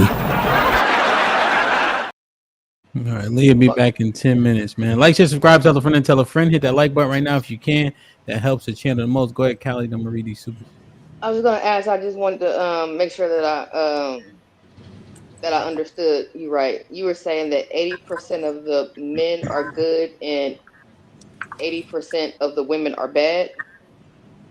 No, what Lee Okay. asked me in my make believe world, what percentage of the women that I would like want or that I would think would be good or would be good in my world, I would hope the number or want the number to be at least 80%. But what do you think the number is? Now, In your world, yes. uh I think I said 20. Yeah, like 20%, 20 or 30%. Or women are good. Yeah, that I see in my So, see around me. Yeah. Mhm. so you just said what I said. No, wait. Say it again then. I'm sorry. No, I was saying, so you're saying that 80% of the women are bad and 80% of the men are good.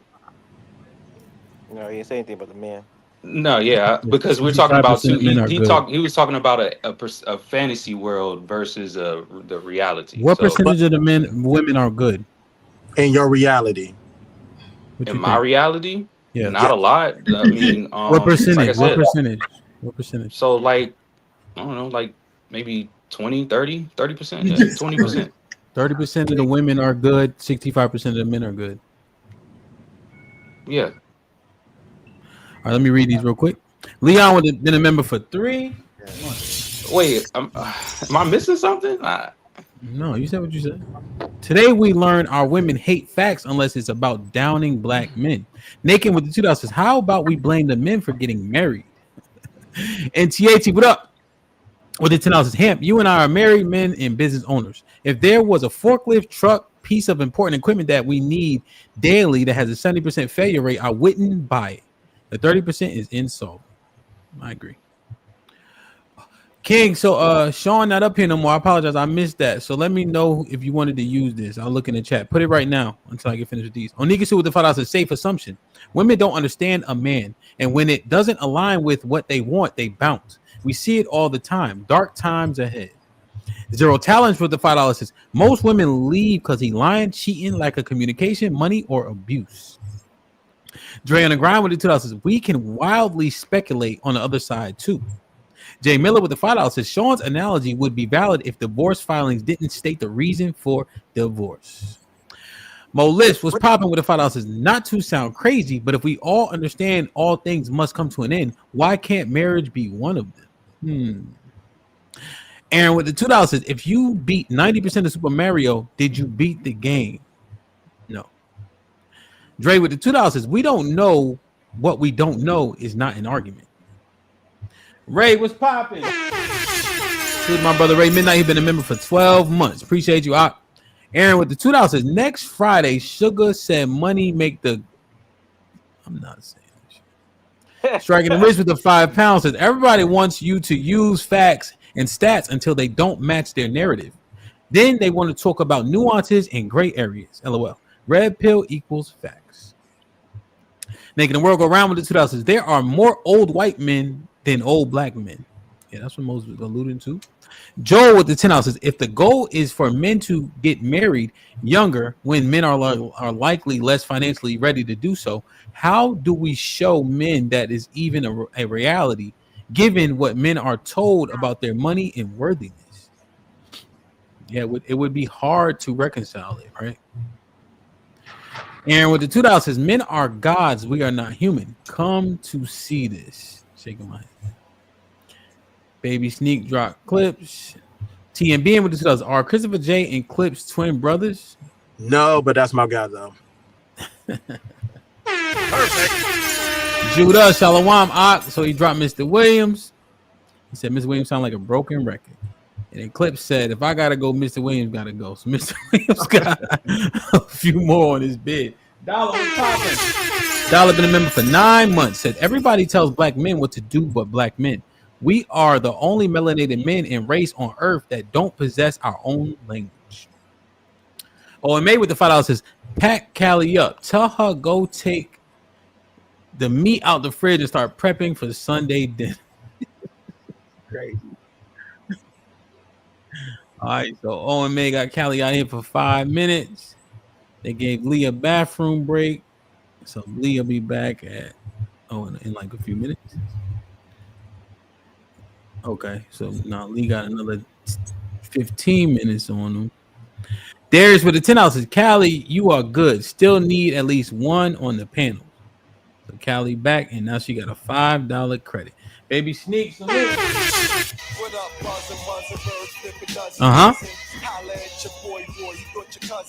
Do the Baby Sneak for becoming a member. Appreciate you. Baby Sneak with the $5 says, we ladies need to stop only pointing fingers at the men and actually take accountability for our poor decisions. Like, share, subscribe, tell a friend and tell a friend. Hit that like button right now if you can. That helps the channel the most. I missed a decent amount. I heard Chris talking. I didn't hear True say anything yet, or Key, if I'm not mistaken. That's correct. Who was up here, Key? Oh, True. What's popping? Yeah, I jumped in front of Key. That's my fault, brother. No, what's going on? What's going on, family? What's goody? What you got, man? How's panel going? How y'all doing today? Everything's everything, cowboy. Sounds good. Hemp, I actually want to have a conversation with you, if I may, because you guys are saying a lot of good stuff. Would you say that the state of our community, if we're talking about economics being the biggest failure of marriage, right? Would you say that we have somewhat of a template present in order for us to do it successfully? And I'm not just talking example, I'm talking financially. Do we have a financial template to be successful in marriage? Yes, correct. Like currently. For the majority, I would say no. Okay. So this is what has always been an individual thought of mine. And you can help me because you do really well at helping to navigate my thoughts and others on the panel. Yes, sir. How is it that the community wants to see us move forward, yet there's a lot of individualism on both the male and the female side? So we're not holding either sex individually responsible. We're saying that it is a cultural problem, right? Yes. And if marriage is a team effort, it's not just between two people, it's a community thing. How is it that black males don't understand that if you're going to be dealing with a black woman, you're going to deal with the same challenges, and then vice versa? That if a black woman is dealing with a black male, they're coming from the same conditions, meaning that you're trying to do this marriage thing for life without support from the community, without financial backing, without walking into it. Because I would comprise, this is my assumption, that it'd probably be easier to be married if I'm walking into a supportive community. If I'm looking to have a wedding, right? A wedding on average is what? 10, 20,000, 30,000? Yeah, probably, yeah. Cool. Most people don't have this, not just the black community. So that's one. Then we talk about educational disparity. Then we talk about individualism, and a number of things. And what I'm saying is that until there is a decision for us to understand that their struggle amongst us pairing together, marriage will never move forward. It'll never be a reality. Because you're saying money is the problem. Money's not the problem. I think our community has this idea that because we have jobs and careers that we're actually moving something forward. And the reality is if there's no asset class, if there's no houses being passed down, if there's no community to fall back on, because what kept people married back in the day was not just religion, and it definitely wasn't money. It was the community had one mind and an understanding that it's important for y'all to stay together because there's lineage that comes from that. And in order for me to pass down legacy and generational wealth, as we talk about, people need to actually be doing this as a team. And I digress. Well, no, don't digress because we staying on the subject. Yeah, stay on that. Stay on that. So I think that you're 100% accurate. A community is not people; it's families. That's a community, right? A group of families make a community that have similar or at least trending thought process, right? And then that way the accountability is higher because we all agree, right? When it's carte blanche, you can't hold anybody accountable because you got your shit, I got my shit. Yeah, exactly. 100%. That one of my so I graduated college the same time with this dude, right? White dude. His grandma gave him 50 grand when he graduated. Do you see the difference? So just imagine if the father still paid for the wedding. Now all the money you got from the wedding is a come up. You remember Goodfellas? Yes, sir. When they gave him envelope after envelope after envelope after envelope, that's all profit. But when you got to pay for your own shit, you starting at a deficit. Exactly. So let's walk that back. Go ahead. If I'm a young man, black man as I am, and I'm looking to marry a black woman, right? I have to already walk into it, just like you said, at a deficit, that she is dealing with the same conditions that more than likely I'm dealing with. But what we're trying to do is, again, and this is what I've personally seen, experienced, and assumed, there is a mindset that comes from current day, especially with our women, that because they can do certain things with government assistance, with sometimes having child support and a number of things, that they have this assumption that they're actually doing better in life when the numbers don't match that. They're really not doing that much better, but because they can sustain rent, because they can sustain the basic life they have, now they've raised this mindset of a standard that, well, if I'm a woman and I'm doing this, then the man that I have has to look better. Not understanding that you can always move a couch easier with two people. And it's not that men don't want to provide. I think that it is a competition of what provision looks like, honestly. Yeah, damn, that's interesting. Okay, so the root cause being we don't have roots, right? Let's say we just surmise it like that, right? Or our very least our roots are rotting, right? Yeah. Mm-hmm. And we all come from similar constructs. How do we adjust that mindset? And do you think that men are adjusting? Do you think men are adjusting or either? Like, what you think? I noticed you mentioned the women about the government programs that allows them to supplement and it gives them an illusion that I'm doing well because even though it's $2,000 to stay in this building, I only got to pay $300. Exactly. So what do you deduce though? Like who where's the thinking for men and then where's the thinking for women? You spelled it out for the women a little bit. What do you think about for the men? I think that men still always operate from practicality. That has not changed. Most men by nature are very practical, which is the reason why you can walk into their place and they're not going to spend unnecessary money to produce a lifestyle. They're trying to work. They're trying to, take care of the framework and the basics. What we have changed now is we got a cultural appetite for a lifestyle we've actually never had. Traveling to new countries every 3 months, driving foreign cars that cost $60,000, $80,000, $100,000. Those things have to be earned. And there was a time we understood that. There's a time we understood that vacation could be a road trip or, something real low key. But now what it is that this freedom aspect, I don't think the men have changed. I think that they're saying, okay, we respect y'all hustle and what y'all got going on.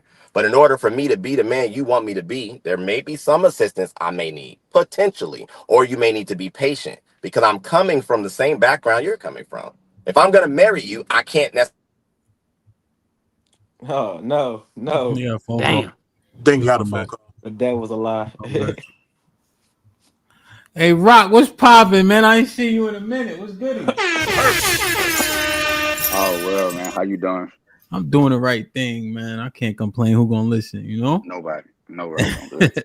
when True get back, we'll give him the microphone back. But Rock, what's goody?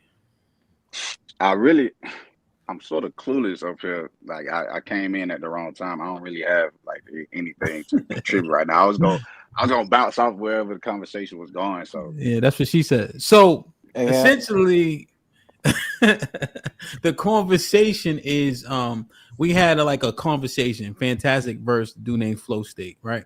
And it was said that the stats are only being used as weapons, right? Cannon fodder to an extent. It's not to be honest to help people progress.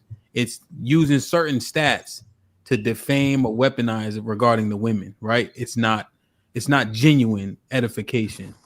And then what is being taught by men on the internet keeps other men at a deficit, right? Because it's like a woe is me, I'm not the problem, and it's not helping them in relationships. It may actually be doing the opposite. So that's kind of what we've been conversing about. So whatever you heard was kind of on that a little bit. But we've been, not all over the place, but we've been adjacent and etc. That's kind of what we've been talking about. But if you want, because Key was listening, he could go and you could chime. Feel me? right. That's good. Appreciate it. Key, what's goody? What's going on, Ham? How you doing, man? Panel, how you doing? Good. I kind of want to stick on what True was saying because I've been doing a little thinking on when we talk about our stats. We talk about stats. Where where the black people lie in and financials and everything like that.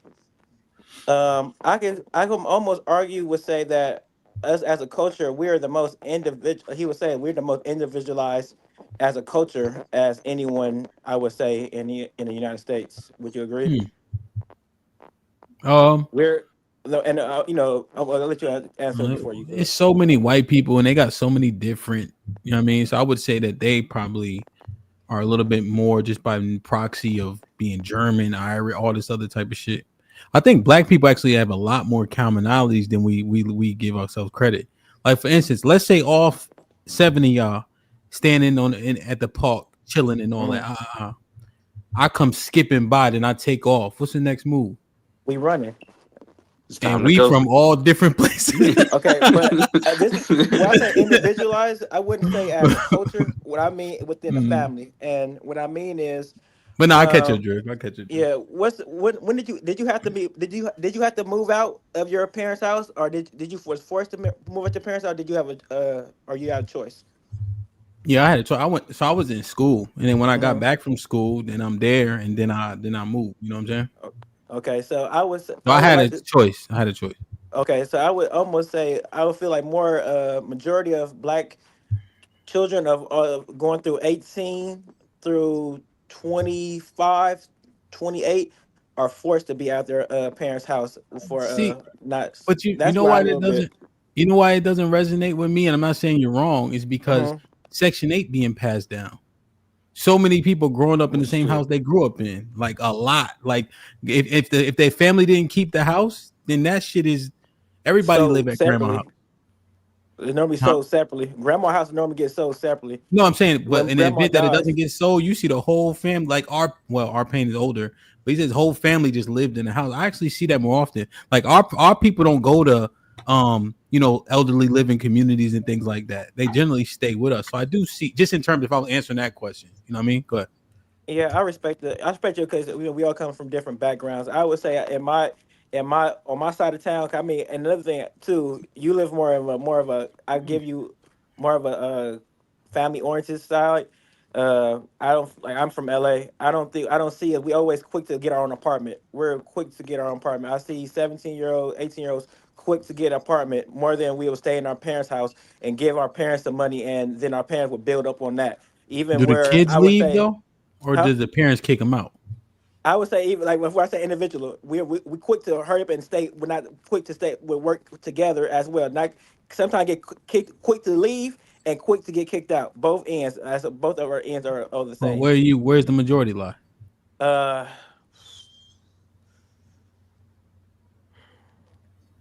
Man, I would say almost. I would say almost moving out quick. We majority move out quick. I know. I would say because you know you move out because a parent will give you so many circumstances where you understand as an adult they will still keep you as a kid. So that's where it comes where I would say you almost forced to. It's a back and forth because without an understanding of you're growing as a community, they're not just growing as I'm your parent still. You know, I would see more people as another culture will build with their kids and talk with their kids about growing more than we would talk about growing ourselves because we would still be in a kid atmosphere and we still live under our roofs. If we almost here, if you don't pay the bill, if you don't, who house is this? Who runs this? So we'll hear more than that than other parents. They will have a conversation at a certain age. We talk How you about know though? adults. I How you have know? friend. I do have friends that are white and circumstantially they do, and coworkers that talk about these things as well. And then Okay. they, you get the gist of how how they talk about each other. I mean, I talk with each other. Okay.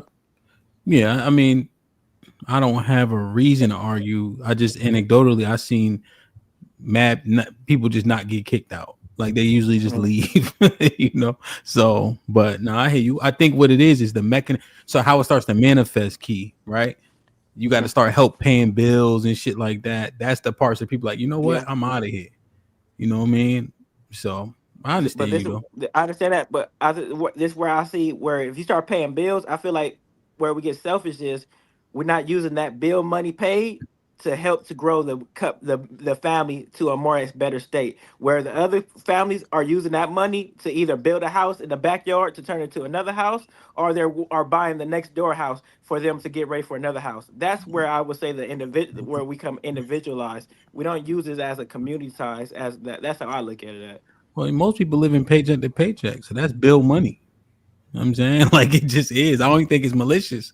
It's like, yo, it's hard out here, nigga. You going to McDonald's every day, you know what I mean? Send some of that bread my way. Feel me? I But if mean, they get the house in their name and that bill money is going back to the house don't father, be in their name. like the father, I know two the people. light bill? No, I'm saying the rent. If you buy the house and your son moves into that house, that bill is the rent, but it's going back to the family. You're saying if you buy a house? No, that's a totally different situation, Moses. You're saying if you rent a house that you have a mortgage on to your son, that's different. But he's talking about living in the same house with the parent. Got you. Well, I've seen that multiple times. I've seen the son. I've seen the father buy the house for the son to move out into. Yes.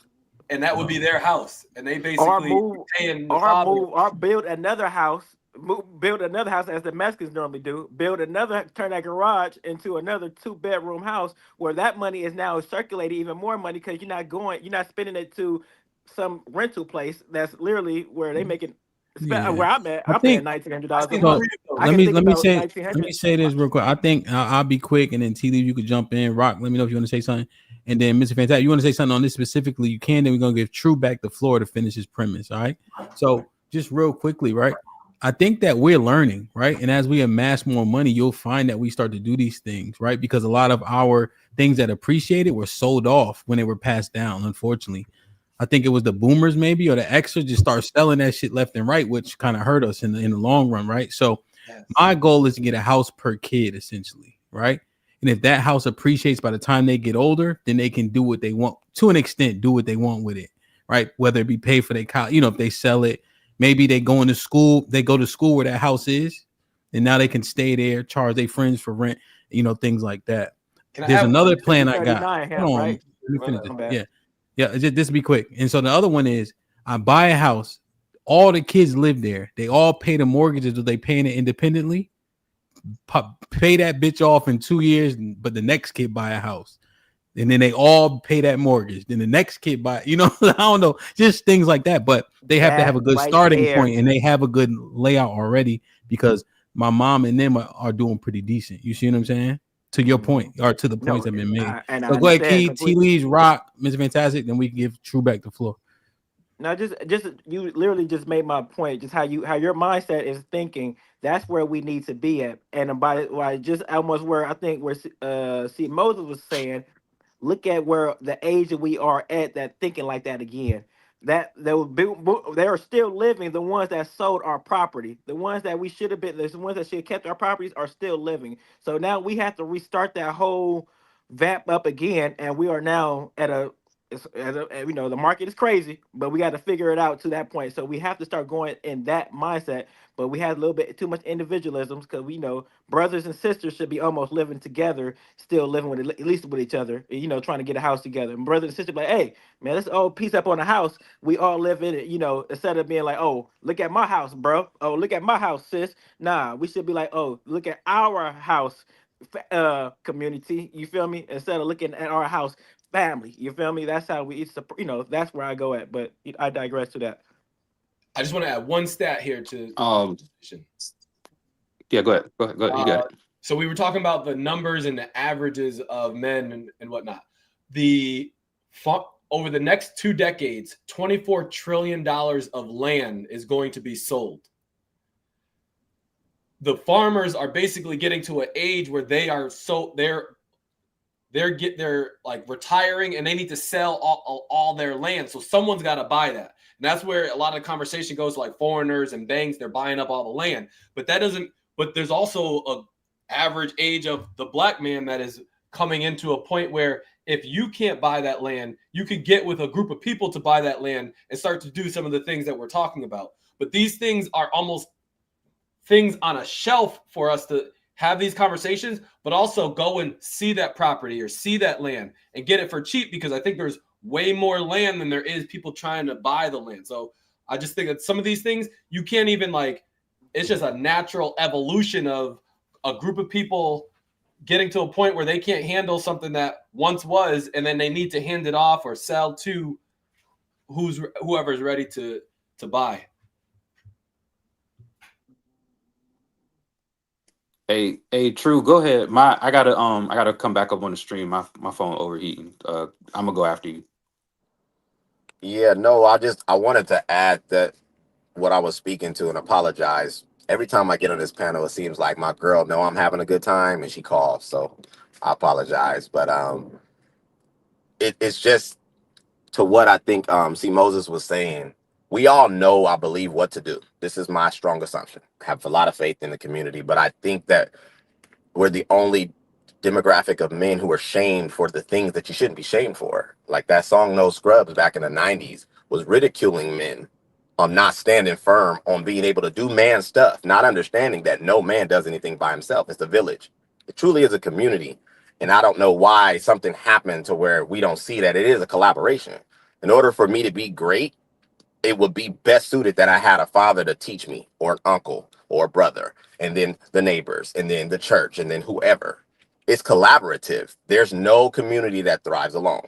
A community of a bunch of individuals is never going to see the fruits of what our women say. So that's, I think, one of the biggest things is we got the demographic of the community of women saying that we need to be better men economically. I agree. But I think that there needs to be grace given to understand that what that really takes. You're talking to me and saying that it's going to take 10 years. It may take 20. Are you down for the ride? Are you going to contribute? Are you going to make it more difficult by trying to keep up with the lifestyle that we have to earn? And I digress.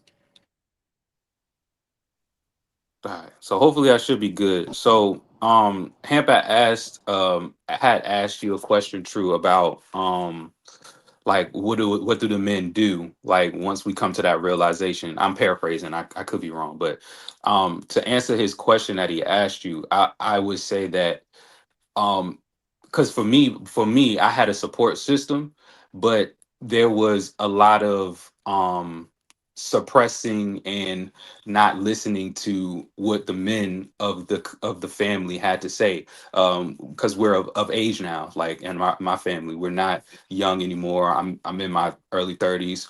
My brother's in his mid 20s. He's sharp, I'm sharp, right? So when we have our ideas and have our opinions, they're being suppressed and they're not being listened to because the women have been leading our family for so long. And me and my brother just had to have the conversation, like, we're gonna have to do this on our own. They stuck in their ways, and we have to rewrite our family history. and try to undo a lot of the things that were done when the women were leading our families. So, um, it's just it's unfortunate, but all we have to do is try to. What I'm doing is distancing myself from my family, and that's by choice because they don't want to listen. They don't want to take any of the financial advice that my brother is giving. He's a financial advisor. He's good with numbers. They don't want to listen to him. So we have to, unfortunately, if you don't have a good support system that's not willing to listen, you're gonna have to break apart, and you're gonna have to try to do it yourself. Be the first pillar of your family. And when you make your family, when you have your family tree book, when you have your family reunions, you have to be the one that changed the narrative. So that would be the question to Ham's answer, or the answer to Ham's question. I'm tripping. Y'all got it.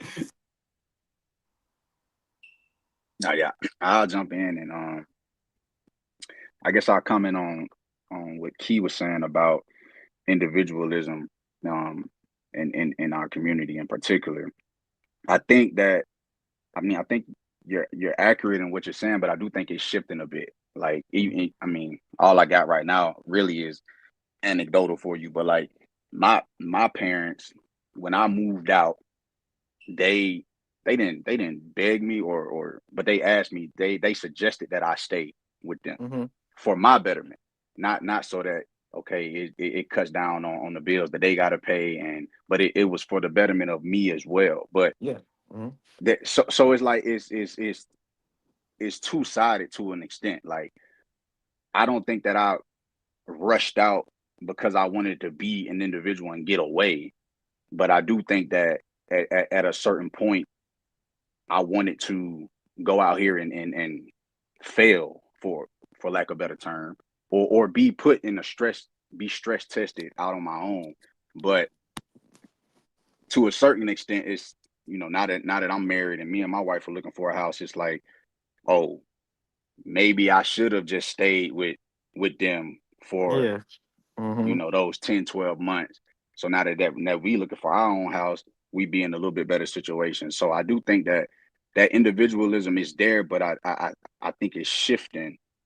Even from my parents, they come from a different Yeah. generation, 60 years old, and they're like, Mm-hmm. nah, stay here Yeah. because this is gonna be better for you and your family when y'all get Mm-hmm. around to, you know, trying to get y'all own thing going. So, you know, double-edged Like I said, sword, I but think so. I'm not saying all, all of us as a whole is, doing it as a whole, but it's just the point of that when we start actually as a majority, if a majority of us to start just thinking of in the same as your parents, just as thinking, hey, if it's just not just for them, as they thought about you, they know how hard it is. They know, really stop thinking, we in the, like it's really hard out here to get something. A lot of these, I feel like a lot of the parents don't know how much it is.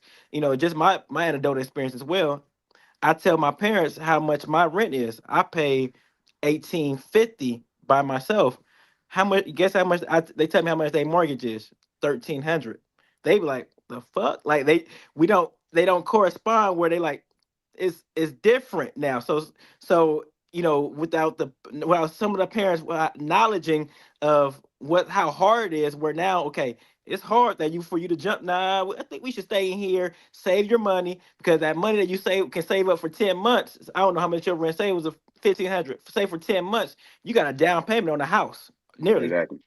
You feel me? Now Where I do think there's a bit of discrepancy when like the conversation, that the other side of the conversation is gender.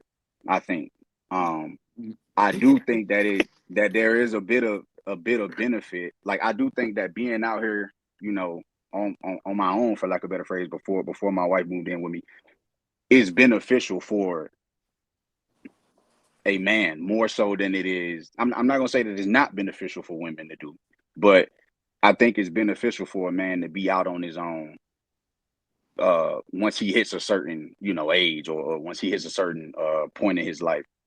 So I do think there are benefits to it. Just like, again, the other side of it is all that money that could have been saved from the rent that I'm paying going to down payment to a house, yeah, that's a benefit. But now I know how to maneuver as a, you know, I'm not single no more, but you know, as a man that's on my own. But and I agree with you. I still believe that we have to challenge the frame of how we look at it. How we I think fail. We can fail together. yeah, I think our community has a bad way of making manhood or adulthood look like it's I'm doing all of this by myself. And that's just not how, honestly, if you're really going to weigh it, the measure of how well you're doing is if you're carrying on what's already built. But we're already hitting a reset every time you hit 18 or 21. So as I agree with you, brother, standing on your own as a man, definitely needed. I also believe, though, that there's a way that you should be insulated while you do it, because most people are one emergency away from having to move back home or having to be homeless. So I don't know where that shift is going to happen, whether it starts with us or whichever, because we can do it when it comes to Vegas. We can do it when it comes to bottle service. We do it with very, very small things. No, I don't know any group of people that look like us that go out and the table is $2,000 and everybody ain't divvying it up, but it's temporary. And that mindset just needs to shift over. And I digress. Well, you know what I'm gonna say as a parent to 8 children. The one thing that you have to do, and what we don't teach, is budgeting. For some reason now that becomes a bad word. If you teaching your kids how to budget by the time they're teenagers, then that helps. If you're teaching them how to save money, that actually goes into helping them with their future. That's how I was raised. I was raised to budget. And that's why I do have the things that I have, and I could pass that on to my kids. I didn't kick my kids out. They all, for one, all of them, when they graduated from high school, they had associates. So that already is a step up from just getting your diploma, when you can get your diploma and have an associate's. So if you want to do something in college, I'm not going to kick you out. But if you're not going to school, you're going to work. That's the difference. And then if I do charge you rent, guess what I will do? I'm going to put that money up for you. So when you decide to move and you move out, you already have the money for a down payment. You know, whether if you're trying to get a house or an apartment. That way you can, you know, you won't be at a deficit. You'll have an advantage. But if it's the difference, if you qualify for a house, you know, that's a mortgage. Opposed to if you want to rent to own, or you're an apartment and you're renting. But we have to teach our younger generation how to budget money. Everything isn't just, you just pay cash and everything. We know a majority of people live paycheck to paycheck. But if you're teaching them how to budget and save, they'll have more in the long run for a rainy day if something happens. So you won't have to come home to me because I'm starting you off at an advantage. So that way, even if I really have to come out of pocket for you, it's only because something really, really bad happened. But I think what True is getting at is something a little different. I think it's a better together mentality. When we talk about we go out on a Friday night, we could all come together, throw up $200 and get a table. I'm going back to the statistic of this generation. We were once at that age where that was the thing to do. So if we take that same mentality, we start now having more mature conversations. That table is no longer something we want to come together to get. We want to come together to get some land. So we're applying that same energy of, all right, bet I've got 200 on a Friday night. You should have $2,000 in 2 months. If 8 of y'all are doing it, you literally have enough to put that down payment on. And now you're working with some real, not only like assets, but physical land to build on. And then bringing back to like relationships. When the reason why people like divorce and where some of these relationships are so fickle and they're short is because people are walking away. They're not actually like walking away for anything substantial. If we're having land and we're actually building something, that woman is literally not going to be able to walk away because she's walking away from something that she saw build. Y'all had conversations, like you manifested it, you spoke it, and you literally put your like time and effort into. Right now, you got an apartment, they're renting. Oh, I can do this on my own. So you just go and rent, and you're literally, it's easy to walk away from something. But I think that's shifting because we're having these conversations where it's like, that really isn't even worth it. Like, I don't know. I'm landing there. Well, it just depends. Like I said, it depends on what your intentions are too. So if you get with someone that has the same intentions with you, that's how you build. You know, the whole thing is about building, bridging the gap. So if you're looking for a woman that you want to be your wife, then that's what you go by. And you find someone you can build with. Everybody didn't come to the table with it all. Nobody has. Even when our grandparents and everybody, they didn't have it all. They built together. They worked together. We got to quit dismissing this and making it extreme to where it's just so horrible. You have to build. It wouldn't be called teamwork if it wasn't a team. A lot of our grandparents did have land, though. That's one thing that we don't know about what they had. They had land. Yes, I know that. And you know what? A lot of my generation, we tore that down. A lot of my generation, the ones that are 10 years older than me, tore down what our grandparents had. They had homes.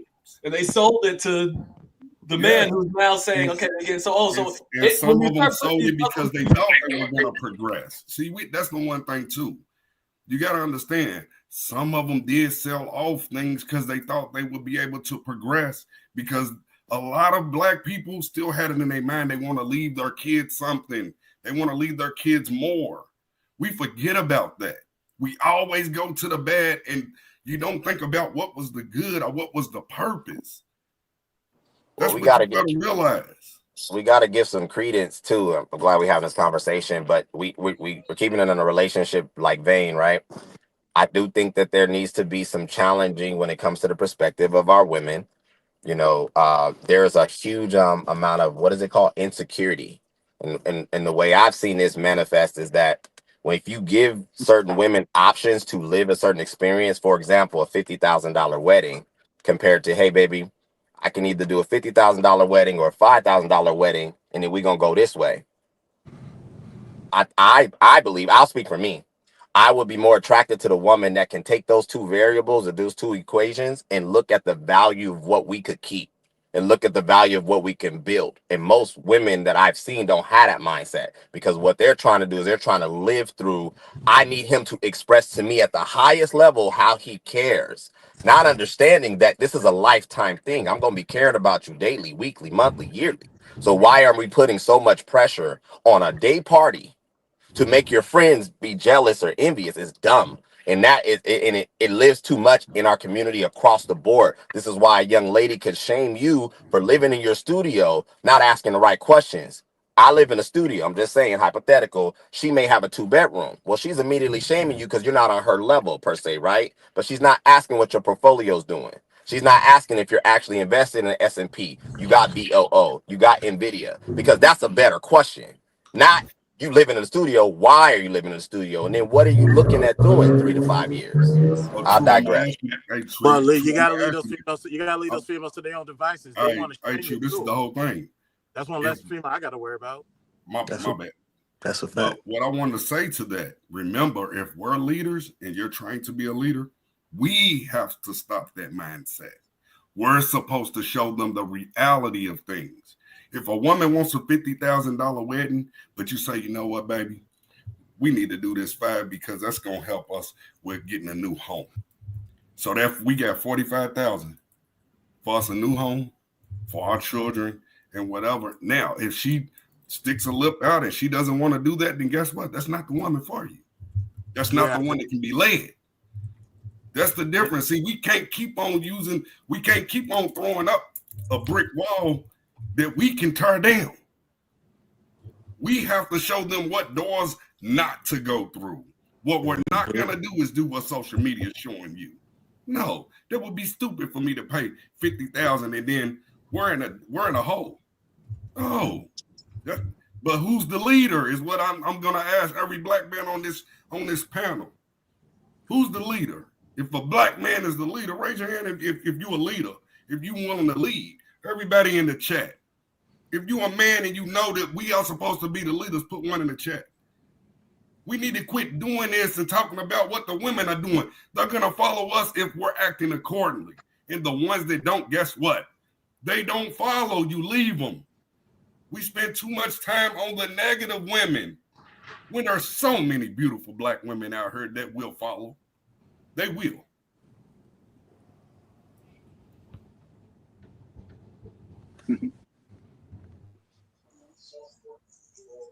What's up? Who is that? Will? Val? What's up, Val? You next up. What you got on Hey, it? how you Or doing? did Rob get a chance to go? I'm sorry. Oh, I okay. ain't really got nothing to say. You know, I'm agreeing with everybody and the sentiment of the conversation. And you know, the only thing I will say is, um,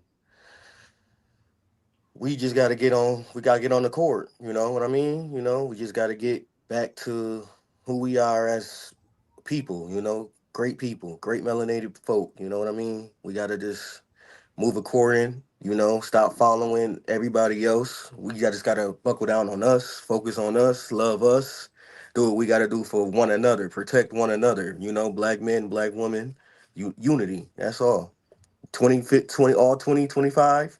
We just gotta unify and just change the dynamic of the whole situation and where we going as a community within the structure.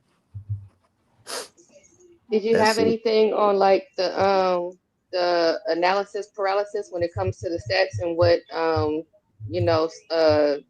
stating of the stats can Not do really. for people? Okay. Mm-mm. We just got to. The only thing I do have is we need to change them.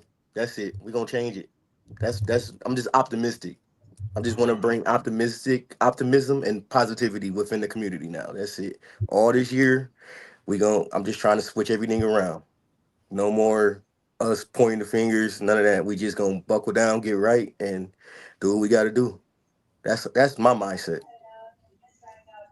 That's what's up. Arnold. What's popping? What's I up? think as far as the stats go and the paralysis of analysis, the stats say something, but we don't know what the actual problem is because we don't know for sure. But there is a problem, and I want to say we want to take as men take accountability for there being a problem and trying to fix it. But if the men are saying, okay, let's get more money because that leads to more successful marriages, we want to make sure that conversation comes back around, right, to our counterparts. So that's where we got to be at because we want the families and be able to build generational wealth, but there has to be generational families, and that's a big part of it. If there's no families, everybody's starting over every time it's a new kid. Yep. And the thing about the generational wealth, some of it is literally just the wisdom.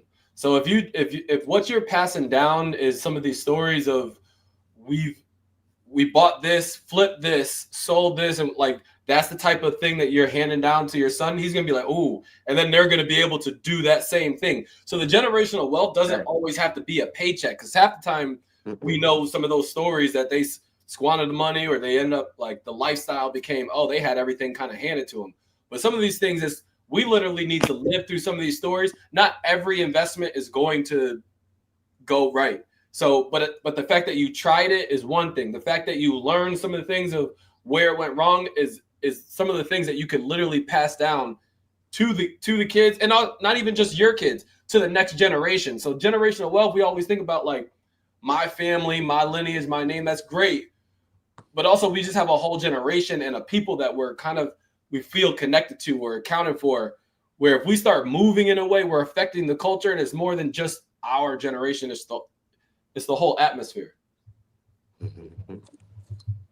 To the stats thing, I'd love to ask you guys a question. Do y'all believe that the divorce, because I know that was something that was discussed earlier when Sean was up, do y'all believe that divorce is something that just happens? It's like some type of act of nature?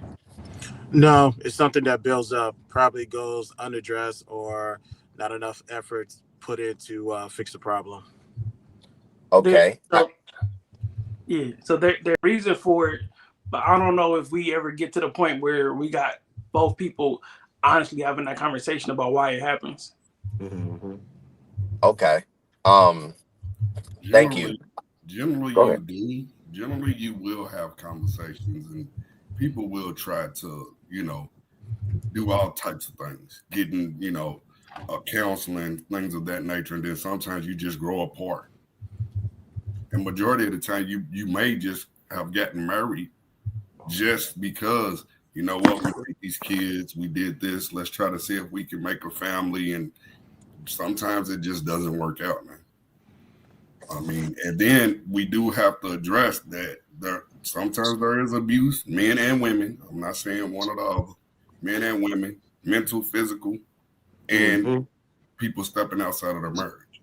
So Can you explain that to me, Mr. William? I'm not trying to offend you at which all. part? Because I hear what you said. It just doesn't work out. I personally always have an issue with trying to digest that because it sounds like the way I heard you say it and the way I've heard so many people say it is we make it seem like we are not individually in control of the choices we make as adults. So that's why I asked, does divorce happen? And then you doubled down and said sometimes it just doesn't work out, like marriage is not something that two parties are playing together to make work or not work. So could you explain that part to me? How does it just not Like, work out? like I'm gonna go anecdotal. My first marriage, right? Every majority of people know I was a teenage parent. I was a parent in high school. So by the time we wound up having 3 extra kids, we had already been dealing with each other from teenage on to 23. So then I was married for 7 years. But we never really could get it together because we were so young. From the time we were teenagers off and on to then when we got married. So then we got married for 7 years. So then you look up, there's 4 kids in the household. You get what I'm saying? Now, she didn't graduate from high school, so I was trying to push her to get her a GED. See, just things of that nature because we were so young. But we never could get, we could never be on the same page because I was shooting for different things and so was she. So Perfect. That's why I asked, and thank you. Me personally, I think that again, I appreciate that because it's honest, and I know that this happens. The human condition, we're not perfect, nobody is, but I think that that's where I believe men, as we're saying, we're the leaders. We have to take accountability. Not saying you're not, but I'm saying as a whole, and then I believe the women too. Variables of life are gonna happen. That's just gonna happen, and I hear too many excuses on it's either age or something. Yeah, I no, I'm saying that I'm pretty sure, I'm assuming, but I'm pretty sure throughout the duration of the time you were married, you maintained a job. And we yeah, all know that companies close, people get injured, so on and so forth. So to me, the same discipline, the same fortitude that it requires to wake up day in and day out and do your job is the same fortitude that I believe functions in a relationship. The yeah. only variable is that you're dealing with another person. Now, if that person doesn't want to facilitate their job, well, counseling, so on and so forth. But this mindset that it just didn't work out is not an answer, in my No, opinion. yeah, no, It's a you're cop right. out. No, that's facts. No, people got to understand one thing. Even a relationship or a marriage, it takes work. You have to work. Both people have to work for it to be there. You have to work. It's the hardest shit you will ever do in life. You have to work because it is 2 different people with 2 different mindsets. So, like they say, truly, when they say you have to be evenly yoked, it's real. I think that on this topic, I think that at the outset, so I think it's 2 things. Either at the outset, I think people be playing with their vows, or they actually don't. They don't. They don't mean them. So at the outset, if you playing with them vows, when it get hard later on in the marriage, it's easy to give up on them because those vows aren't staples or foundational because you didn't mean them when you said them, or you didn't actually sit down and properly, you know, live with the vows that you put forth. So you put them out, you put them out there under a guise that it don't hold up when when shit, because things are going to get real and things are supposed to be hard to a certain extent, right? So when they do get hard, if you play with them vows at the outset, oh, it's easy to just I can let that and I think that may be outside of or before all of the the hard days, the whatever the excuses or the explanations, if you don't want to say it's an excuse, I think it stems from when you didn't mean you didn't mean them vows when you said them. Can I ask you a question? Have y'all ever seen a couple that was together like 15, 20 years and then they get married and all of a sudden they get a divorce and it's nothing? Have y'all ever seen that? Isn't that the weirdest thing? They're together for 15, 20 years, then get married? A couple that has been together for 15, 20 years. Oh, this really happens. Get married for 15, 20 years. Everything seemed like it was great, straight. They get married, and next thing you know, they're divorced. They're not a couple anymore. What happened? Right, that's what I would ask. That's the main question. I always thought it was the weirdest thing. It's interesting you said that because people will go to the stats. I'm going to what happened? Why did this happen? Where did it start? How did this transpire? What could have been done to fix this situation? That's how you handle conversations with people versus just throw numbers out there. Well, have you ever actually asked a multitude of people who are divorced why they're divorced and got like real honest answers? Mm-hmm. Yeah, a lot of them was just like, because a lot of people want to be married just in name at times. That's it. And so that's what happens because, put it like this, if a woman asks a man and she's been saying it forever, she wants to get married, right? And his proposal is, well, damn it, you want to get married, let's get married.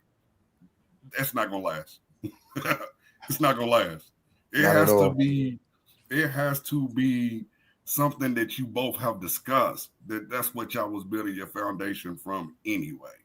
I love you this much where I want to marry you. And I do think you got to have some motion. Like we talk about, or we say that like almost in jest, but like you got to be like, she wants to be your number two. It's like when you think about sport, like the way y'all are building towards something and the way that she sees your career or just your whole energy, she has like women get bored a lot sometimes. So if you have something where she's like a part of it, and that whether it's, like I said, the motion of your career or what are y'all building at home or the family thing, you got to have something. That's why it's a different conversation when women are around versus like men. It's like I would press the men to have something going in their direction in a way where I wouldn't press the woman. I wouldn't ever press woman in that regard. But a woman sees that and she knows kind of how to complement a man's energy to row in that same direction. Well, Moses, I hate to break this to you, but it's a double-edged sword because a woman really doesn't care. If a woman's in love with you, she'll marry you whether you're a piece of shit or not, bro. It's just being real. It really doesn't matter about it's just about finding the person for you. There's plenty of women, they would deal with a man that's at the bottom of the barrel. They generally don't care about that for real. It's just what we see portrayed out here. Have you ever seen a homeless man and he got a woman out there in the streets? I'm in downtown Houston. I see it all the time. Exactly. So it's a double-edged sword when we do that because a man, I don't care what it is, a man can always get a woman. Always, brother.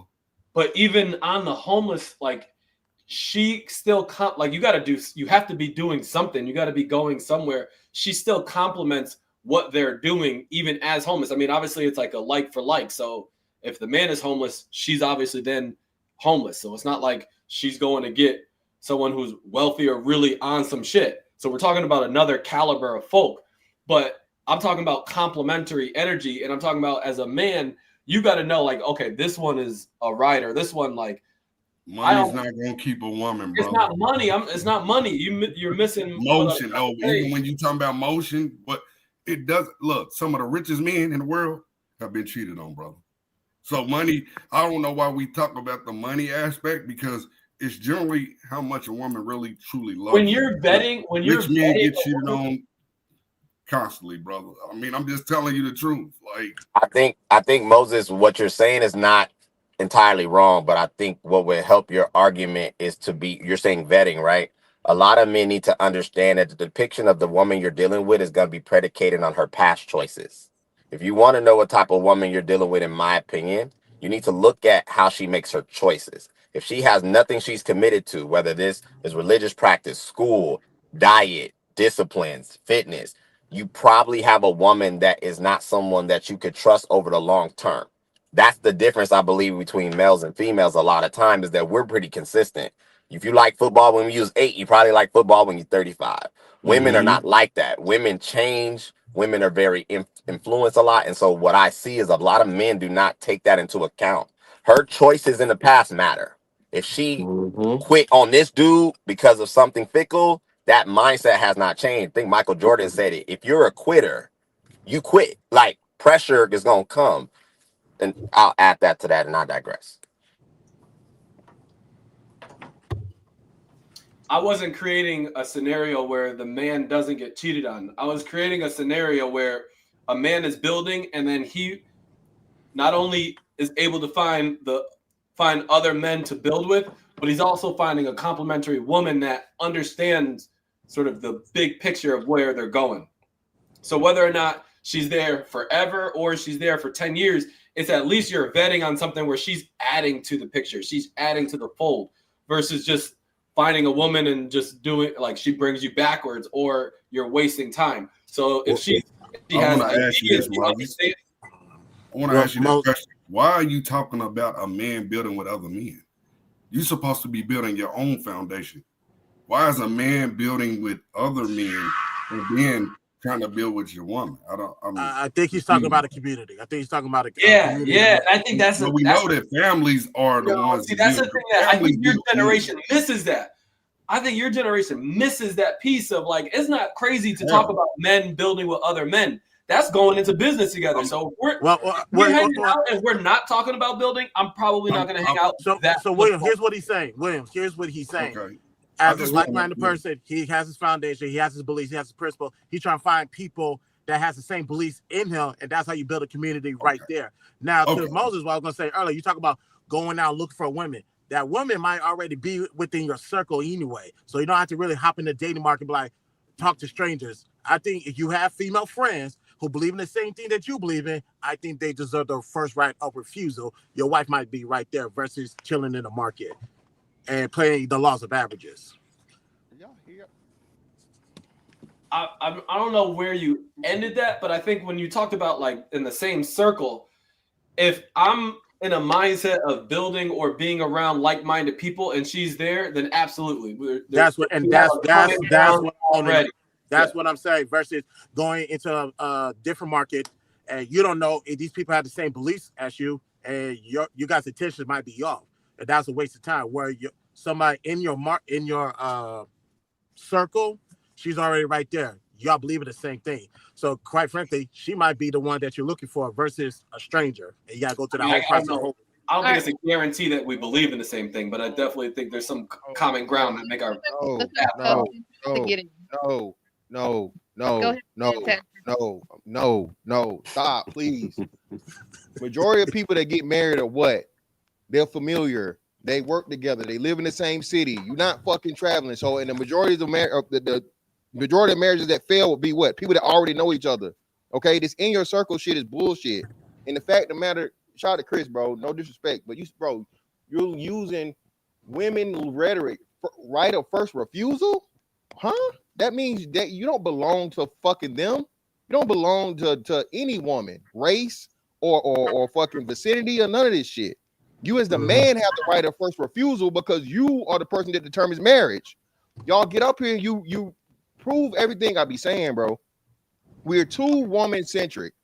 That doesn't mean that the woman does not matter. That doesn't mean the woman isn't essential. It don't mean the woman is not important. The problem with black people is that. But that's what you said, though. What did I say? Regarding the first right of refusal, think business. If I'm promoting somebody within my company, am I gonna who I'm going to look at? Somebody outside the company or somebody that's already been working with me? Who I'm going to promote? It depends, Chris. If people do scouting and talent all the time, right? Mm-hmm. If you have a person that's your top fucking performer, and then you see somebody that's a competitor that's doing better, but he's out of the market, either he quit, he's looking for whatever, so on and so forth, and his numbers are much better than your highest person, are you gonna not hire the person that clearly has better results? Maybe.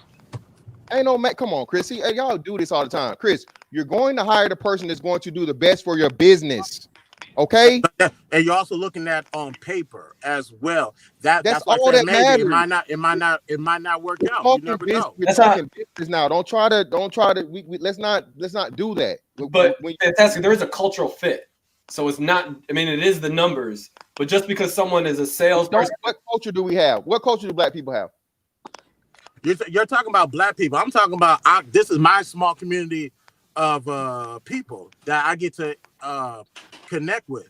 Just because we got the same skin tone don't mean we family. Okay, so Chris, that's the point I'm making. Chris, majority of communities are race based. Okay, the same people, you look like, you know what I'm saying, you grow up the same, similar experiences, all this shit. Okay, race is like one of the biggest constructs of similarities and community. All right, we agree on that premise, correct? Mm-hmm. All right. So moving from that, okay, I'm not just talking about somebody you live in a neighborhood with, and it's this fucking archipelago of whites and Asians and blacks and Muslims and everybody else. That's a very, very rare occurrence. Okay, we talking about the most things where, and then this is a show that mostly focuses on black people. What I'm saying is, listen, bro, black people are holding black men, straight black men, to the unrealistic standard of fixing stuff that's been messed up for years, decades, generations. And now that we're finally talking about it and saying, and shout out to C. Moses. C. Moses, even though we may disagree on things, his concept of success for a group of people, you can't argue it. Okay? You have to have like-mindedness and culture first before you even build a families. The community is supposed to be the foundation that you pick it from, but we don't have that. We don't. So where does it start? We had it, we lost it, we're getting it back. So where does it start? Who does it start with? It starts with the men, but the men have to be in control. We are taking. Be a little bit more specific when you say men. Who does it start with? What starts with you, right? Starts with you, right? Yes, not just me, all of us as a collective.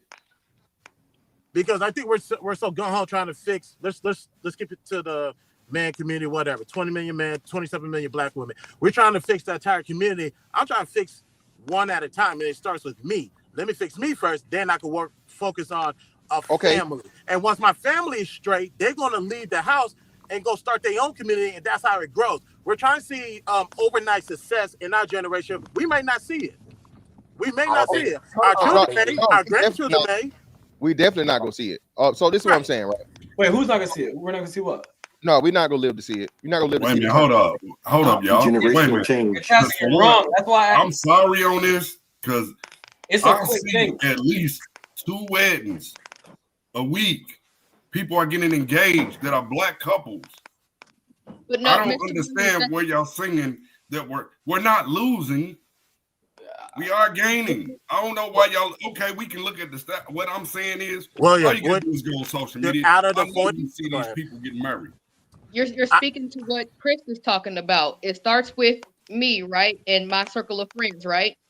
Then it would go out to our children. Our children would then have the same morals and standards that we do, and it goes with their family and their friends. You know what I'm saying? It's just I got 3 married children right now and 2 engaged. So I mean, but what we're saying is that's going to start. It's that small now. We're not going to live to see the outer bubbles outside of what your central bubble is. So it branches out that way. We're not going to live to see the other branches. As all that Chris is saying. Right. We're not going to be here to see that. 47. I'm seeing it with what I created. Okay, and that's good. No, we're talking about right. We're talking about the. And we're talking about the entire whole. We're talking about 47.2 million black people in the country. We're not going to see what you're not going to see it in mass numbers as what's going on in your community. It's great what you're doing. We're just saying start small and let it build out. And mass, we're not going to see your Go ahead numbers. and I'm not going to finish see your it. point. Fantastic. At the end of the day, bro, it's going to take a lot of time to undo a lot of programming, propaganda, ideology, and all these different things. Okay, of course. When for the first time in forever, literally forever, Black men have the ability, not just celebrities, not just entertainers, regular everyday Black men have the ability to come and tell the world the issues and problems that we're having, like everybody else has had before us. Now that we finally got the mic, all we hear is shut the fuck up, nigga. Stop bitching, nigga. Stop complaining, nigga. Do better, nigga. Make more money, nigga. Then when you do all those things, you lame, nigga. That's not enough, nigga. Ain't, can't, don't, won't. Y'all don't do this shit. And because everybody's so fucking Black woman centric, you get, and this is not directed to anyone, but in general, the culture of the Black community has, you cannot criticize the Black woman, bro. You cannot do it. As soon as you do it, motherfuckers have a visceral reaction. It's like a knee jerk. You can't fucking help it. Even when I give y'all stats, well, bro, the stats are the stats. The stats tell you what's been happening and what's going to continue to happen unless there's a drastic fucking change that occurs. There's nowhere on that thing you're saying. Mr. Williams, you may see something personal and close to you, but overall, marriage is declining. Marriage is being held up by a thread by the remaining boomers and Gen Xers, later older Gen Xers. That's when those people die off or they spouses start to die off and so on and so forth. I would say in 10 years, most people that know this understand this. Black people are going to be either right at 20 and even possibly in the teens in percentage of marriage, bro. But what does that mean? Like somebody got somebody. I think that might be Vel. I know, fantastic. I have actually been seeing people actually are getting married. So I don't understand how you saying not denying that, bro. Listen, Mr. Williams, you see the Kentucky Derby. You live in Kentucky. That's what got to do with anything. That's just money. That's close, but that's close to you. What I'm saying is this proximity. You can't use your proximity to represent the macro, fam. We did this personally for your state I'm and not others. just saying her in Louisville. I'm saying this. Hey, Bill, mute up, bro. Something wrong going on with your phone. Mute up. All over. People are getting married. Black people are getting married. But is the marriage the indicator of the culture doing well or not? That's the basis of a community and a family, isn't it? That's what y'all keep using. Y'all keep trying to play both sides against the middle. That's so what if Asians, hold on. Asians, I want to know. Asians, my bad. Go ahead, see Moses. The number that the marriage rate, is that the indicator of how that culture is doing? Yes, not entirely. It's not entirely, but it is a good fucking indicator. It's a good benchmark to see what things are doing and how they're doing. Yes. So what is the marriage rate in 2024? What was that? It's like 28% or maybe 30. So somewhere between 28 and 30. And what was it the year before? So is it headed in the right direction or is it going down? And I don't know. It's not increasing. It's staying the same. I heard it did increase, but I don't know. I don't remember who said it, but I remember somebody saying it here that that the marriage rate did increase. I don't know. I will say this. It wasn't by a lot. You know what I'm saying? It was nominal, but it was headed in the right direction. Well, here's the double-edged sword about this marriage stats. We talk about the marriage stats, but we're also promoting getting married, but not going to the courthouse where the document says statistics. So what is it going to be? Are we going to get married on paper? Or are we going to get married in the church or have more so of a wedding dinner? Because they're not going to count those getting stats. married. Get married later. If you get married in a church, you have to have a marriage license. No, you don't. No, you do not. I said usually. In my generation, usually. It's a different group of people. So I'm gonna say it again. Okay, marriage in the sense of the foundation and the operation is more important than fucking documentation. Okay, all right. Foundation and operation is more important than documentation. People get married and cheat all the fucking time. People get married on paper and fucking pieces of shit and horrible fucking what's names all the time. We're talking about successful, healthy man and woman raising children, staying together, building wealth. Like C. Moses said, 2 incomes are better than 1. We're not even doing that on a relationship basis. Again, black people are at the bottom of household income. Why? Because black women refuse. I'm too good for 50-50. I'm not doing no 50-50. I'm not doing no 50-50. I can do it by myself. So being that they have the, you know what I mean, the most debt, okay, any demographic, and they overrepresent most of the households, that drags down the fucking net worth of black households. You see what I'm saying? This is what y'all don't. You want to blame the black women? Well, I have to, because that's the reason for things. Black men make more money than Hispanic men. Black women make more money than Hispanic women. Yet and still, Hispanic households are higher than black households. That tells you there's a major issue and problem when it comes to working together. But because people want to be so, y'all don't want no solution, man. You don't want no solution because you got to call out the problem. All right, y'all don't want no solution because the problem truly is fucking black women, bro. That don't mean get rid of all of them. That don't mean whatever. You need to address the problem to fix it. First thing in motherfucking AA is what? Admitting you got a fucking problem. Admitting you're an alcoholic.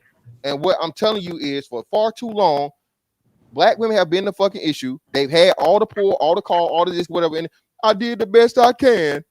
I put food in your mouth, clothes on your back, roof over your head. Motherfucker, you got to do that or you going to jail. Okay? No. We need to fucking figure this shit out, man, and change it around. All right? If everybody get married tomorrow, that's not going to fix shit. I'm not saying just everybody go down and get married tomorrow. But what I'm saying is the man has to be in his proper place of where, hey, the man is respected as and listened to as the fucking leader. Every time we had that conversation, well, how we know y'all good at leading? Well, bitch, how you don't know? Well, here's the thing, fantastic. Fantastic. I said this last year. As an adult, I'm looking for an adult to get with. Anybody that's not, I don't know where people get the concept. I'm not saying this is a black woman thing. I'm not saying this is a black woman thing. This is a dependent. You're moving like a dependent. You was taking care of yourself before we got together. What makes you think that stopped when you get in a relationship? Only people who is looking to be coddled, looking to be taken care of, that want to move in that mindset. I don't deal with them at all. I make sure they're non-existent in my world. I only pay attention to those who know how to, I'm not saying move 50-50. I just say you was adult before you met me. You need to be a adult while you're with me. You don't get to digress. You don't get that privilege. Well, I don't care if it's a black man. I don't care if it's a black woman. That goes for everybody. You don't get to digress when you get in a relationship. That don't mean you take your foot off the gas. Yeah, but to your mindset, Christopher, that's what I was speaking to. That's what you're speaking to. It is a mindset that unfortunately exists too much prominently within black women. There's an exchange almost. It's like, you're here. I've heard this. Well, if you're a man, my life's supposed to now look like this. I think you're saying what I'm saying. Well, you were doing this, so let's figure out where we can bridge this together. Let's lift each other up. They don't want to lift each other up. They want to alleviate responsibility, and they want to dump it now on you. And I'm saying the community's too fragile for that. I don't think we have enough foundation to be able to do that. Not successfully. We don't have the convenience of saying, even, I'm going to take care of me, and then everybody else going to acquiesce. No, we got to tackle both problems at the same time. You need a solid example, and you need to address the issue simultaneously, because it is an issue. Right, 100%. Well, just as an aside, the marriage rate did increase from 2022 to 6 per 1,000 people, and the divorce rate decreased to, like, what does it say here?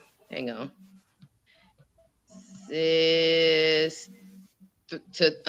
From 3 per 1,000 people in 2010 to 2 per 1,000 people in 2022. So the divorce rate decreased and the marriage rate increased. You're saying people. Is that people or is that black people? No, it's just people. It's on divorce.com. Yeah. It's not broken down by race. Well, yeah, that's what we're talking about. We're talking racially. Okay, so there's highly unlikely we're trending in favor with that. I can appreciate the number. I don't think that's the reason. I don't think that's a good indicator of the state of the culture, is because what ends up happening 5, 10 years, 20 years down the road if the divorce rates continue to be what they are. So you can't just say marriage rates up means everything is going well. I think that's one thing that America at large should try to find out. What is their barometer? Like, how do they keep a pulse on what's going on? Because the pursuit of happiness, it's like, are you actually happy? Like, totally separate. How is that separate? That's the state of the culture. Just because everybody is getting married or not getting married doesn't actually say what's going on in people's day-to-day lives. We're talking about building, whether or not that's something that is statistically. Marriage is supposed to be based off happiness. I'm not saying it shouldn't be there at all, but again, like you said, you can look and you can tell by the highest earning group is married the most. Okay, Asians, men and women out earn everybody. Only people that out earn Asian women are Asian men. Asian women make more money than every other group of men. White, black, African, Hispanic, whatever the fuck you want to put in there. Okay, Arab. Asian women out earn every man other than the men they're attached to. They also have the highest marriage rate. So what does that tell you? It has nothing to do with their money. It has everything to do with culture. No, actually, no. Well, culture's a part of it. No, culture's a part of it. I'm speaking from experience. It's the part. Money comes later. Well, what you believe in, what your character is, that comes before money. And what I'm telling you is, okay, when you look at the stats for people that make over a certain amount of money, the divorce rate decreases greatly. Hamp literally just showed it. Hold on. Hamp literally just showed it the other day, in Kevin Samuels referenced it. I think it was like $250,000 or $230,000 per household. Divorce rate decreases greatly, bro. Mm-hmm. So again, the highest earners are going to naturally have the lowest divorce rate because they make over that threshold. They're very, very close to it, along with the culture. And again, when we talk about the major reasons for divorce, financial reasons are always top 5, if not top 3. Mm-hmm. So, with everything you said, fantastic. On stats, you're absolutely correct. It doesn't tell you the why. And what I'm telling you from experience, because when it comes to the Asian community, hell, Africans are damn near similar. The money comes later. You don't have to worry about the money. I'm not refuting or disputing that, Chris. What I'm telling you is, undeniably, money plays a major factor in it on the low end and the high end. The less money you have, the more likely you are to get divorced. The more money you have, the less likely you get divorced. And there's actually a threshold on the high end for sure, maybe even on the low end. I don't know, but I know for sure on the high end as to where there's a major decline in divorce. Okay. Once we start talking about happiness, I don't know if it was you or somebody else. Y'all said black men and women make more than the Latino brothers and sisters. Yeah, I said it. Okay, cool. We make more than Latinos. However, they're still together. They make more in the household, and they're still married. So the commonality is, what do they believe in? What's their culture? That comes first before the money. That's all I'm saying. And what on the I'm high saying end and the low end. And that's what I'm saying. So black people are the only ones that are anomalies even within that framework. We're not operating in anything conducive, bro. We're just not. No matter what it is, it's on and so forth. And what I'm telling you is, all the things that black women claim about black men, you can look over a 20-year period and see the improvement, right? Mm-hmm. Just track it. When I say that shit, motherfuckers, most of the niggas gay. You know, ain't no stat for that. There's actually a stat to confuse. Only 7.1. Only 7% of American is LGBTQIA. Yeah, that's what I'm saying. But that's what I'm small number. So again, it goes back to what I was saying earlier. The problem, okay, is how black women operate within the black community. Point blank, period. If you say that, people get offended. They get in their feelings. They don't want to hear you.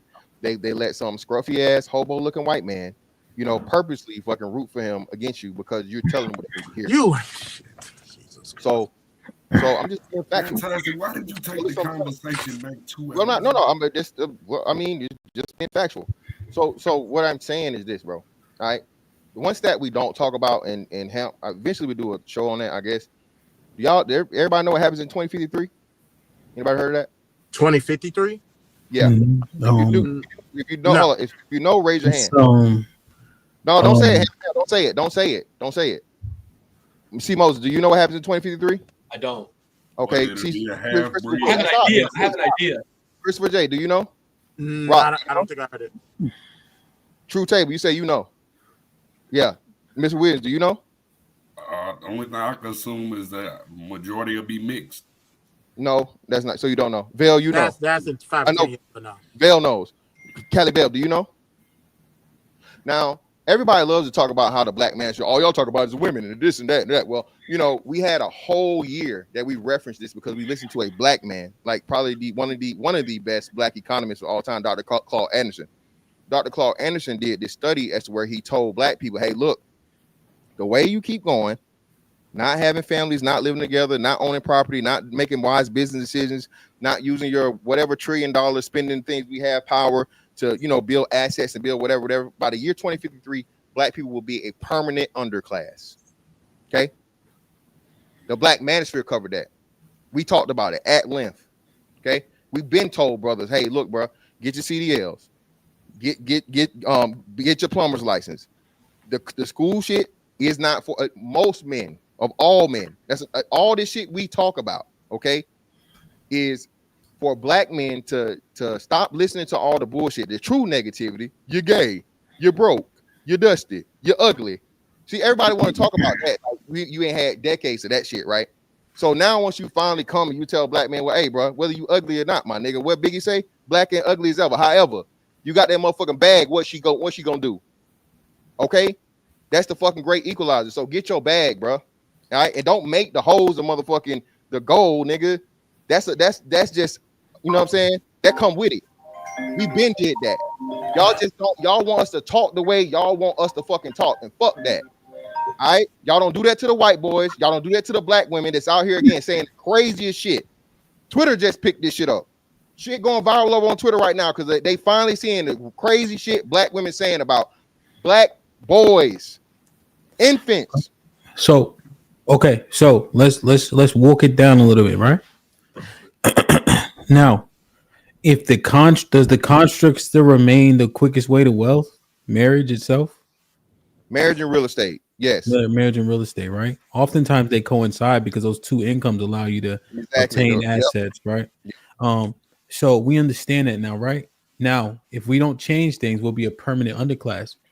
Doesn't the rhetoric against marriage expedite that? Against marriage altogether, yes. Against state-sanctioned marriage and this thing, two things can be true at the same time. We have to start, break it down. We have to start allowing men to protect themselves. Okay. Unless the court system and the family system and everything changes to where a man don't have to worry about no fault divorce. And y'all love talking about this shit. Well, most people don't get on alimony. Well, you don't got to get on alimony. You know what? Don't show up on alimony. How? If you do got a house and now she own part of it, you can't sell it without her. Does that show up on alimony, Hemp? No. But go farther with that, fantastic. That's what I said about y'all scaring these young bulls and not. You got to break it all the way down. No, listen. So I understand. Marriage ain't for young bulls. Right. So that's another thing. Y'all don't even know what age do black people get married at? Is it 32, 28, 32? I'm not asking you. 32. I got married at 23. So black people get married at the latest age, bro. Okay. Black people get married at the latest of all the demographics. Okay. So even talking to a 21, 22, anybody under 25 that's irresponsible, because guess where the highest divorce rates are? Under 25. Okay. Mm-hmm. White people not doing it, Asian people not doing it. The majority of marriages aren't happening for the young bulls. Okay, there's going to be some level of living life, experiencing, knowing who you are, all those different things, and whatever. So let's do this though, right? So what? Okay, so we say state sanctioned marriage because of the laws as they currently are. It's not safe for men, black men included, to get married because we tend to know how it trends. I think we often see. We see the Halle Berry example, so we know that the law generally. Halle Berry, what's the tennis player that was with Britney Spears? Britney Spears. What's his name? No, he didn't play tennis. I'm bugging. Kevin Federline. Kevin Federline, the dancer. Yeah, straight line. Yeah, right. So we have those examples when the women are out earning, they're paying the alimony, right? Mary J. So I want to understand that itself, right? But right now it's not conducive because men generally make a little bit more money. But we also understand alimony is 15% of marriages. So it's I'm not calling it nominal. 15 is decent, but it's low, right? Because generally speaking, a lot of I'm not people making that make argument. that. What I'm saying is they use alimony to seem like that's the only way which women benefit from a split up in a marriage. Oh Bro, no, again, if I you was have I to, was just I was walking that just the Fantastic. alimony That's what point, I right? was trying to explain to But them. there's many more benefits, right? And oftentimes the winning with the kids is probably the most crucial one. And Yeah. you know what I mean? That's almost assumed half the time, even though judges are supposed to look at it objectively. I think judges grow up in this construct too. And society usually allocates women to children or the children to the women, right? So I do understand those. So what do you tell a man where you want to get all the benefits of marriage since it is the quickest way to wealth? How does one do that? Well, the law now is actually benefiting us more. That's why I tell people do your research before you do anything.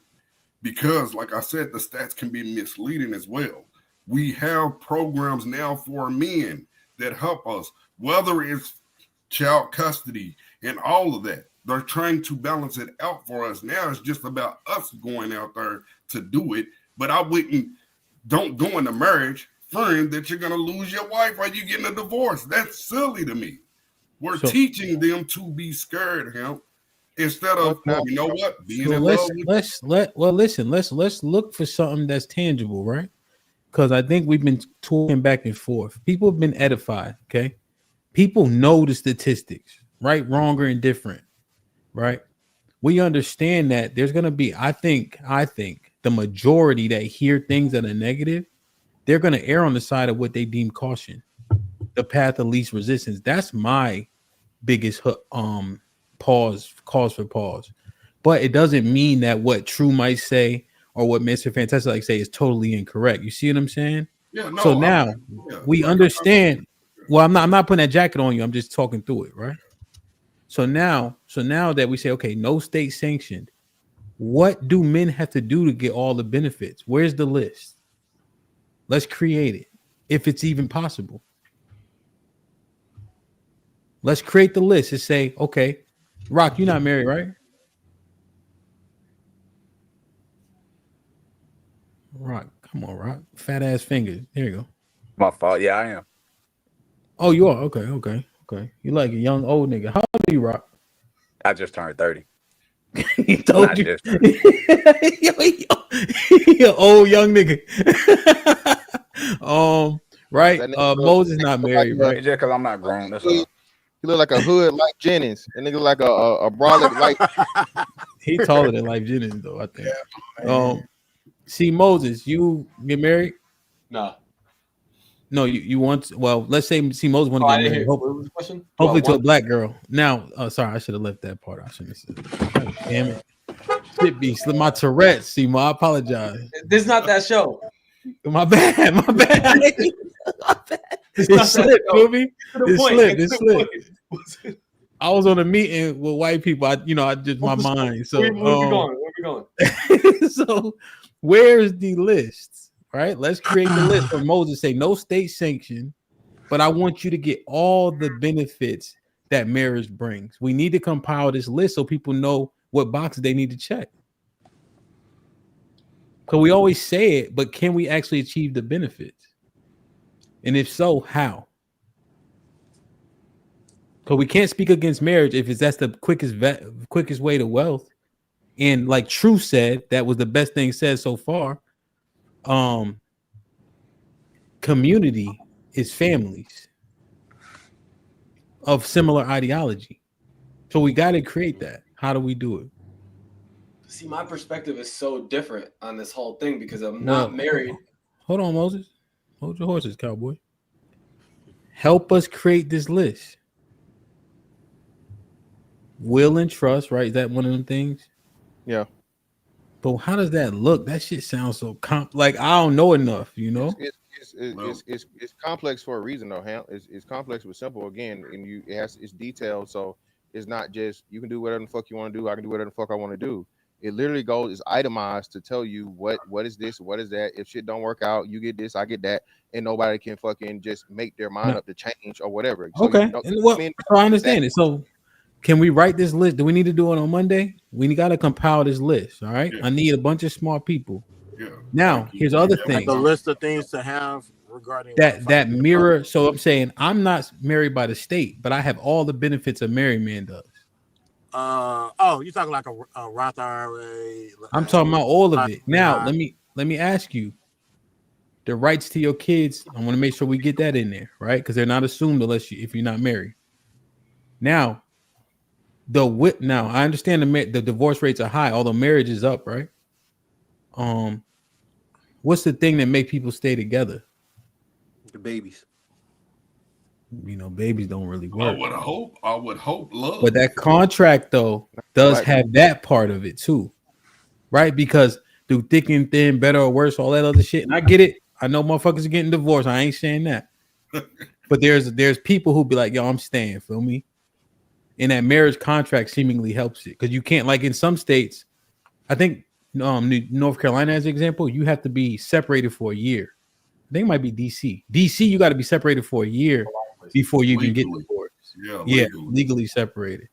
So I'm just looking at different things. Like, how do we achieve when marriage was good, what it did? You feel me? What was the foundation that brought y'all together? And why can't you guys always go back to that when things get hard? Yeah. I think you gotta have the foundation of love and then faith. I believe that's a big part of it.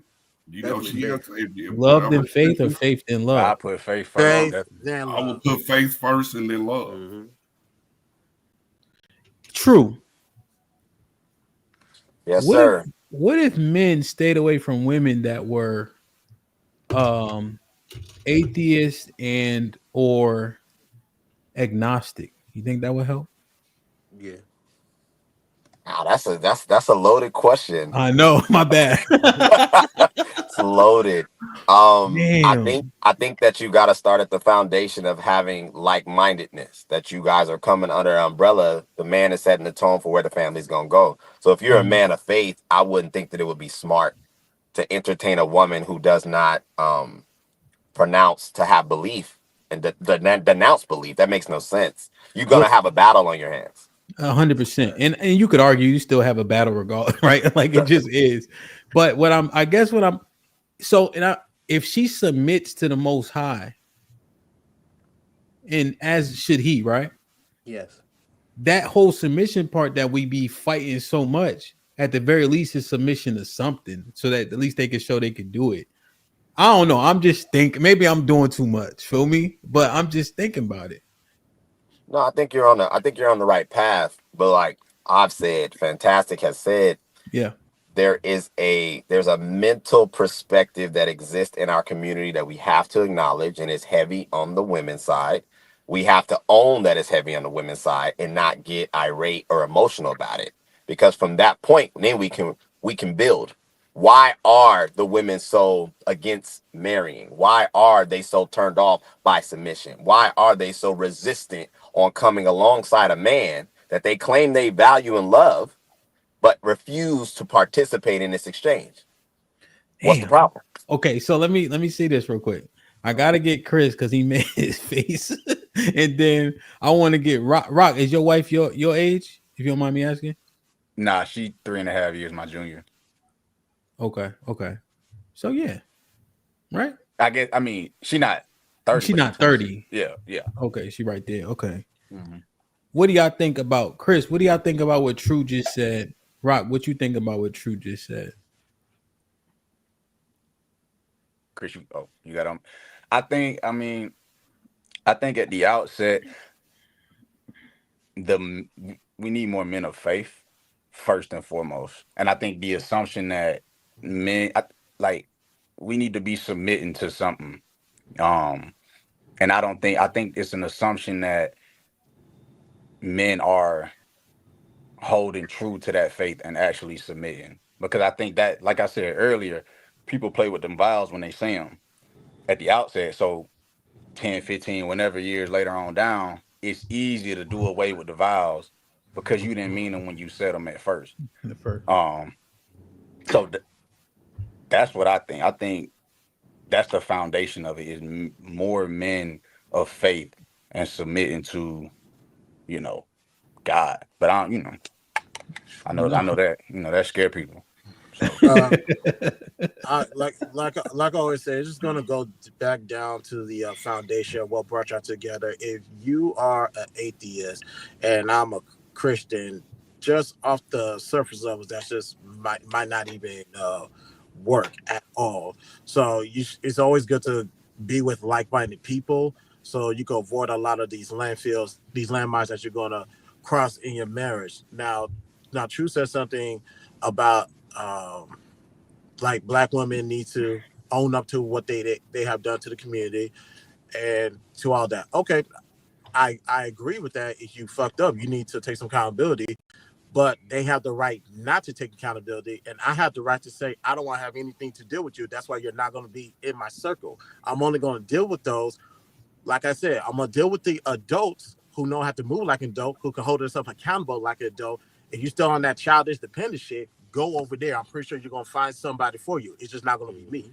So all right, go ahead, True. Let me ask you a question, Chris. And I'm not trying to be offensive at all. Go right ahead. You've been to your local grocery store, right? Mm-hmm. Like most of them, and you have a cashier and then you have self-checkout. Mm-hmm. You have two options to get your groceries to the final destination of your residence, correct? The reason why I bring that up is because that's what exists in the community, is that we have people trying to live life, but we have options outside of maybe the most beneficial way. One could say, well, self-checkout is more privilege for whatever reason, because you're not dealing with somebody, vice versa. That's the issue. So you're saying leave the women alone that don't align with taking accountability and that all will be well. And I'm saying, no, that's not true. We have to, in my opinion, get women to understand that there is a more pronounced way of doing things and doing things most efficiently. And they don't agree with that. That's the disconnect. We're living it to where this is the way we've done it for thousands of years. And they're saying, yeah, we don't like that no more. But they're not holding the weight of the decay. That's the problem. Well, to your point, you use the example of self-checkout or going to the cashier. If you're a self-checkout person, go to self-checkout. You're a cashier person, go to the cashier. You work with what makes sense to you, not trying to combine it to if it's apples and oranges, if it's not going to mesh well. I personally believe that there is enough women out here that's going to believe in the same thing you believe in, especially you only need one of them to do it. Out of the 27.2 million Black women in this country, you only need one. You mean to tell me, as Black men, we can't find one that fits us? I refuse to believe that. But they're easily influenced. Women are easily influenced. They're more easily influenced than men, and not in a negative way, because it also can be positive when they're influenced by you to go. They sign up to be a part of your program. But like that's kind of by nature how they move. I can tackle this through two ways. So, as far as influence, as a man, Black man, leader, who should be the most influence in your household? You or the people outside of your household? That's number one. But also, on another angle, I could tackle it to the point of, if women are so easily influenced, when are you going to choose a woman who already know who she is as a woman, where she's going, and she can't be influenced by anything that's not aligned with what she wants in life? Why are you dealing with that type of woman instead of the one that's already ready? Is that so? Anybody can answer. It don't matter. Well, so let me say this, right? I think we have a hyper focus on what's good and bad for me. So my OG Omar said this, right? And this stuck with me. And I think I moved like this, but after he said it, I'm more intentional about it. He said, if you go tell her to do something, right? Who gives a shit if she slammed the door? As long as she go to do what you told her to do. Mm-hmm. But we look at conduct as like, they gonna talk, right? Like if you give them a microphone, they gonna talk. They gonna feel how the women around them feel, right? But her actions aren't the same. You feel me? Yeah. So she could do all that, man. I'm tired of it. As long as that shit get done, you know. Right. But are You we don't too want a hyper robot. focused on shit that's like human nature? You've been growing up in this earth by yourself, right? Being able to talk shit. The talking shit may not stop. It should be mitigated. But as long as she follow your instruction, that's what the focus should be on. But we saying good or bad based on them always talking. That's what they're gonna do. That's what they're supposed to do. I don't want a damn robot. I think what you're saying, Hemp, is great, but I don't know if you were on when we were talking about I it. was my bad. I was on for a second. No, it's fine. You're right. We should care less about the lip service and then maybe the action. However, we're not meeting them under us having tutelage or guidance. We're meeting them under they're already their own God. They're already their own man. They're already their own support. So by the time we meet them, and I use the example, she got a 2-bedroom condo, I got a studio, but we're attracted to each other. Well, most women would already start to, in their mind, she's in a better position because she got more square footage. And instead of asking the right questions, what's behind your decision making? What are you looking to prepare for? That's the disconnect. Okay. On a surface level, they're seeing what they equate as I'm operating at this level. I work corporate. He, whatever, sells oranges, whatever it may be. And they're not asking the right questions. So what you're saying makes sense once you got her. And Chris is saying the same thing. But you got to get them first. That's the issue. Okay. Do you think so? This is one thing. Which I think about this, right? Moses, you can answer first, huh? So you know the rhetoric, and I'm not saying rhetoric as though it's just somebody talking. It may be true. Let's figure it out. You know, they say you just don't gotta say the wrong thing and you can get some cheeks. You ever hear that? They driving, my nigga. Just don't say the wrong thing. She already knows she want to get to you. Just as long as you do the right thing, right? Y'all heard that? Yeah. It's like you really an Uber driver. She in charge. I hate that shit. I ain't gonna lie to you. I hate that shit because you like operating at a you know what I mean? Like, and I think that we kind of operate under this modus operandi. You know, like when I was outside, I used to do shit like this. Like you be talking to her, right? And I used to lose a lot. Don't get me wrong. I'd be saying doing too much, right? But I'm like, hey, you want a shot? I'm drinking tequila. I don't drink that nasty shit. Give me 2 shots of 1738. I don't drink that shit. You do today unless you ain't thirsty. Now I used to get curved and shit, right? I ain't gonna act like this shit was flawless, but I'm not. I'm trying to stay here the whole time. You know what I'm saying? I already had to walk over here. I'd be damned if I drink tequila. You know, I don't know. It just you know I'm joking, but I used to do that, right? And it used to work sometimes. Sometimes it didn't, right? But that deficit, like, should we always try to make sure we maintain that leverage? You know, like I know you gotta, give and take. For me, if you going in it as a war, then it ain't no point. You should be going in it with, I'm gonna get these good results, and I'm not gonna be an asshole. If you become a douchebag off rip, then you already setting the tone for the woman. You gotta think, women do copy off us. Yeah, I don't care how nobody looks at it, how they feel. And I'm saying feel on purpose. Women copy us. We can set the tone. And that's what I was setting the tone is the key. That's better. That's better said than my example. We set the tone. If we actually pay attention to look, then we actually do have. Mr. Fantastic woke back up. Why he don't believe that? We actually got control. Fantastic, you know this. Fantastic. I know. You gonna sit here and tell message me versus messenger stuff. Fantastic.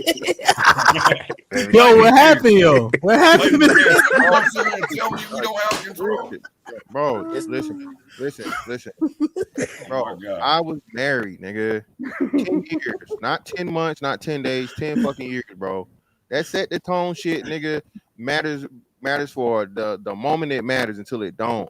y'all keep telling you, so y'all sending different messages. You can't control what the woman do. That's what motherfucking what's name was saying earlier. And now you saying you set the tone and she gonna follow you, nigga. Which is it? She's a fucking grown ass person, bro. She has the right. Hold on, brother. She's a grown individual who lives in the United States of America and has the right to do whatever the fuck she wants to do at the drop of a hat. Stop it. Obviously, you don't. If you saying set the tone, if you saying set the tone, you don't know that. Okay, so it's my job. Okay, hold on.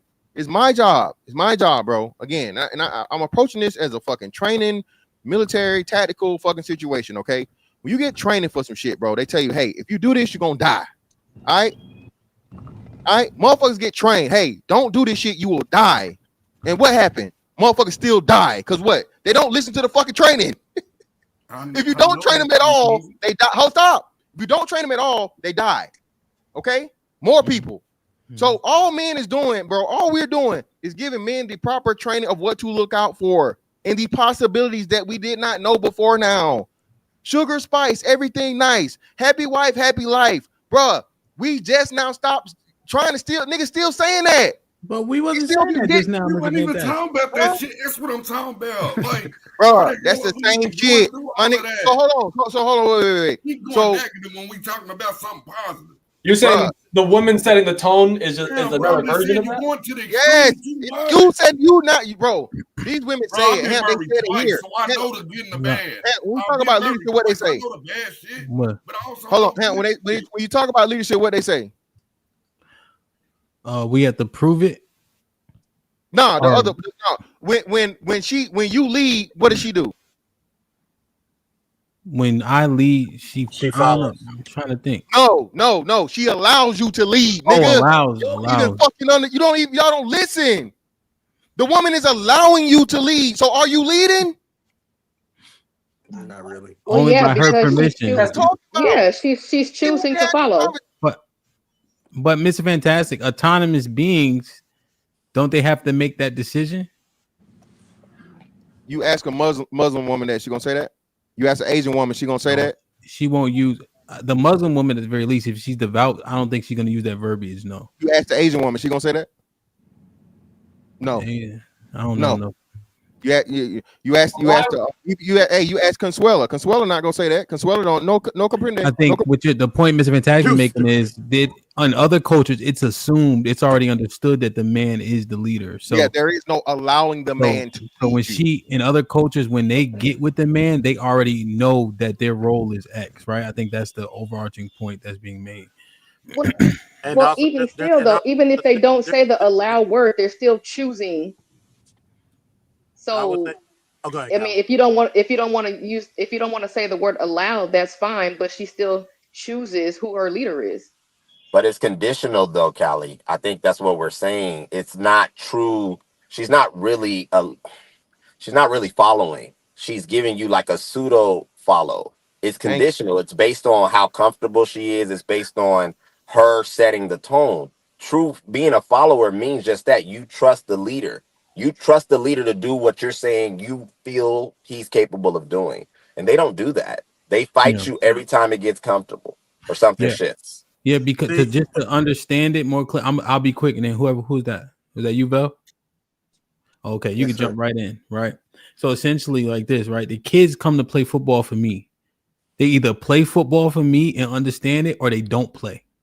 You see, they're not going to be like, you know what, Coach Ham, I'm coaching now. See, that's the part, Callie, that I think is kind of how it should be framed in terms of what the sentiment is that's being shared. Yeah, no, hey, thank you for we allowed you to coach us, Coach Ham.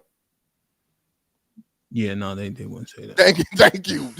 And that's a random child playing a game. So if you wouldn't allow a random child playing a fucking game, bro, to try your authority like that, you know what I'm saying? Something is like say, as a game.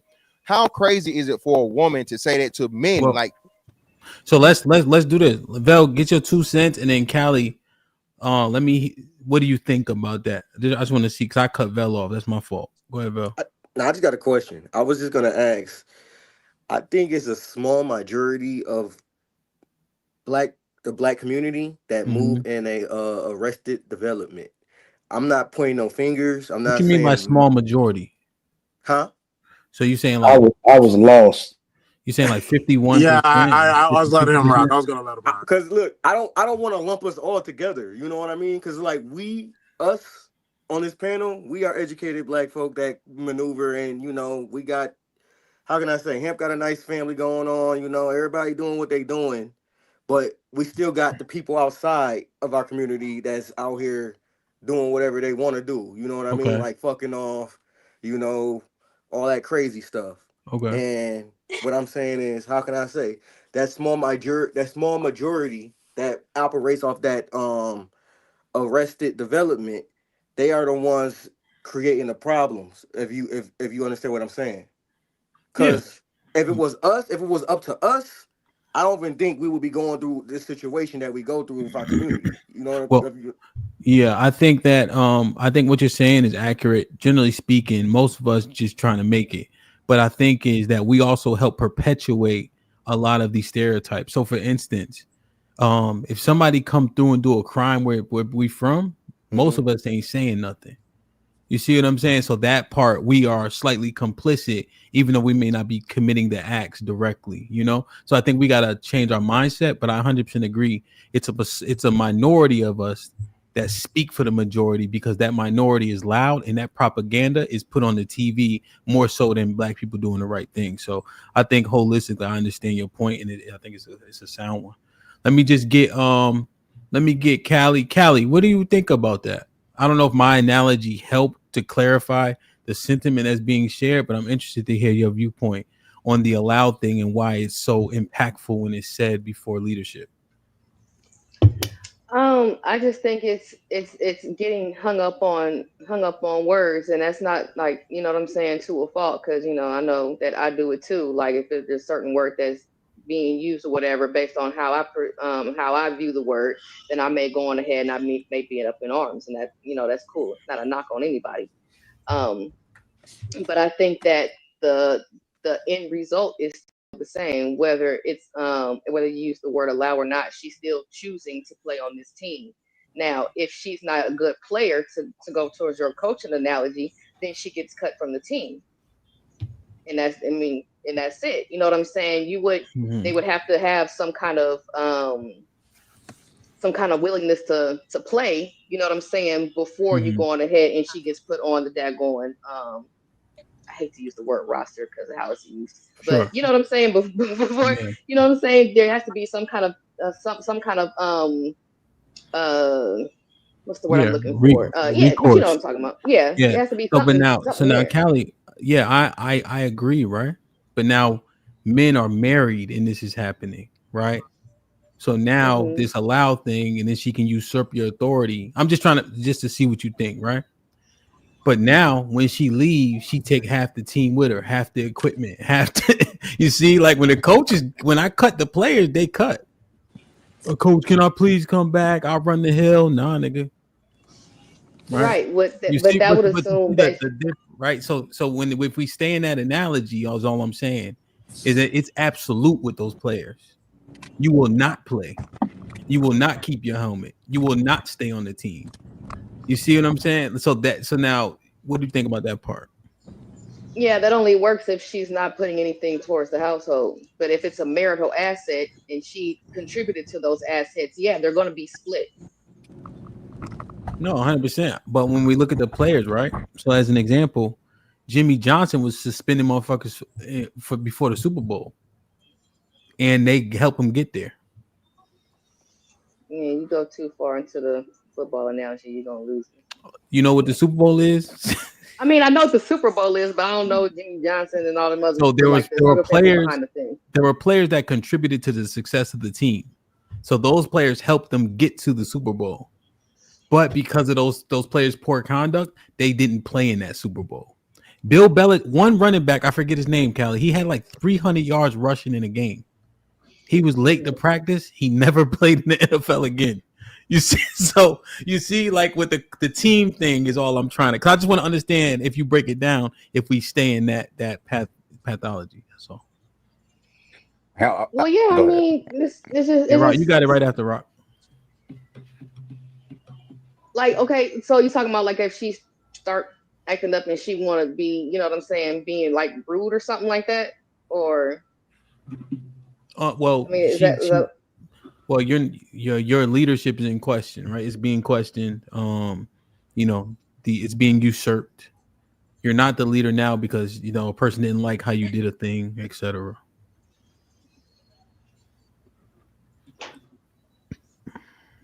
yeah, I don't know. I mean, well, I don't know. I'm just saying I because mean, I'm not even trying to make up nothing. I don't know. yeah, but you Because see how it can be difficult if the terminology or verbiage is "I allowed you to do that." yeah. Like I said, I agree that, you know what I'm saying. If that's how the word is being taken, then you know you should go on ahead and like not use it. That's cool. But my thing is that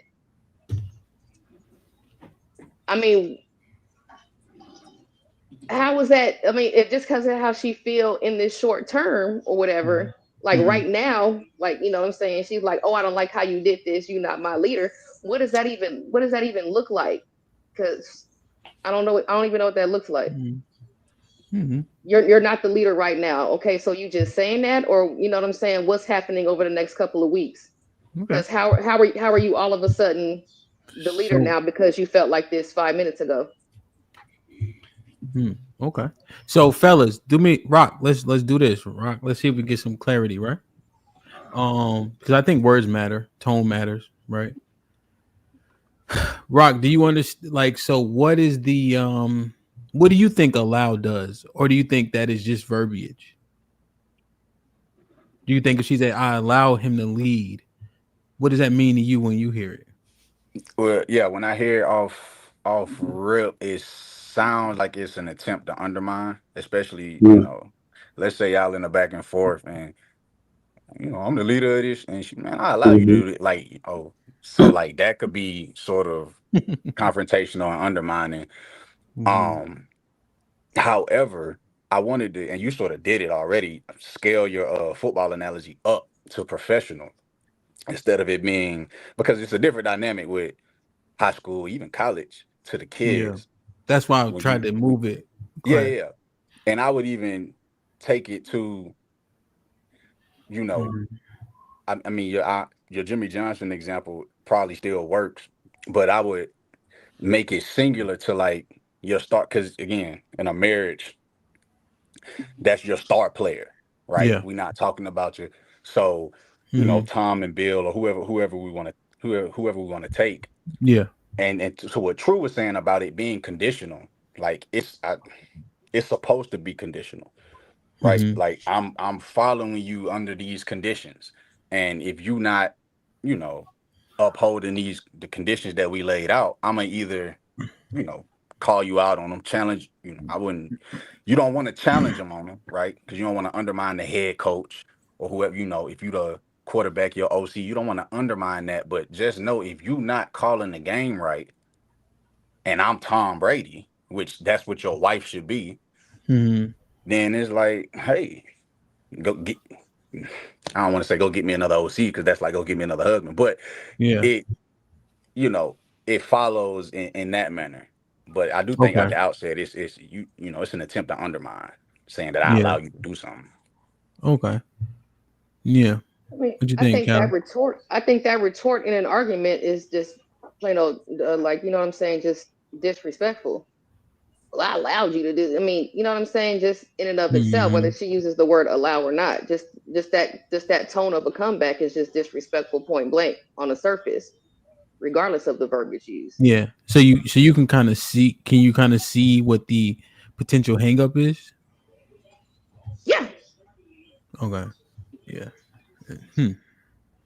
But I But if you don't got a know. competent enough head coach or OC, like one, he might not accept the undermining at off rip, but also he might just shrug it off, and and you saying, "Oh, I'm allowing you to do this." If he's of a certain stature or his success rate is, it's like, I mean, it doesn't really mean anything to Yeah. him. No. 100%. My Rock, to your point, right? And maybe this is a perfect analogy. So, what's the he played cornerback for the Saints, Lattimore, right? So my man was coaching at the Saints. He was the pass game coordinator, right? And D backs. And he's like, Lattimore can only really play cover one because he don't pay any, he too selfish how he plays football, right? And so he like, you can't yell at him. The fuck you gonna say? He making $10 million a year, you making $500,000. He's like, what you gonna say to him? He top 5 all pro, you know. He make less mistakes than he makes, right? But he's hard-headed and selfish. But he's like, you just got to tell him, hey, so next time do X, Y, Z. You can't really reprimand the nigga, you know? And then that's such a tough dynamic because technically you the coach. Right, but he make you look good because y'all pro. So what you're saying is about play calling. Yeah. Because if we're talking about play calling, then the player runs the play. But it's not like they're allowing the coach to call the play. But they're you have to run the play the that's coach. called. If you don't run the play, then things get crazy. I know, but so let me tell you this, right? But go play calling. Watch this though. Malcolm Jenkins joined the team. Remember when he's on his last legs? Yeah. Malcolm Jenkins don't want to cover them big ass tight ends one-on-one no more because he's been in the league for 12 years. So now they can only play cover 3 the way he get to roll down and play seam flat because he can't really run. So now you can't even run the defense how you want to because you got to cater to Malcolm Jenkins being on the field. But no matter what, you do have to cater your play calling to what you have. So 100%. even if she's not like, Yeah. y'all, I'll be quick on this one. Mike, this football, nigga. We talking about soccer. Go ahead. I know football. I don't play soccer no more. Nigga. No matter if you call an offense or defense, you got to look at what you have on the field and just all the circumstances, down and distance, whatever. No, 100%. So, no matter, like, if you got a one-dimensional player, your headset needs to be, how can I put us in a position to succeed, no matter what it is? Yeah, you can't do this, that, and the other. That's real life. Like, you got a girl that doesn't like doing this, or a household that doesn't like doing that. Your play calling needs to be to put everybody in position to succeed. Yeah, 100%. But your play calling is at the deficit, though. You see? Yeah. Can I say something on the football? I put it mine away. Succeeding. So at a deficit, your ski is not as long, but isn't that the way it's supposed to happen, y'all? What's up, y'all? Good evening. By the way, what's up? Isn't that the way it's supposed to happen, though, Ham? They say great players make great coaches, right? And vice versa. That's the way it's supposed to happen. The best coaches find a way to communicate to those hard-headed players. Same way a husband is like, I could go about it my way, or I could go back to the drawing board and learn how to communicate with this person to make them the best player they could be. All right. There is no Pat Mahomes without Andy Reid. There is no Tom Brady without Bill Belichick. They got to learn a style of communication and make them both better. So every great coach doesn't just force their way through. They adapt and learn how to communicate with that player. So I think, that's the disconnect where we can say, like, look, you got to be able to be coached. You don't allow me to coach. Or you could say, look, man, I'm trying to find the best way to bring this person to an all-pro, several Super Bowl type situation because I know they got it in them. So, I think that doesn't always work, man. That does not always work. Women, I'll punt it one away. Remember, I don't punt it too. It doesn't always work. You can do whatever, but you can create entitlement to the player. But you drafted the player, though. Yeah, so you got to make it work. And that's why. GM, guess what I can do? Farm. But that's not the goal, right? So it's not the goal. So this is the thing, right? If you a punter, any punters might got a mute right now. When you talking about motherfuckers who ain't trying to punt, right? Right. And so Mike's saying you draft a player with all their pros and cons. Make that shit work. And I think there's a portion of us that try to act like we ain't know. But you be seeing a lot of shit that you'll ignore because you think, okay, this is.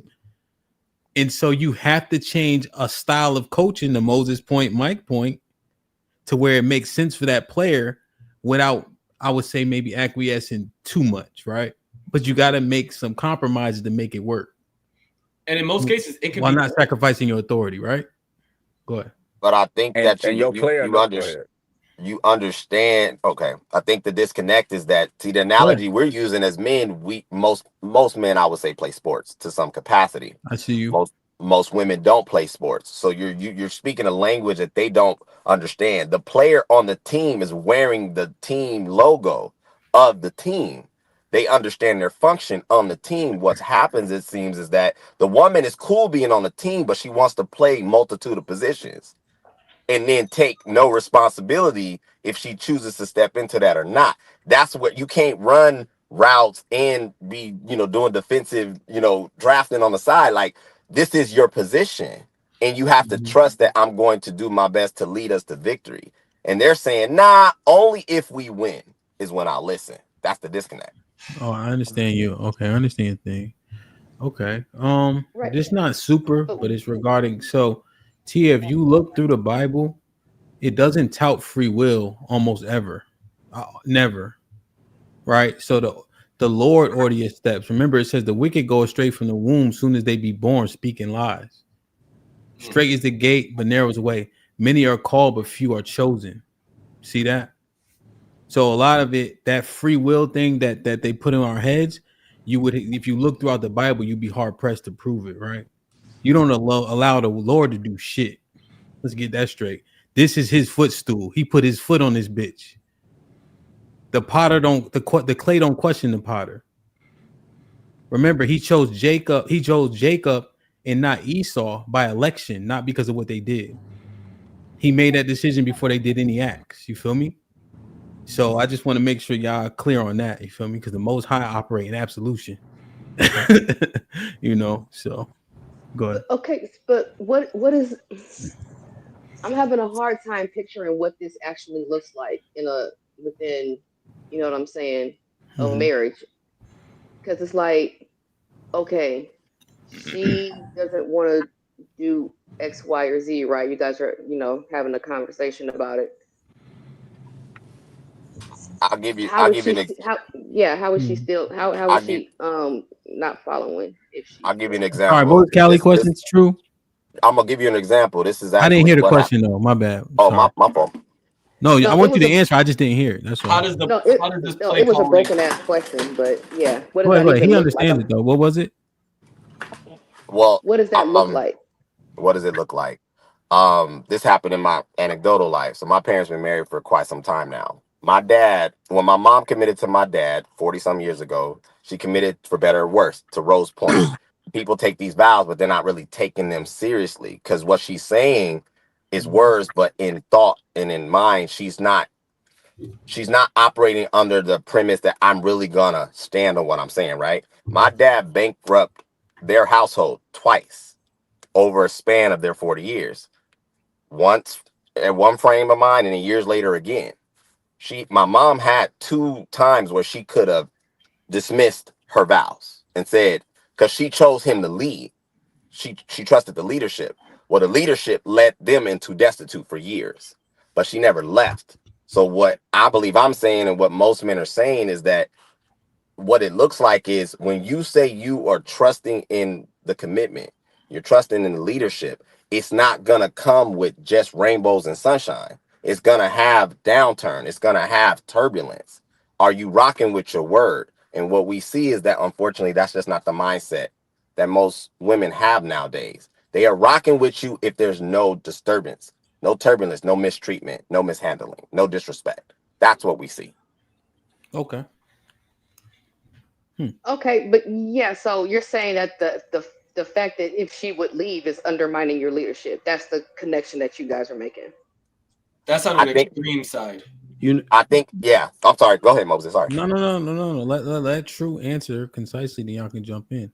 I think it supersedes the leading. I think that it is a mindset. So if she does not have the understanding, to Hamp's point, there is an absolution. When we're committing to each other, just like a man is saying, I'm committing to you. I believe most men on this panel, if it came down to life or death, it was you or me, I'm going to protect mine. I'm willing to lay my life down. Most men feel this way and more than likely would. What we're seeing is that that's not how women follow. It's conditional. They are following under the pretense that you do nothing wrong. They're following under pretense that you're always correct to their desire. And they're not really committed to what is the structure or the leadership. Because we're men, we're fallible too. We're gonna not always get it right, is what I'm saying. So her mindset has to be, if I'm committing to this, I have to commit to it, even at my demise, whether that's a season or not. And that's not how women commit. That's what I'm saying. Okay, yeah, I agree with you. I agree with you there. Yes. Minus the disrespect and mistreatment part, because yeah, I'm out.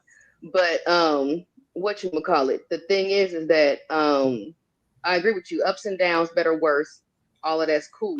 I just wasn't making the connection that you guys were. I just wasn't seeing it how you guys are seeing it, as that is a form of undermining leadership. That's all that I was asking. I mean, I didn't see that. let me I just agree jump in with what real you're quick. saying, but yeah. Yeah, but true spit all facts, but it also happens over time, Callie, right? So it's not just one simple thing. I think I've heard a lot of husbands say that shows up as a lack of support. If you're not taking your vows seriously, you're going to see the lady doing things that undermine the whole relationship and the whole institution of marriage in general. You're going to see a lack of support, second guessing, trying to take control of situations, undercutting his authority, especially with the children and other family members. So you'll see that happen over time, to where even if it's not warranted, right? It's hard for a lot of men to be confident in a woman that has no confidence in them, even when they're doing things right. If he's making money, he's not making enough.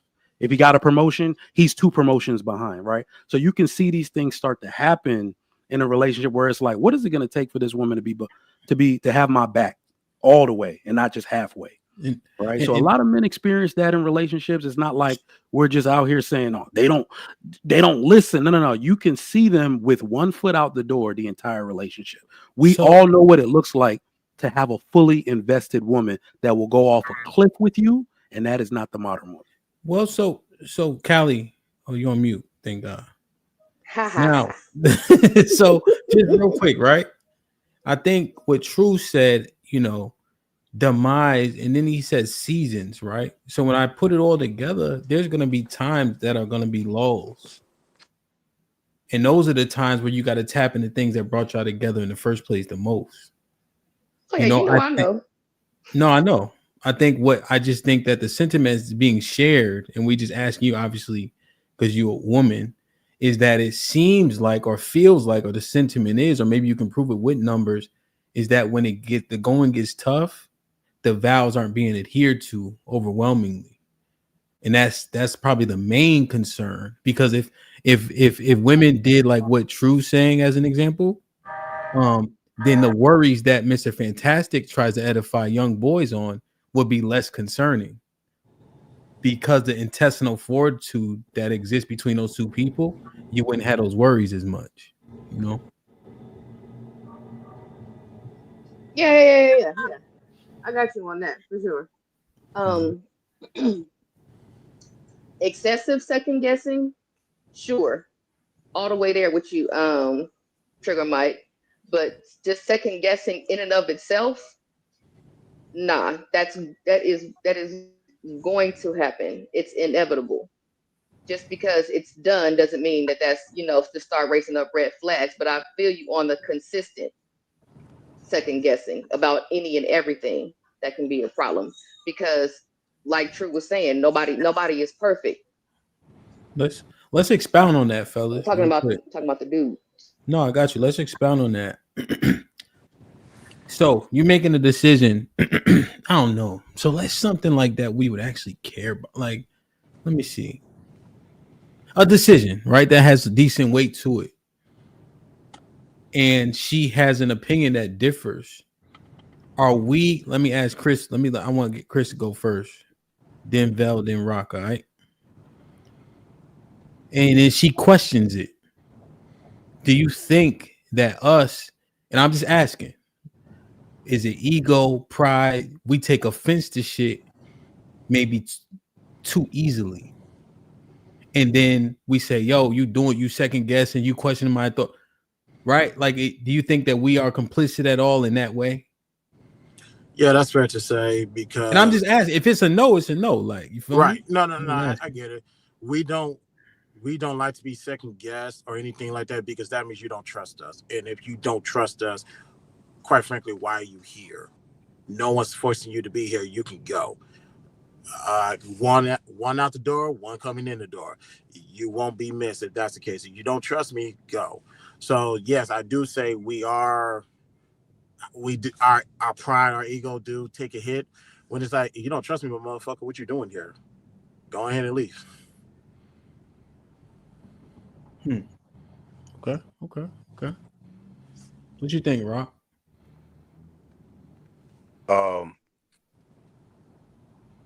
Man, I think that sometimes we forget that they're also, while they might filter and think predominantly through emotions, and we might be more logical, that they're still thinking persons. So, I think a good one would be choice for school, where we sending the kids to school. And it's like, I want to go private, or you want to go, charter or whatnot. And we get, a different opinion, or we get some pushback on what we want. I wouldn't outrightly say it's ego. I would say that, or while we might be feeling some way about their disagreement, I don't think it's outrightly ego as much as it's we may be taken aback as to, that, hold on, wait, she actually has a brain for herself to a certain extent. But taken aback, what is that rooted in? Like, huh? What is us being taken aback rooted in? The position of us being the leadership position.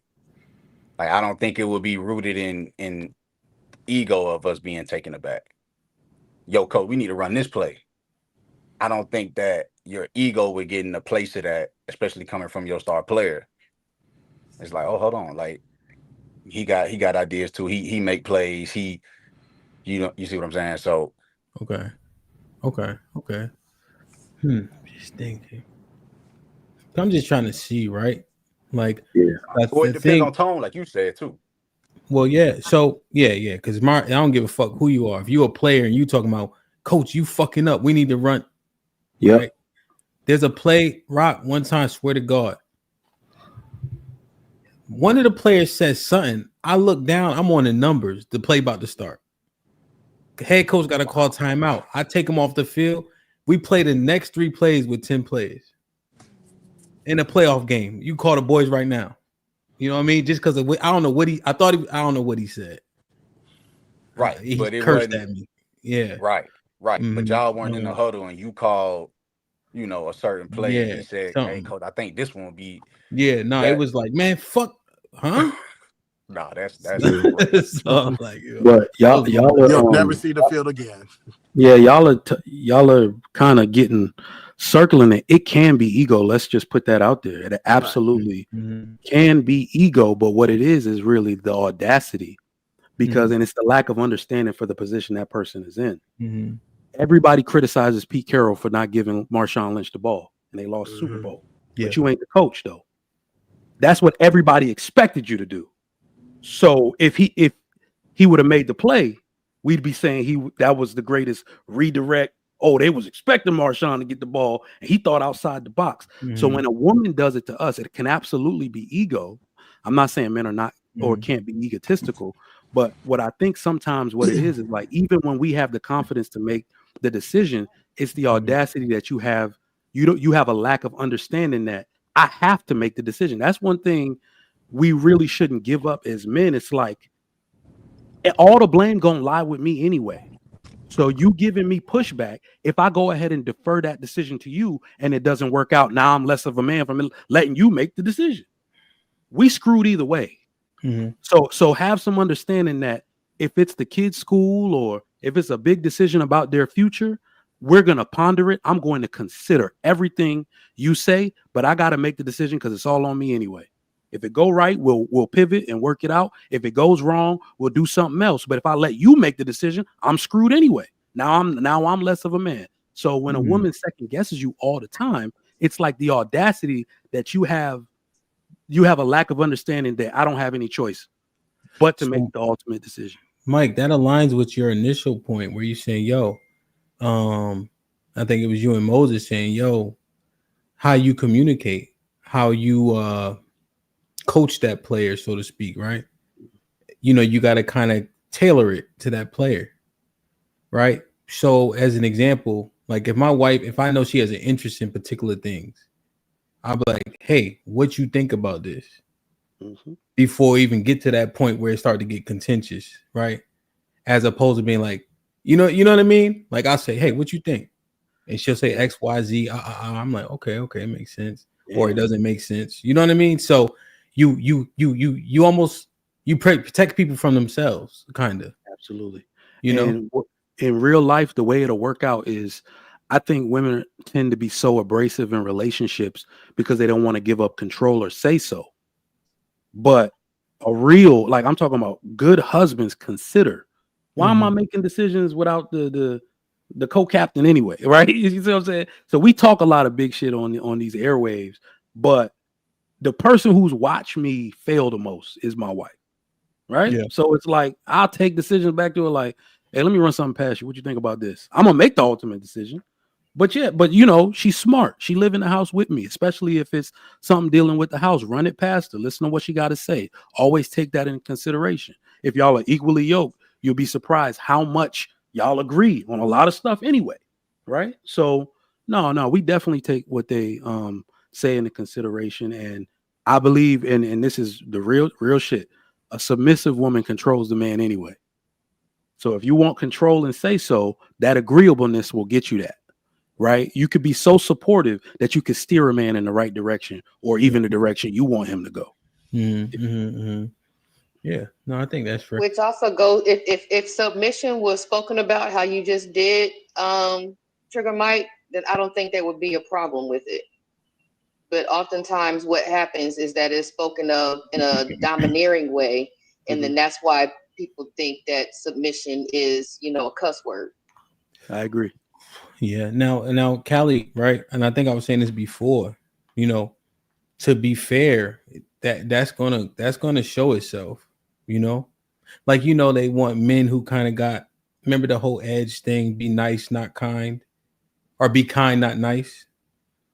If you want that man to be mean to everybody else except you, understand that you're gonna get that meanness gonna come your way. You're gonna get a little bit of meanness. Yeah, like it's just slip through. Yeah, you know what I'm saying? And because the disposition, the modus operandi is still there, but he just trying to be cognizant because it's you. And so I think that we got to understand, like, a lot of shit be happening. People don't mean it, but it is a part of them. You know what I mean? So, yeah, absolutely. I told you about what my husband said when I was asking him to use his headphones. I was in the man cave. Yeah, exactly. No, I think there's a much more understanding that is actually had and maybe should be had. And that doesn't render, like, as an example, like everything True may say or Fantastic may say moot. But there's definitely, like, you got to think through this shit because we dealing with people. Yeah, but listen, man, I'm done with that too. Tone don't matter.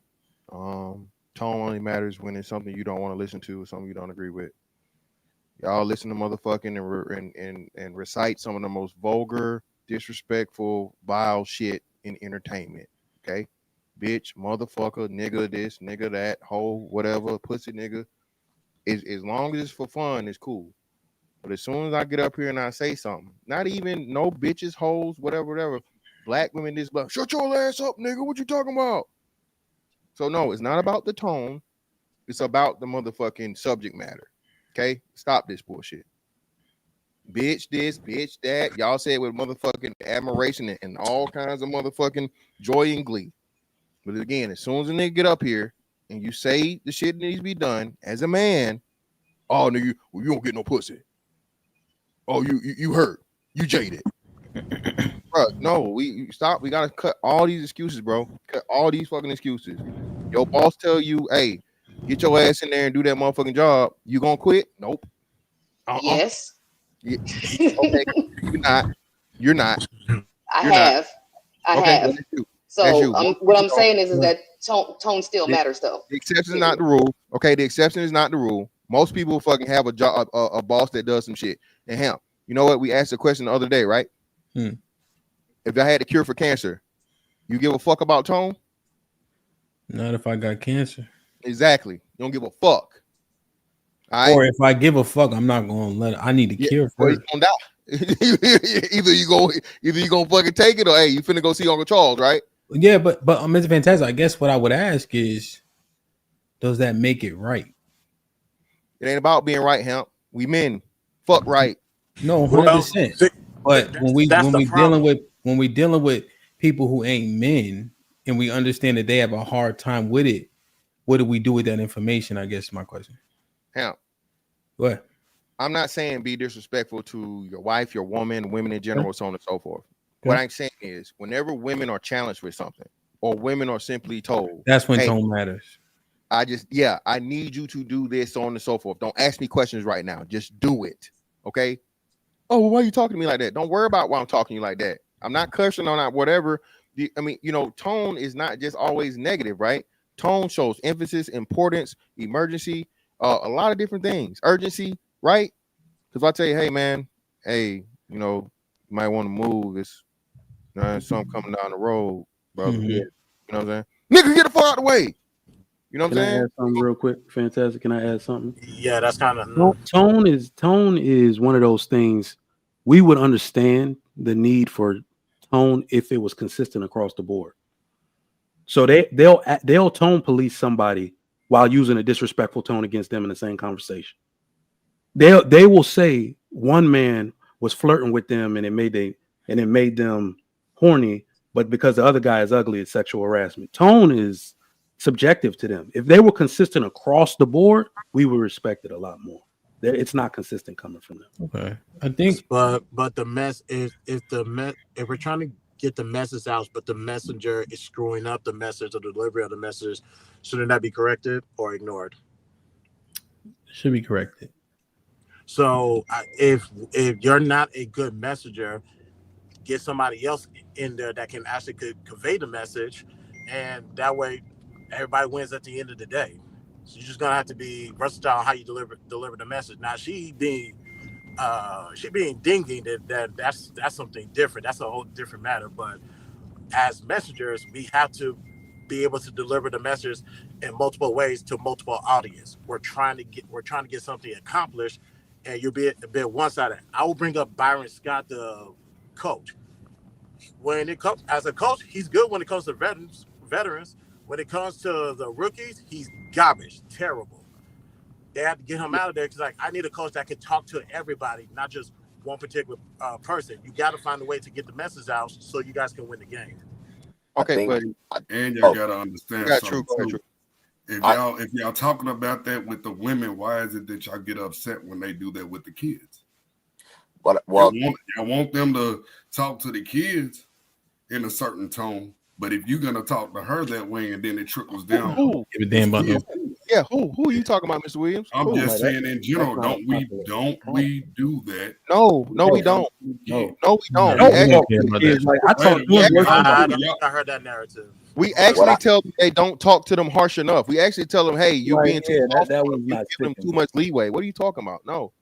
What I heard from what Fantastic was saying was that as men, we need to stand on our consistency and how we express ourselves. That's what I heard. Yeah. And then what I also heard Chris do is what I believe he's saying. Not speaking from him, but this is what I interpreted it.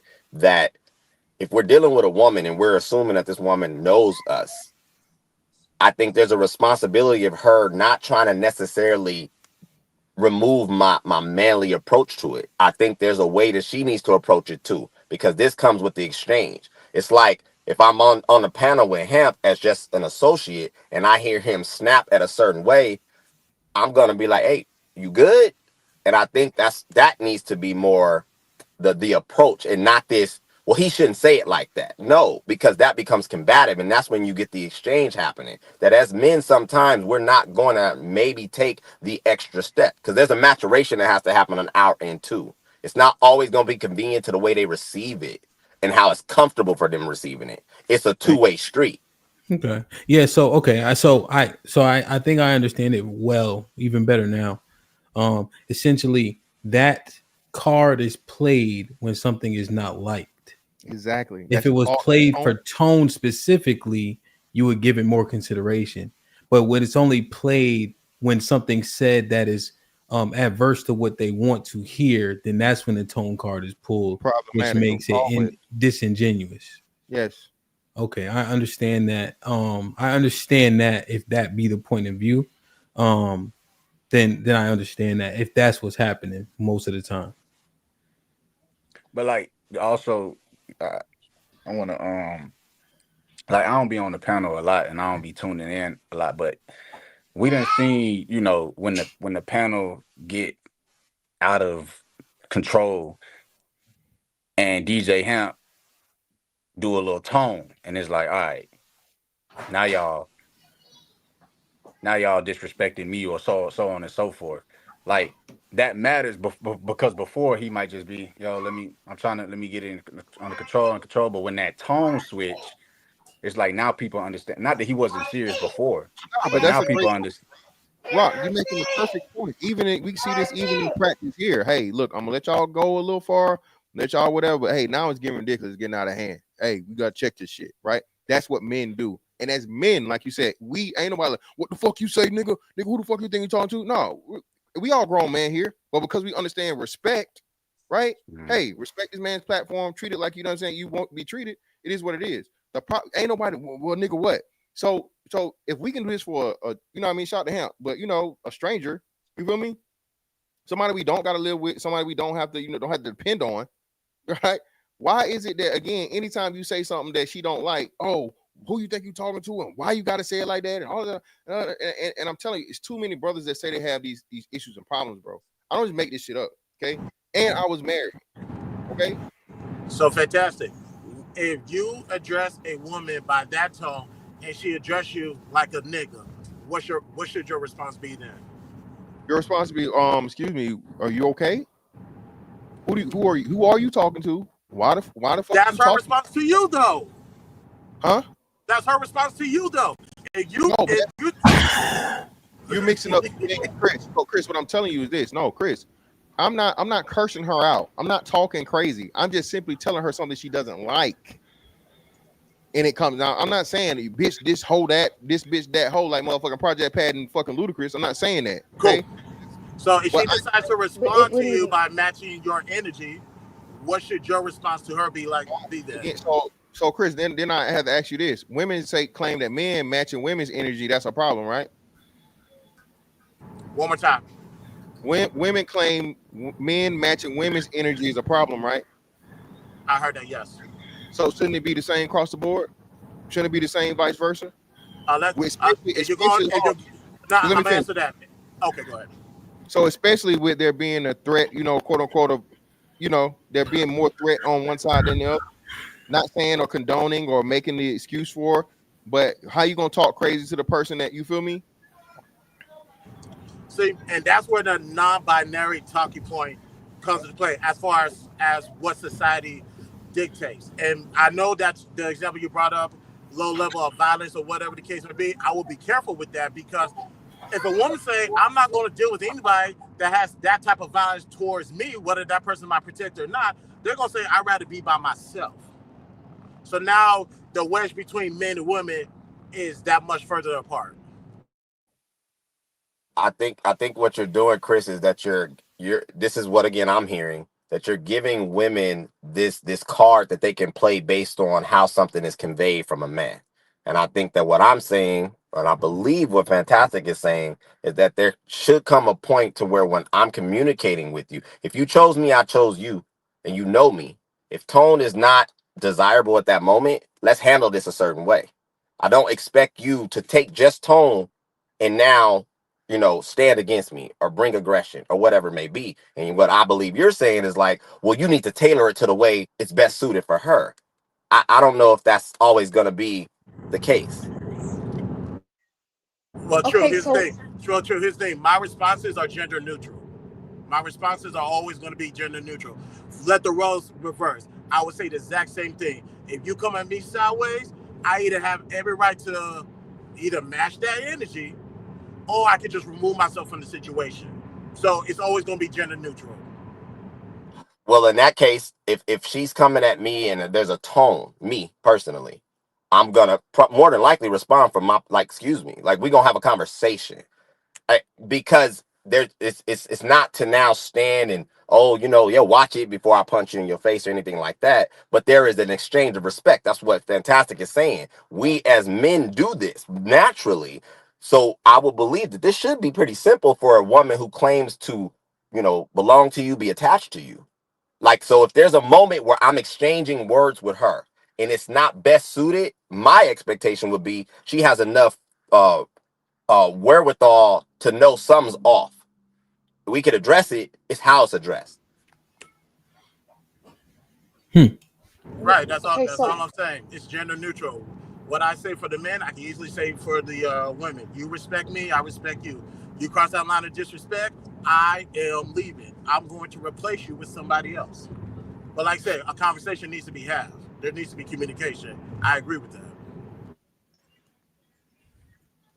like, okay, outside of like like emergency situations, so y'all telling me that if you say get down in a certain tone or whatever like that, like say you and your girl are outside, that she's just gonna go off on you because you said get down a certain kind of way?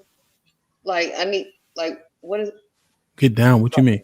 We're not talking about emergency situation where clearly it's something that we're just talking seriously. Like, hey, I need you to go do this over here, right?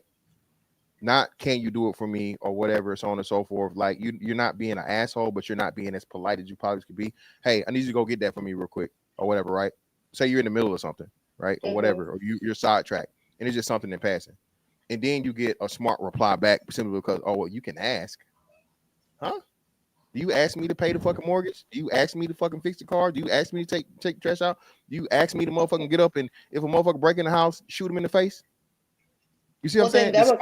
It's the small things that women never ever, y'all, again, shout out to him. The small things that y'all take for granted that men do.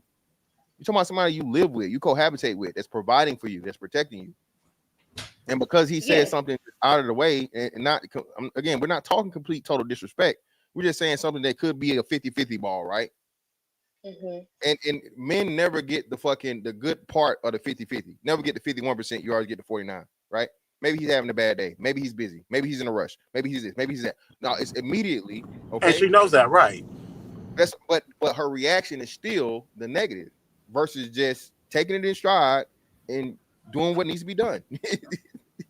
Like him saying, him gave this scenario where he's talking about with Omar, right? Right. Don't give a fuck about her slamming the door. Just be, satisfied if she do it. Well, why the fuck is she slamming the door? Yeah, we could address that. Yeah, we could address that at a later time. But get what I need done first, and we'll check that. That's what I'm saying. But my thing is, it shouldn't even be that. Outside of just blatant disrespect, bro, it really shouldn't be a lot of this back and forth and thing that brothers complain about. Come here. You don't hit your sister. You hit other people. Oh. Hey, hi, Mike. Okay, so I mean, I got in trouble this week with the hot mic. Yeah, no, I ain't gonna get my boy. This is my whole thing. Hey, shout out to the cool people. This is tripping me out though, because I guess I don't know if it's the way I was raised, but regardless, I was raised to be courteous, regardless. So why would I even talk crazy to anybody when I can just ask you? I have never even raised my kids to just tell somebody what to do in a fucked up way. I'm gonna ask. I'm gonna be courteous because I was raised that way. I was programmed to be that way so I can get that energy.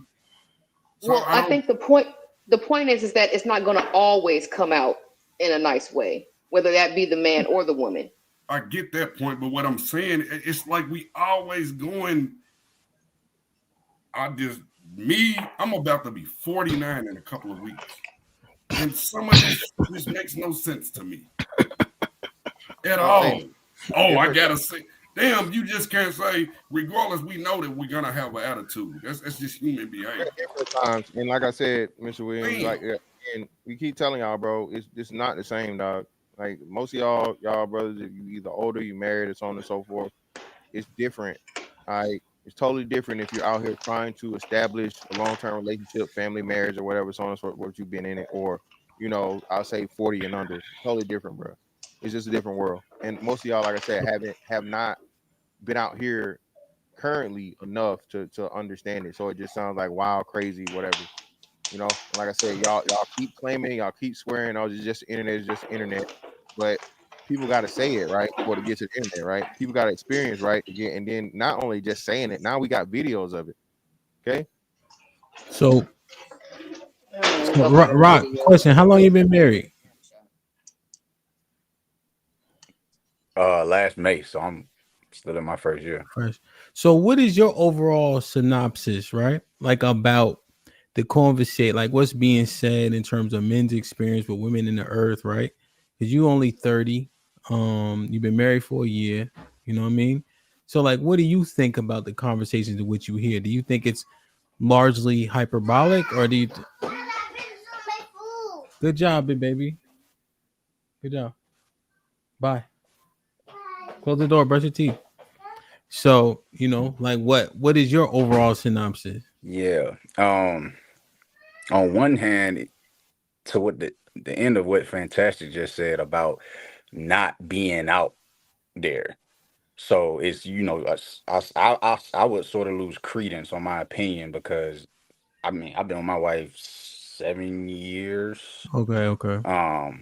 So I haven't been outside in 7 years.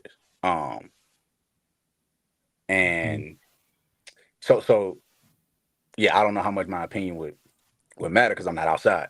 But I don't think I would go as far as say that it sounds hyperbolic. And like I said, I really just got back into tuning in, I'm not well versed on even the title of the stats and all that.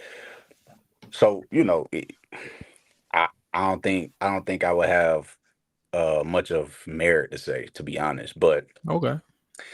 Yeah. Well, yeah, no. So that was asking, right? I made an assumption. I apologize, but if you've been with her for 7 years, shit, you was 22. Yeah. Mm-hmm.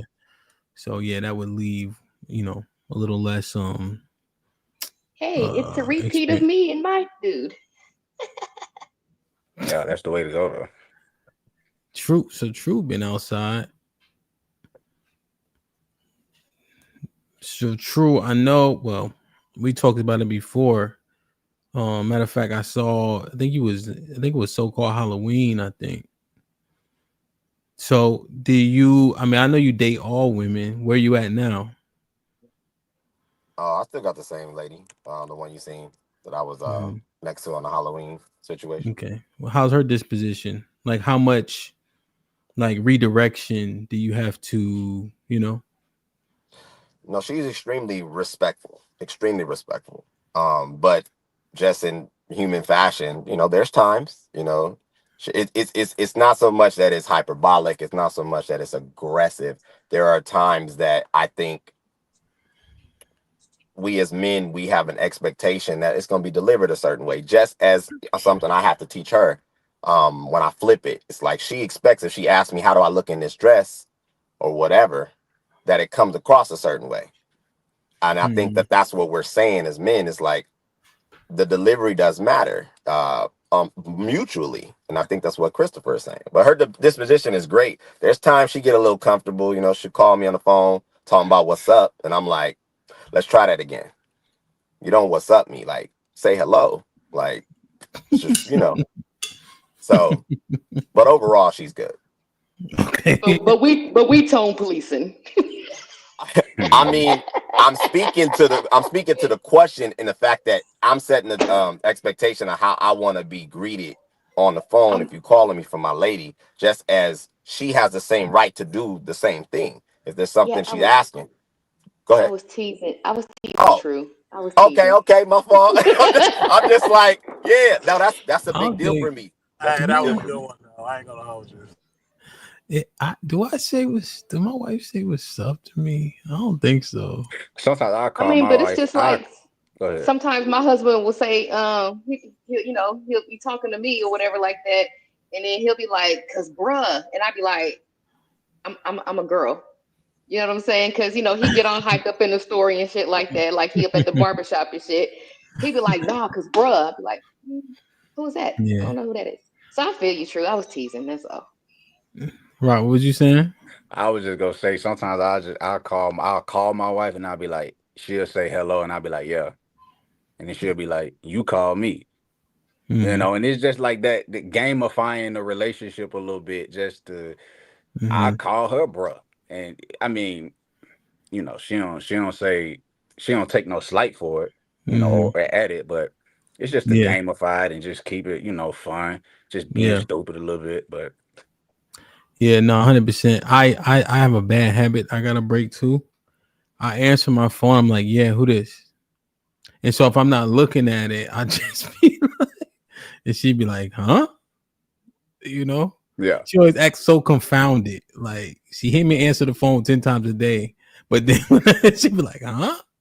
I'm like, oh, what's up? Sometimes I do that on purpose. If I'm not looking, if you're not like, if it's in, you know what I mean? But damn, man. This shit ain't easy, boy. I will say that may be one thing from the little bit that I have heard is like, I think there's an expectation for it to be easy, especially, I've heard maybe, it's hard to find good women and it's hard to have again, I'm only 1 year in, but as far as marriage goes, but I'm not necessarily saying it's supposed to be difficult, but I think expecting for it to be just this smooth selling, easy, I'm just gonna find, and then when we get together, it's gonna be sunshine, rainbows. From what I've heard, the little bit that I've heard, again, I want to preface that, but yeah, I think that expectation is setting niggas up to have a perception or perspective that's not conducive for them find what they want. So yeah. Let's do this real quick. Let me see what we got.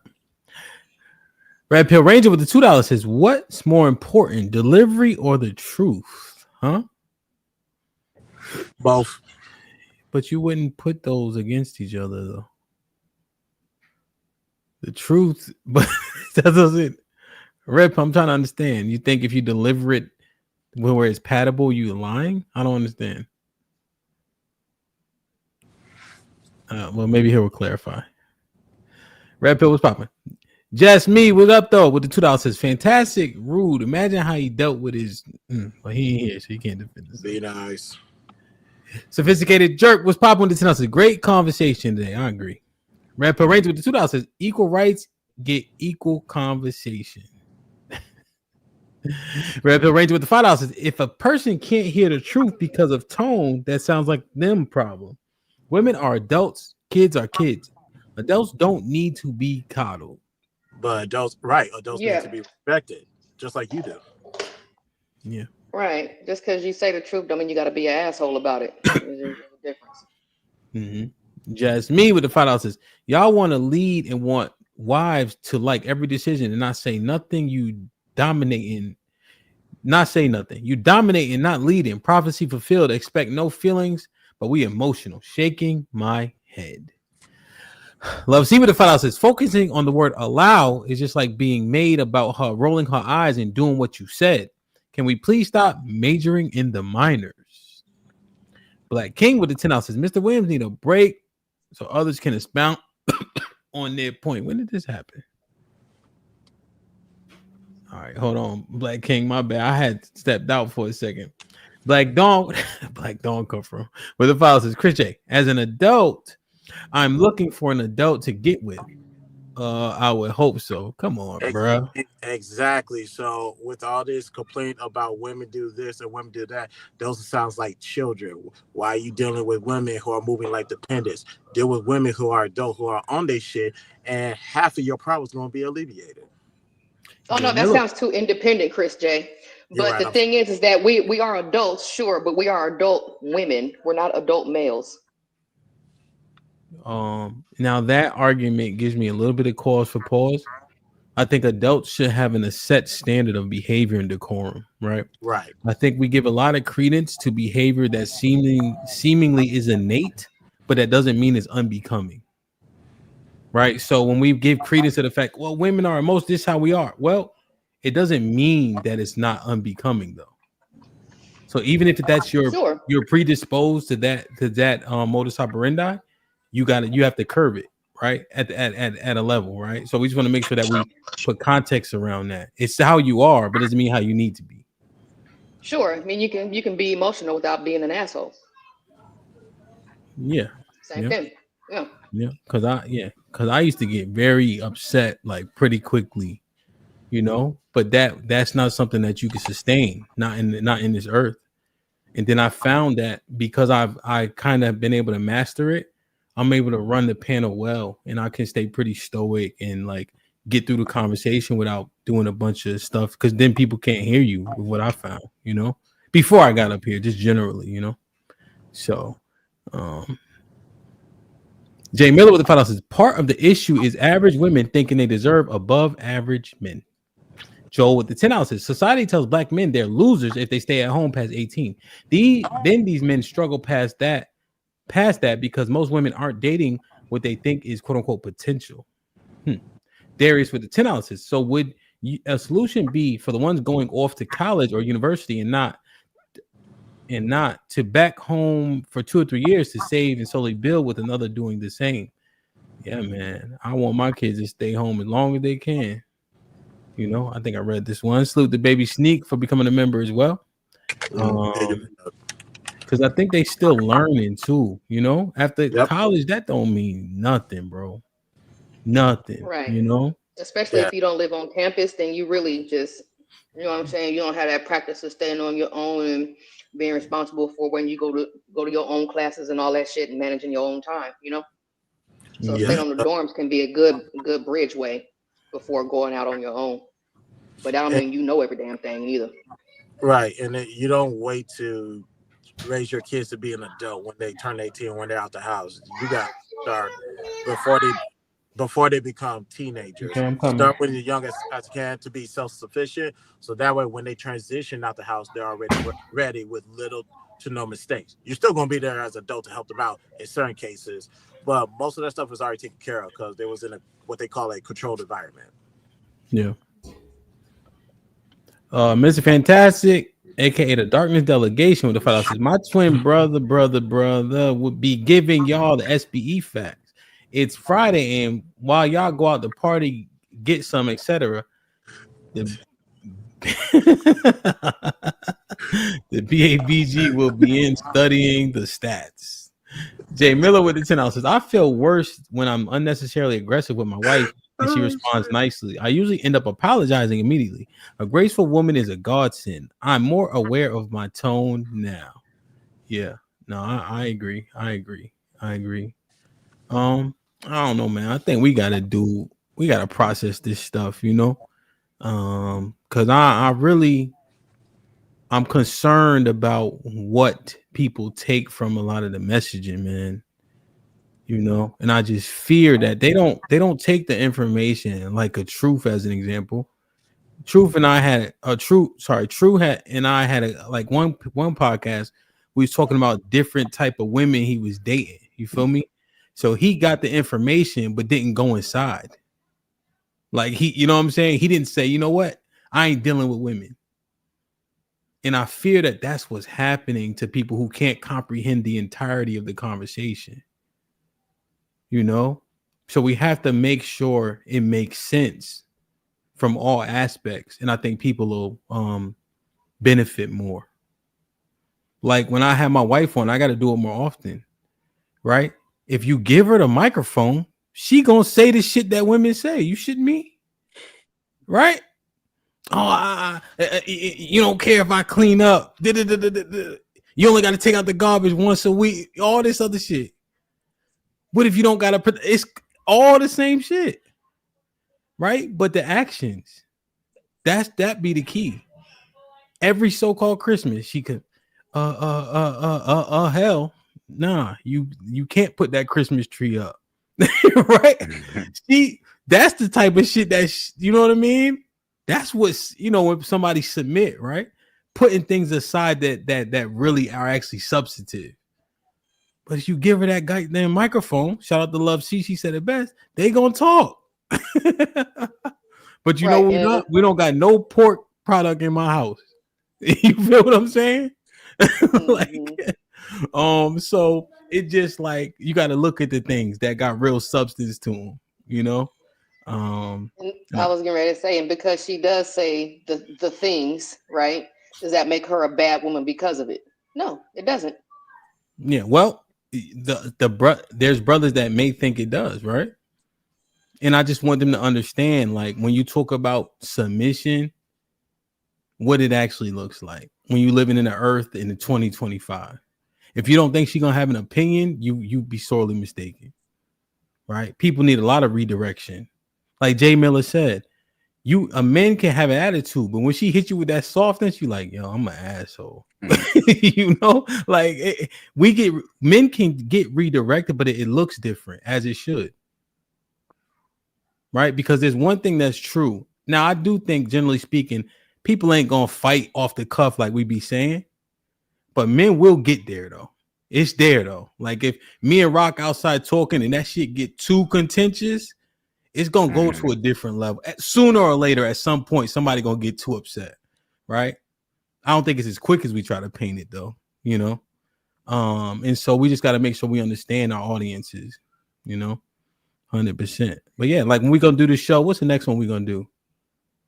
Oh, why y'all? Oh, I think I'm gonna do like when they use their vagina as as like a weapon. I don't know how I'm afraid it's something that's gonna be provocative. I'm like, yo, why y'all do that? Weaponizing the vagina. Yeah, weaponizing. I'm saying, yo, your phone always work. Every time you go to Pilates, they don't never say you denied. God damn it. But you know what? Next time I get upset, I ain't paying that Pilates bill. Fuck that shit. Hey, one time she pissed me off. I just cut off her access to the Wi-Fi. Fuck this. But interesting conversations, and we human, man. So people got ups and downs. This shit they be dealing with on a consistent basis outside of you that we don't understand, nor do we want to understand, and they get on your nerves trying to understand it. The fact that generally speaking, men are a little bit more stoic. We don't open up as quickly, right? What does that do in a relationship? What does that do to your disposition? If I'm in the feeling some type of way, my house, the temperature changes. Because I think we the thermostat, So I think we just got to continue to comprehend it and improve, So we talking about starfishing next week. Oh, okay. Got it. Starfishing? Look at Jay Miller. That's funny. Yeah. Mm-hmm. Yeah, man. Damn, it's not easy though. No, it's work. It's work. Yeah. So I appreciate y'all. I think everybody been slow walking it to understand it as best as possible. And I think that's pretty substantive. Crimson, what's popping? Perfect. Salute to Crimson Cure on the building with the 20 ball says, how people do or don't take the message is critical in whether or not people can make a change. Everyone can't go because they can't understand. This is why I support this channel. You make an honest attempt at the whole conversation. Thank you, Crimson. I appreciate it. I don't know, I said this before, but Crimson gave me my first opportunity to do like a real interview, and that was my first one, man. She blessed me with that. So it's forever, So Crimson, I appreciate you. I appreciate your presence as always. You feel me? I will say I have warmed up to Crimson. Warmed up? Jesus. Yeah. It's a long story, but yeah. I always love Crimson. I always love Crimson since the Lapeep days. Yeah, I wonder. There's the one thing, and I think I will do a show on it. We've been up here for a long time. It's like when people been listening to the conversations for so long, there's so many people that can't see it no other way if it doesn't align with what they already think. Yeah. That is a thing that is very. I don't know if it's alarming or disheartening. It's one of those two. Both, but it's more disheartening. Because what if True came up here and say some shit that's solid as hell?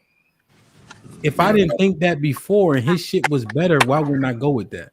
Right. You know? Yeah. I just can't. I just don't understand it. You know? Yeah, you Yeah, just gotta program badly, man. It's just program. Yeah, you just gotta have an open mind. You just gotta have an open mind when you have conversations with people. I have my foundations already set intact, but I'm still open to learn something new. The little thing might actually help me out. So I'm still a student taking in information. I can't go into any conversation closed-minded. That's not fair to me or the person that's trying to give me information. Yeah, and I try to make sure that some of people just don't make some of the mistakes I made. I hate to say some, but a lot of the mistakes I made, and it just goes over the head sometimes because of my age and how they view us.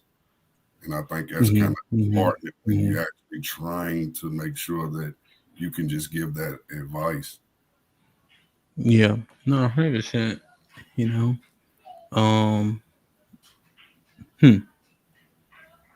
yeah, I guess. Like, look at this lie, and this is what I hate. Now, y'all know I really let whatever talking in chat, but I hate this type of stuff. Sincerely, I'm saying that when people are listening to something, right? If it's solid, go. I'm not even talking about the person, none of that shit, right? But I'm listening at the panel today. Nobody up here got no type of branding. People just up here talking. You don't even know the messenger enough to discount it. You know what I'm saying? Like, there was one thing, like, matter of fact, Keisha here, matter of fact. So Keisha was up on a panel, and I think I phrased it like Keisha versus like everybody. And she was cooking, to be honest. You know? And so there was something that she was trying to comprehend, right? And I came off the mic, and me and her had like a little bit discourse, right? But civilly. And she'd be like, "Oh, I can see that." It's like that's all it is. Yeah. Like, it ain't even no big deal. You feel me? It's cool. I think I said something on Wednesday. So Flo, I was saying we listen to the OGs, but Flow State and Mr. Fantastic was like, not when it come to women. And I was like, yes, we do. But then I had to think. I always say the first grave about $1 in the hood, the next two about a woman. So I'm like, you know what? They right. I said, I can see when y'all dumbass niggas is right, you right. Like, you know what I'm saying? I just wonder how much further we would get with like open ears, you know what I'm saying? But also how I was approaching it, I ain't like, Keisha, fuck out of here. I'm like, well, X, Y, and Z equals this, that, and the third. She's like, oh shit, okay.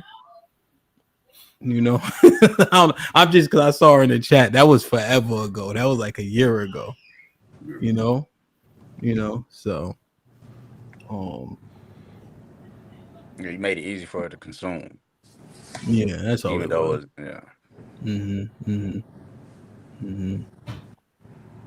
So I don't know. It's good, man. It's good. What you think, True? Any final thoughts? No, sir. Great panel, great conversation, man. I always appreciate what you do. Appreciate you having me up. Yeah, all like-minded people. I'm loving what's going on. You know, let's see what 2025 brings. Yeah, 100%, man. I think today, I don't know how good the playback value is because nobody was arguing, but this shit was one of my favorites. Tuesday was great too. Even though Tuesday had like a lot more, no shade to y'all, like professionals. You know what I'm saying? Like, not like Chris professional, like True be up here. True, you do your things on Instagram, you know what I mean? But just like these panel discussion things, you know what I'm saying? Rock already told y'all he don't fuck with me that much. You know, he come on to Blue Moon. You know what I'm saying? But You know, but it was a different dynamic, you know, but it was still substantive. I think you could take something from it. But today was good as hell, though. You know, I appreciate it. I apologize for having to drop off a little bit, you know. Rock, any final thoughts? Man, I think I'm like you said. I'm gonna start fucking with you a little bit more. Pop up a little bit more, tune in a little bit more. Yeah, you know I'm sensitive. We don't you live in Georgia? Yeah. Okay, we doing a meetup in Atlanta, April 4th. So you just broke up. You said you doing what now? A meetup in Atlanta. Okay. When so about? we're coming to Atlanta April 4th through the 6th. We're doing a live show. We're doing a adult field day, and then we throwing a party after. So it's gonna be good, man. You know, for all us washed up fat ass athletes, we're gonna be out there trying to play drunk kickball. Oh, I'm with it. I'm with it. I'm washed up, but I ain't fat. That part. Oh, we also got a weight loss challenge going on. It ain't going so good. Callie in the weight loss challenge. She talking about she can't start until she finish her mint chocolate chip tub of ice cream.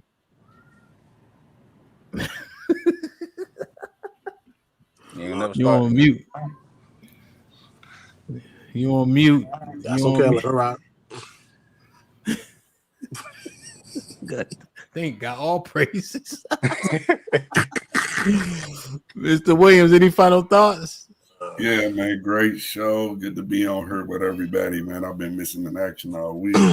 Our city's been shut down, and then I wanted to spend some time with my grandkids. Found out I got a new grandbaby on the way, so I'm happy. Oh, God bless. God bless. God bless, man. Yeah, 17. Man. That'll be number 17. God damn. Yeah. Damn. Yeah, God. Large family is a blessed family. Damn, man. I was thinking about how much I was looking at the snacks. It's so many snacks that leave out the house in the morning, bro. I'm like, yo, why is so many kids here, bro?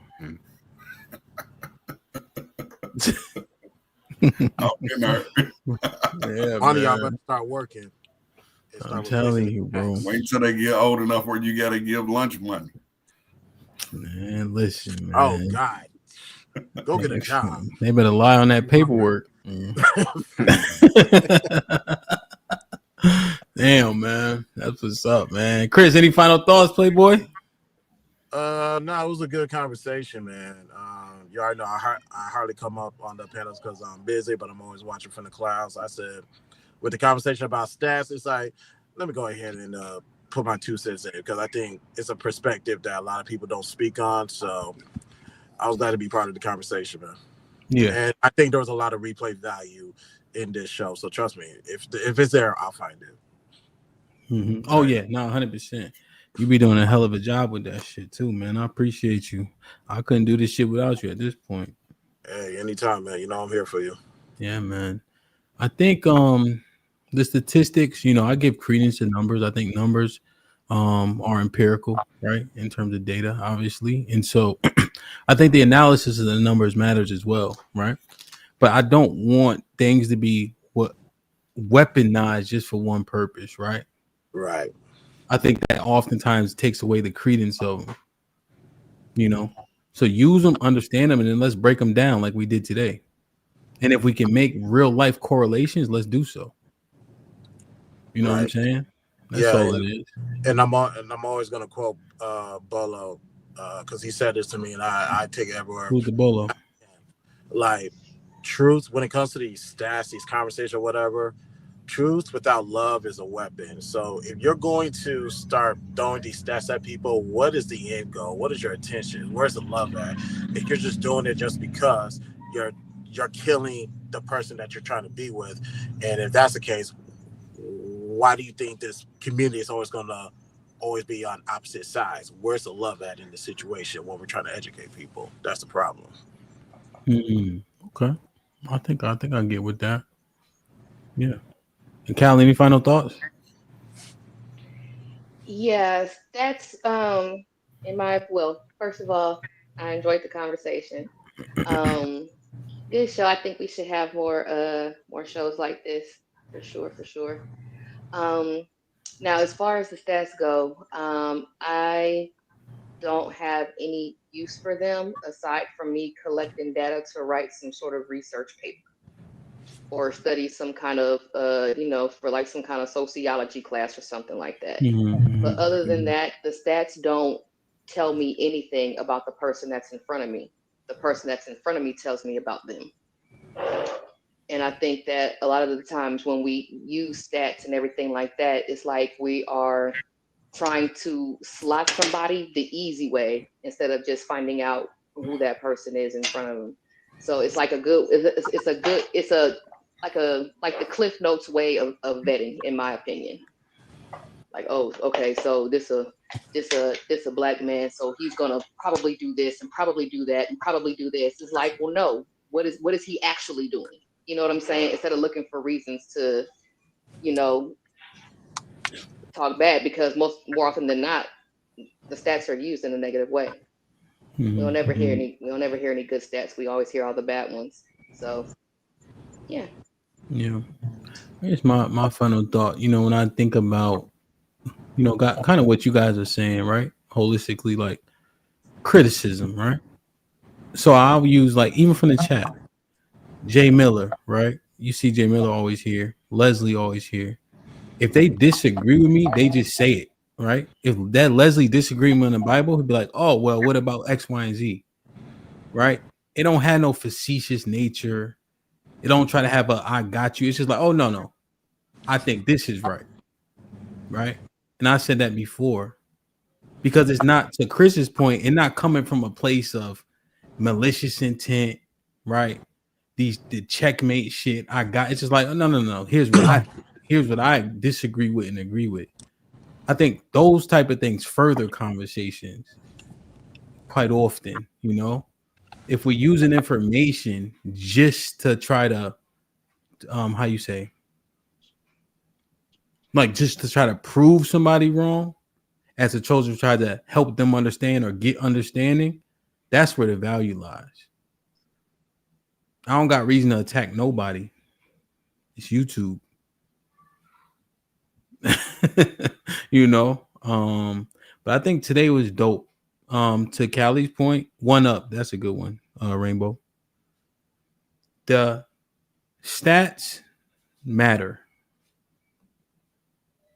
And then the context of the stats has to matter just as much. And if we can bring credence based on the context, then we should all accept it. Even if we don't like it. That's where you start to improve. Rock, you work out? I do. Chris works out. Callie only work out when I work out, so she won't be working out for another 6 months.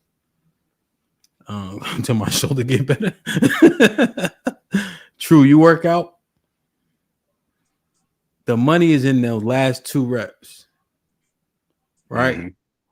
You're doing 10 to 12s, and I always give myself a range because I'm trying to get to 12. It be them last 2 that when you hold that shit up above your head and you don't got a spotter, so you got to figure it out. Those are the money reps. You got to do it even when you hate it. That's when you get the most out of it, So I think we got 2 more super chats. We'll get up out of here. Let me see. Red Pill Ranger with the $2 says, stats not used negatively, they just are.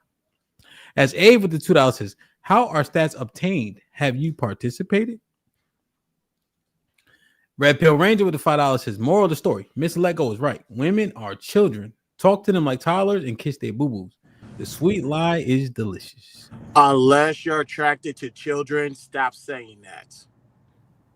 But he's not attracted to children, so let's make sure we understand that. Red Pill Ranger with the $5 says, if they're not lying, I can care less about tone. Maybe I'm just an adult. Even if I get mad, I will still understand and accept the truth. Y'all like the lie. All right. So one thing is this, right? I think everybody's not meant to coach or teach. There's a knack to it, right? Even biblically speaking, some people you lead with fear, others you lead in love. Right? It depends on the audience, the demographic. Coaching the kids, people have a knack for it. That's why everybody cannot be successful. So to not understand that deliveries, right, depending on the audience, will make a difference is obtuse. That's all we're saying, Red Pill. It's not about the truth. It's about conveying the message to where it can be comprehended, understood, and then implemented. I think that's what we want to do. Yep, Leslie, exactly. Jew 1, right? See, Leslie be knowing. Start at verse 22, right? And so I think that's the key. True say the same shit that Mr. Fantastic say to a point. True, just, if you just oblige me in that. But True just says the shit. He ain't putting too much on it. He's just saying it. Even if you don't like it, you can understand them.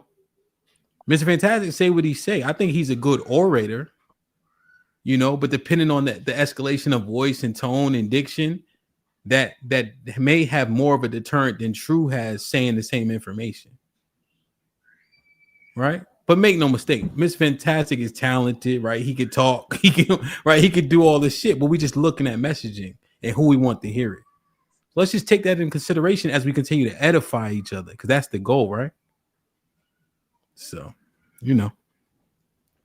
as Abe, goddamn, who has ever participated in the stat ever? Be honest. So, who do these stats come from? Somewhere. A lot of it can be found in the census, and when I work the census or whatever, just because you don't answer the door or fill out the paper, don't mean that we can't count you. I'm gonna just say that. Fill out the census. And isn't it the year that we got to fill it out? Or is that next year? Mm-hmm. Anything else? Y'all good? Good. I love y'all. I appreciate y'all. Make sure y'all get in the Discord. I'm sure we'll have a dope after party. You know what I mean? I think I'm gonna do something on weekends, especially because I can't DJ as much. I got to figure out what. But I think we'll do that ain't in the Bibles, maybe, or something like that. We did Fruits of the Spirit last Sunday. I think that was pretty dope. If you got a chance, go check it out. But otherwise, I'll see y'all Monday, most high willing, man. I love y'all. I appreciate y'all. Be safe and do the right thing, man. Like, share, subscribe. Tell a friend and tell a friend. And we out.